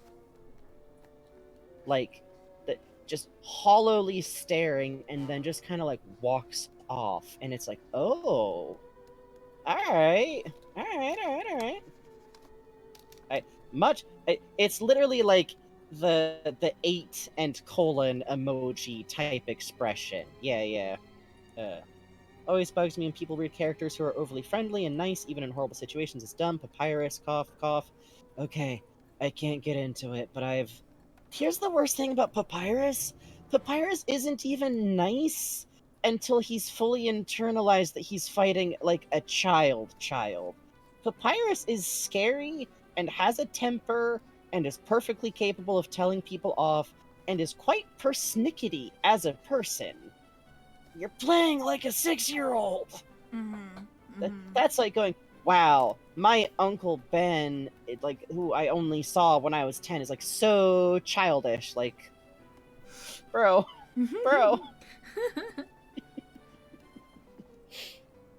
Which, I talk about this with Bugs sometimes, but Luffy's a fun character to imagine when he's like an adult, like an older adult. Oh man. He's just, I can't imagine he'll change that much. But the sheer powers, as personality-wise. I look at Dragon and I think a bit. Oh, yeah, you mean about the fact that he's probably gonna grow another 2 fucking feet? Yeah. Okay, chat. I had reason to look this up. Luffy's grandpa, Garp, versus Gold Rogers, height-wise, is half a foot taller than the King of Pirates was. The range of heights in this manga is, like, nuts. Because, like, there's plenty of normal-sized people, and then sometimes some people are just 9 feet tall. Yeah, Monkey D. Garp, Luffy's grandpa, don't worry about it. The Garp is so tall, and Luffy's probably gonna also be really tall, because I don't think he's done growing. He's like, you're not really done growing yet by 19, and some people just... Yeah, oh, poor Zoro. Oh. Yeah, Zoro's probably done growing. I'm sorry, Zoro.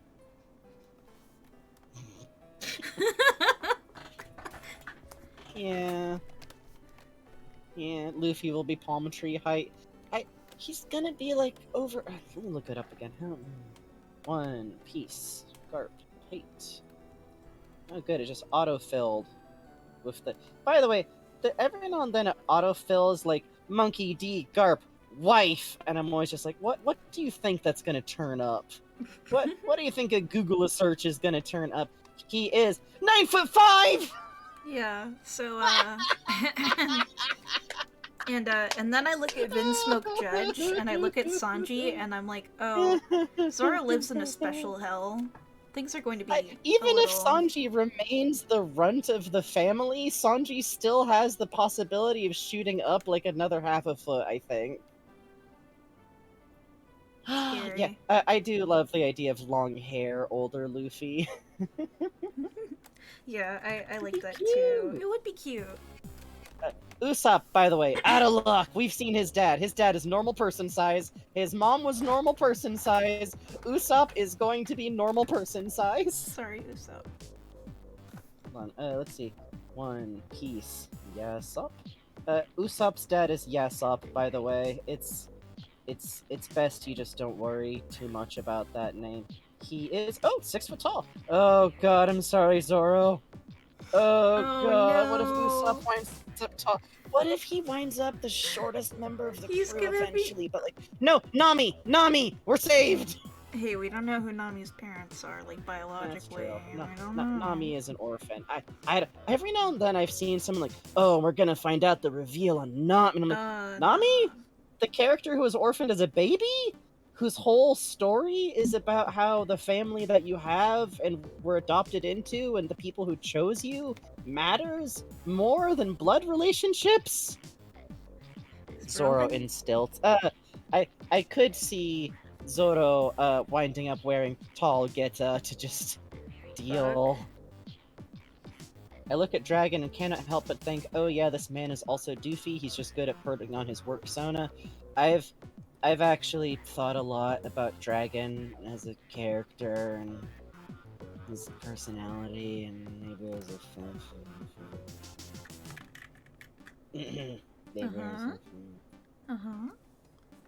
You may have written something? Is that what you're saying? You may have written something? Perhaps? Maybe. Perhaps you have written a fan fiction of some sort? It's not done yet. Shut up! I just think family interactions are neat to think about, and when you don't get to see a lot of characters, and there's a conversation that was outright stated to have happened at some point off screen, I like writing conversations, and I just think a lot about the fact that even though Dragon's like the definition of absentee parent, Luffy was born like 3 years after the hunt for like even just the rumor of the idea that maybe Gold Roger had a kid caused like a global Navy manhunt, and like choosing being a rebel and defending people means like canonically the people closest to him that he's known for years did not know he had a child. And that sucks. Because there's no evidence to imply that there's any other reason besides safety to have done that, and I just think about that a lot because it's a sad idea, and there's kind of a reoccurring thing in One Piece about the like larger and smaller cruelties of a governmental state that just declares people's enemies of the state just because they have like the possibility, the technical ability to challenge the state, which that's real different than IRL. Let me tell you, that's there's definitely. This is Zoro's special hell. Oh god. Oh. This poor fucking. Yeah, but you know what? He can still carry the whole crew at once. So. Absolutely. God, the human fucking tap. Okay, so it'd have to be like Frankie on one arm and Jinbei on the other, and then you kind of like stack upwards from there. Or no, Luffy would want to be on his shoulders. Yamada would be like, this is just like fucking Lord Odin when they were boiling in the pot, and Yamada's like, don't. Or Zoro's like, don't. Please, don't. Please do not. There may be One Piece fic in the works, and one of them is... I don't know if I'm good at writing ship fic. I'm always like, what if these characters had a really long... Frankie. Like, discussion about other things, where it's just implied that they have a thing going, and maybe they kiss once, and... Frankie. People like it. Yeah. People like do the they? stuff you make. They do. You're good at that's what the you do, weirdest thing. And people That's like the weirdest thing about writing is that I think, much like any form of art, you stand the whole time, oh, I should be doing this more. I should be like the writing version of like I should draw more backgrounds, and then you put it out there like, oh, I haven't. And people are like, ooh, the character dialogue. Nobody reading a fan fiction thinks like, oh wow, this person really didn't describe that action enough. Thank you. Oh god, it's 1 a.m. I think technically we're supposed to stop now. I think we're supposed to like stop now and not just keep talking about Who is the crew member with barrel arms? Well... Oh, that's Frankie! That's Frankie. super. We will get into each character individually, but Frankie is literally a self-made cyborg. Yeah. Like he built himself. Man putting the trans yeah. and transhumanism. Yeah, like we talk about trans headcanons about characters and like Yamato canonical trans man, but Frankie is the most like fucking. I don't even care that there's textual evidence. Like I don't care about nothing. I don't care about this man trans. This man big trans. He's a trans am kind of trans. Like, which I love. Also, he's so important. He's so important because he's like 36. He's an actual adult. I know. He's an adult. I know. Can you believe it? And him and Robin are like the only they are the only characters where I sincerely think that Oda means for us to understand that they're dating. Like, yes. Like we talk about ships. Hey, thank you for following Anita Turzo. Anita you. Turzo, my mistake. We talk about like ships and stuff. I feel like it's worth noting that there's no romance plot in One Piece at all. We're like, just gay. There's actually no, there's no there's no like, oh, well, Nami and Luffy and nothing. No, like, like even Sanji's crushes are kind of like, not platonic, but you know, it's not like, oh, and now actually the romance. No, Oda doesn't have time for this shit. Yeah, and when there is like someone falling in love with Sanji or whatever, it is like a joke. It is funny. Or it's a gag. Like, at worst, it's like a tragic background thing, or like my favorite is there's a character recently who I mentioned. Don't Google because you will get spoiled on something important. Hiyori, who very clearly just thinks Zoro is hot. Yeah. Like literally, there's a great bit where it's like he wakes up and like she's kind of asleep on top of him with a kid who like she's rescued recently because like it's literally cold, it's snowing out, and she's like, oh, I'm so sorry it's cold, but you know there's lots of men who'd like to did it excite you? And he's like, fuck off. Yeah. No, I think literally what he says is like, geez, you sure can find anything to be cheerful about, huh? It's kind of great. Yeah, it's kind of great. And I kind of like it because like I remember as a teenager like reading this like, oh, I guess eventually they'll have some dumb thing where like Nami's in love with him because that's how all media were like, oh, Yu-Gi-Oh! I love hearing again about how Yuki has a crush on T, but she likes Yami Yuki. Yeah. Like, no, none of that. It's great. But except that there is literally a scene where Frankie has his head on Robin's lap, and that is extremely couple-coded. That is a thing couples do in Japan. Thank you so much for the follow, Alkilte. I'm glad this is what convinces you, is me ranting intensely about how only cowards do not accept that Frankie and Robin are like a thing, and it's great, and it's so cute because they're both body horror weirdos. Yes, it's fucking awesome. If you're not familiar with the series, Robin literally has the power to grow her body parts on any surface as like multiple. Like, one of her favorite moves is just growing a bunch of arms on someone and putting them in a suplex. Yep, it rules. It's great. Or like I really like when she chains the arms out by growing them from the palms repeatedly. Yes. It's a nightmare. It's great. I love the fact that he gets more robot-like on purpose. Yes, he chose this. This was his idea. Okay. Like, yeah. Spoilers for Wano for like 1 minute. Mm-hmm. Okay, spoilers starting now. Which I love in comparison for what's happening to Sanji, because I love the idea of Frankie and Sanji being able to bond over like, hey, we're inhuman. hey, this is happening to us. Mm-hmm, Frankie is the mm-hmm. chosen inhuman. Sanji is like forcibly through the dysphoria type arc of like, oh god, I'm turning into something metal and metallic, and Frankie can be Yeah, the one like, yeah, that's fucking awesome, bro. That's great. yeah. Let's okay. Let's figure out that this isn't actually causing you any trouble with like your nervous system or whatever. We can work with Chopper. We can figure this out, and if it's not causing any of that trouble, you're still totally the person you were before. Let's figure it out. Like, oh shit, you can like pull stuff out of the like. Maybe you can like use this when you're cooking. Maybe you can crack walnuts with your bare hands, and that'd be very fun. Oh, and thank you, Alfinte. That's very sweet of you. Yeah. Wait, I think we're a fun time. Read the manga. Just read the manga. Don't worry about watching the anime. That takes it. Read the manga. But otherwise, it's fine. Well, we will explain things. We will give context. And spoiler time over. Yeah.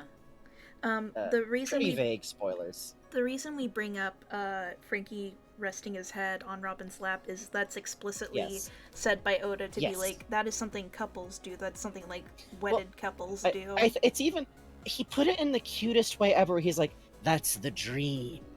Yeah, that was cute. It's very cute. Especially because it's very charming. Given the context, it could be Frankie calming Robin in a way, also. Yeah, because he's even literally like, he literally talks like, this is really nostalgic. Like, this is back when when we first met, we were both in jail, which is not cis. Modern AU, they definitely both got like thrown in the same like holding cell or something shitty. That's cute. Good for them. Some dumb like, oh, this will intimidate her and she'll ask to be let out, and they're just chilling in there. This is sans tutorial to me, I'm like, yeah, this straight couple's good.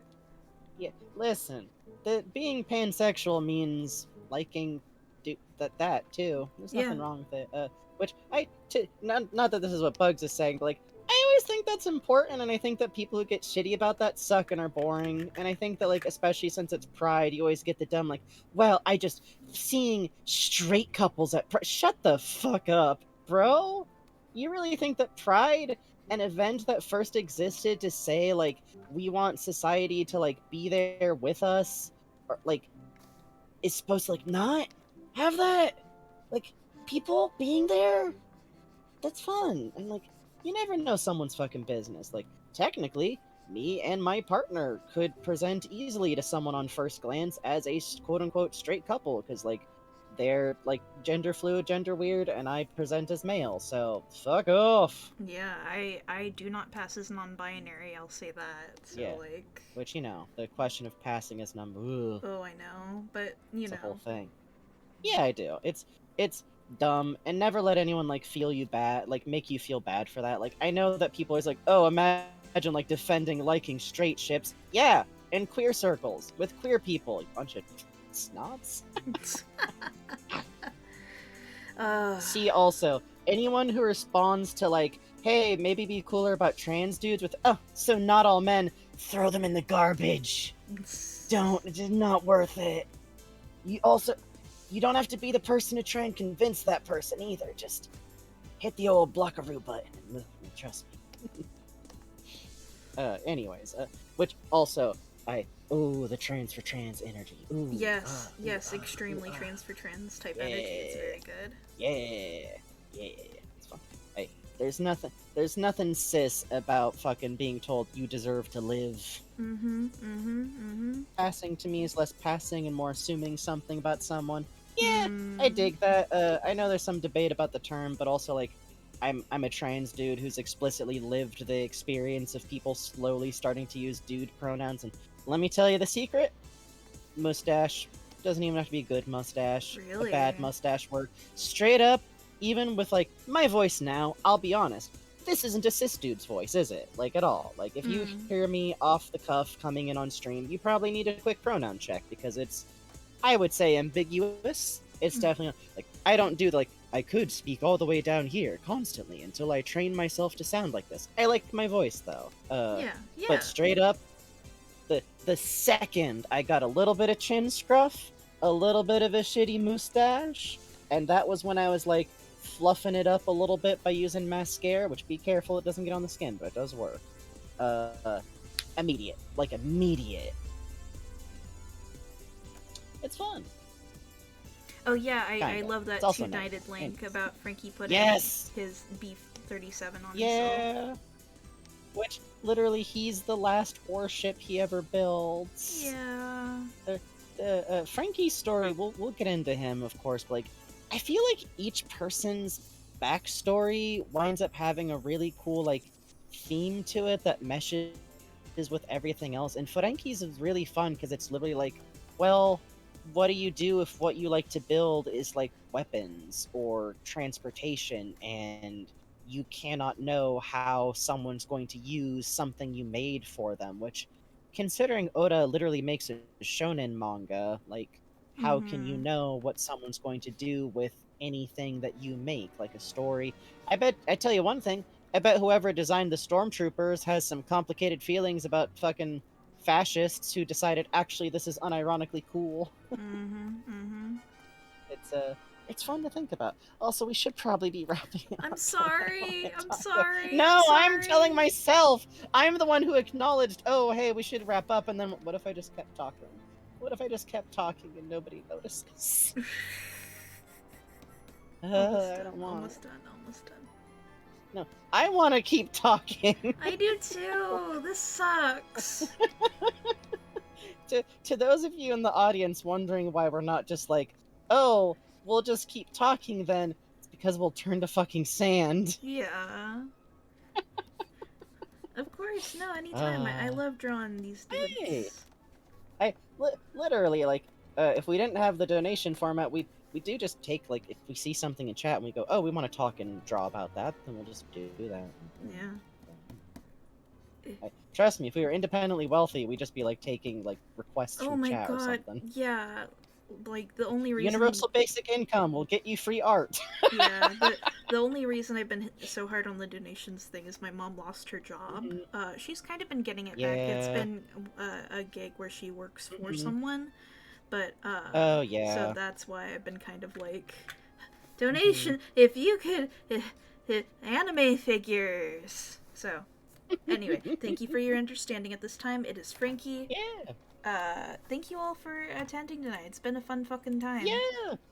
We love doing these, and we really only, like, don't hit it quite so hard because we've got, like, well, first of all, we want to, like, as we say every time, we are going to honor past commissions made, of course, obviously, we're going to get those done, but also enthusiasm, we got to kind of follow that, because it's what works best for us, and we appreciate y'all coming along with us, but we would probably do these, like, every day if it wouldn't kill Bugs' hand, and also we want to play video games too, also. Oh, Video Chess is playing RuneScape, yes!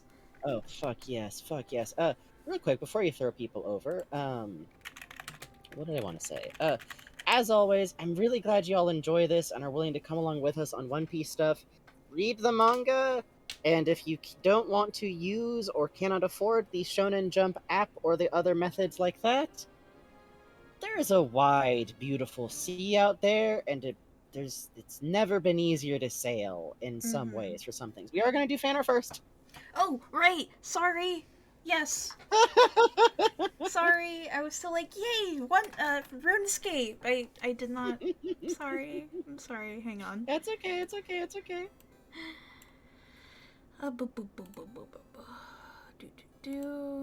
Oh, good. You put applesauce, apple fritter in the apple fritter. Apple fritter. I had to do something. So the Frankenbug spam is up.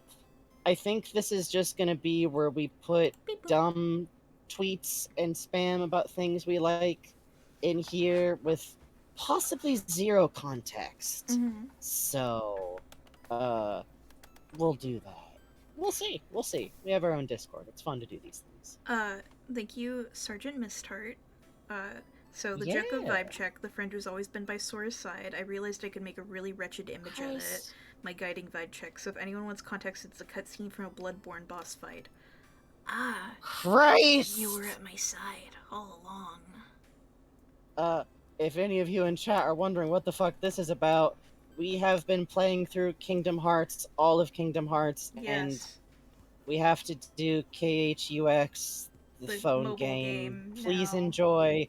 Uh, most likely that's going to be happening past GDQ because we like Yes. to take the time off, Yeah. and that'd be a fun way to do that because Working watch on assets GDQ. for that Come on would be fun.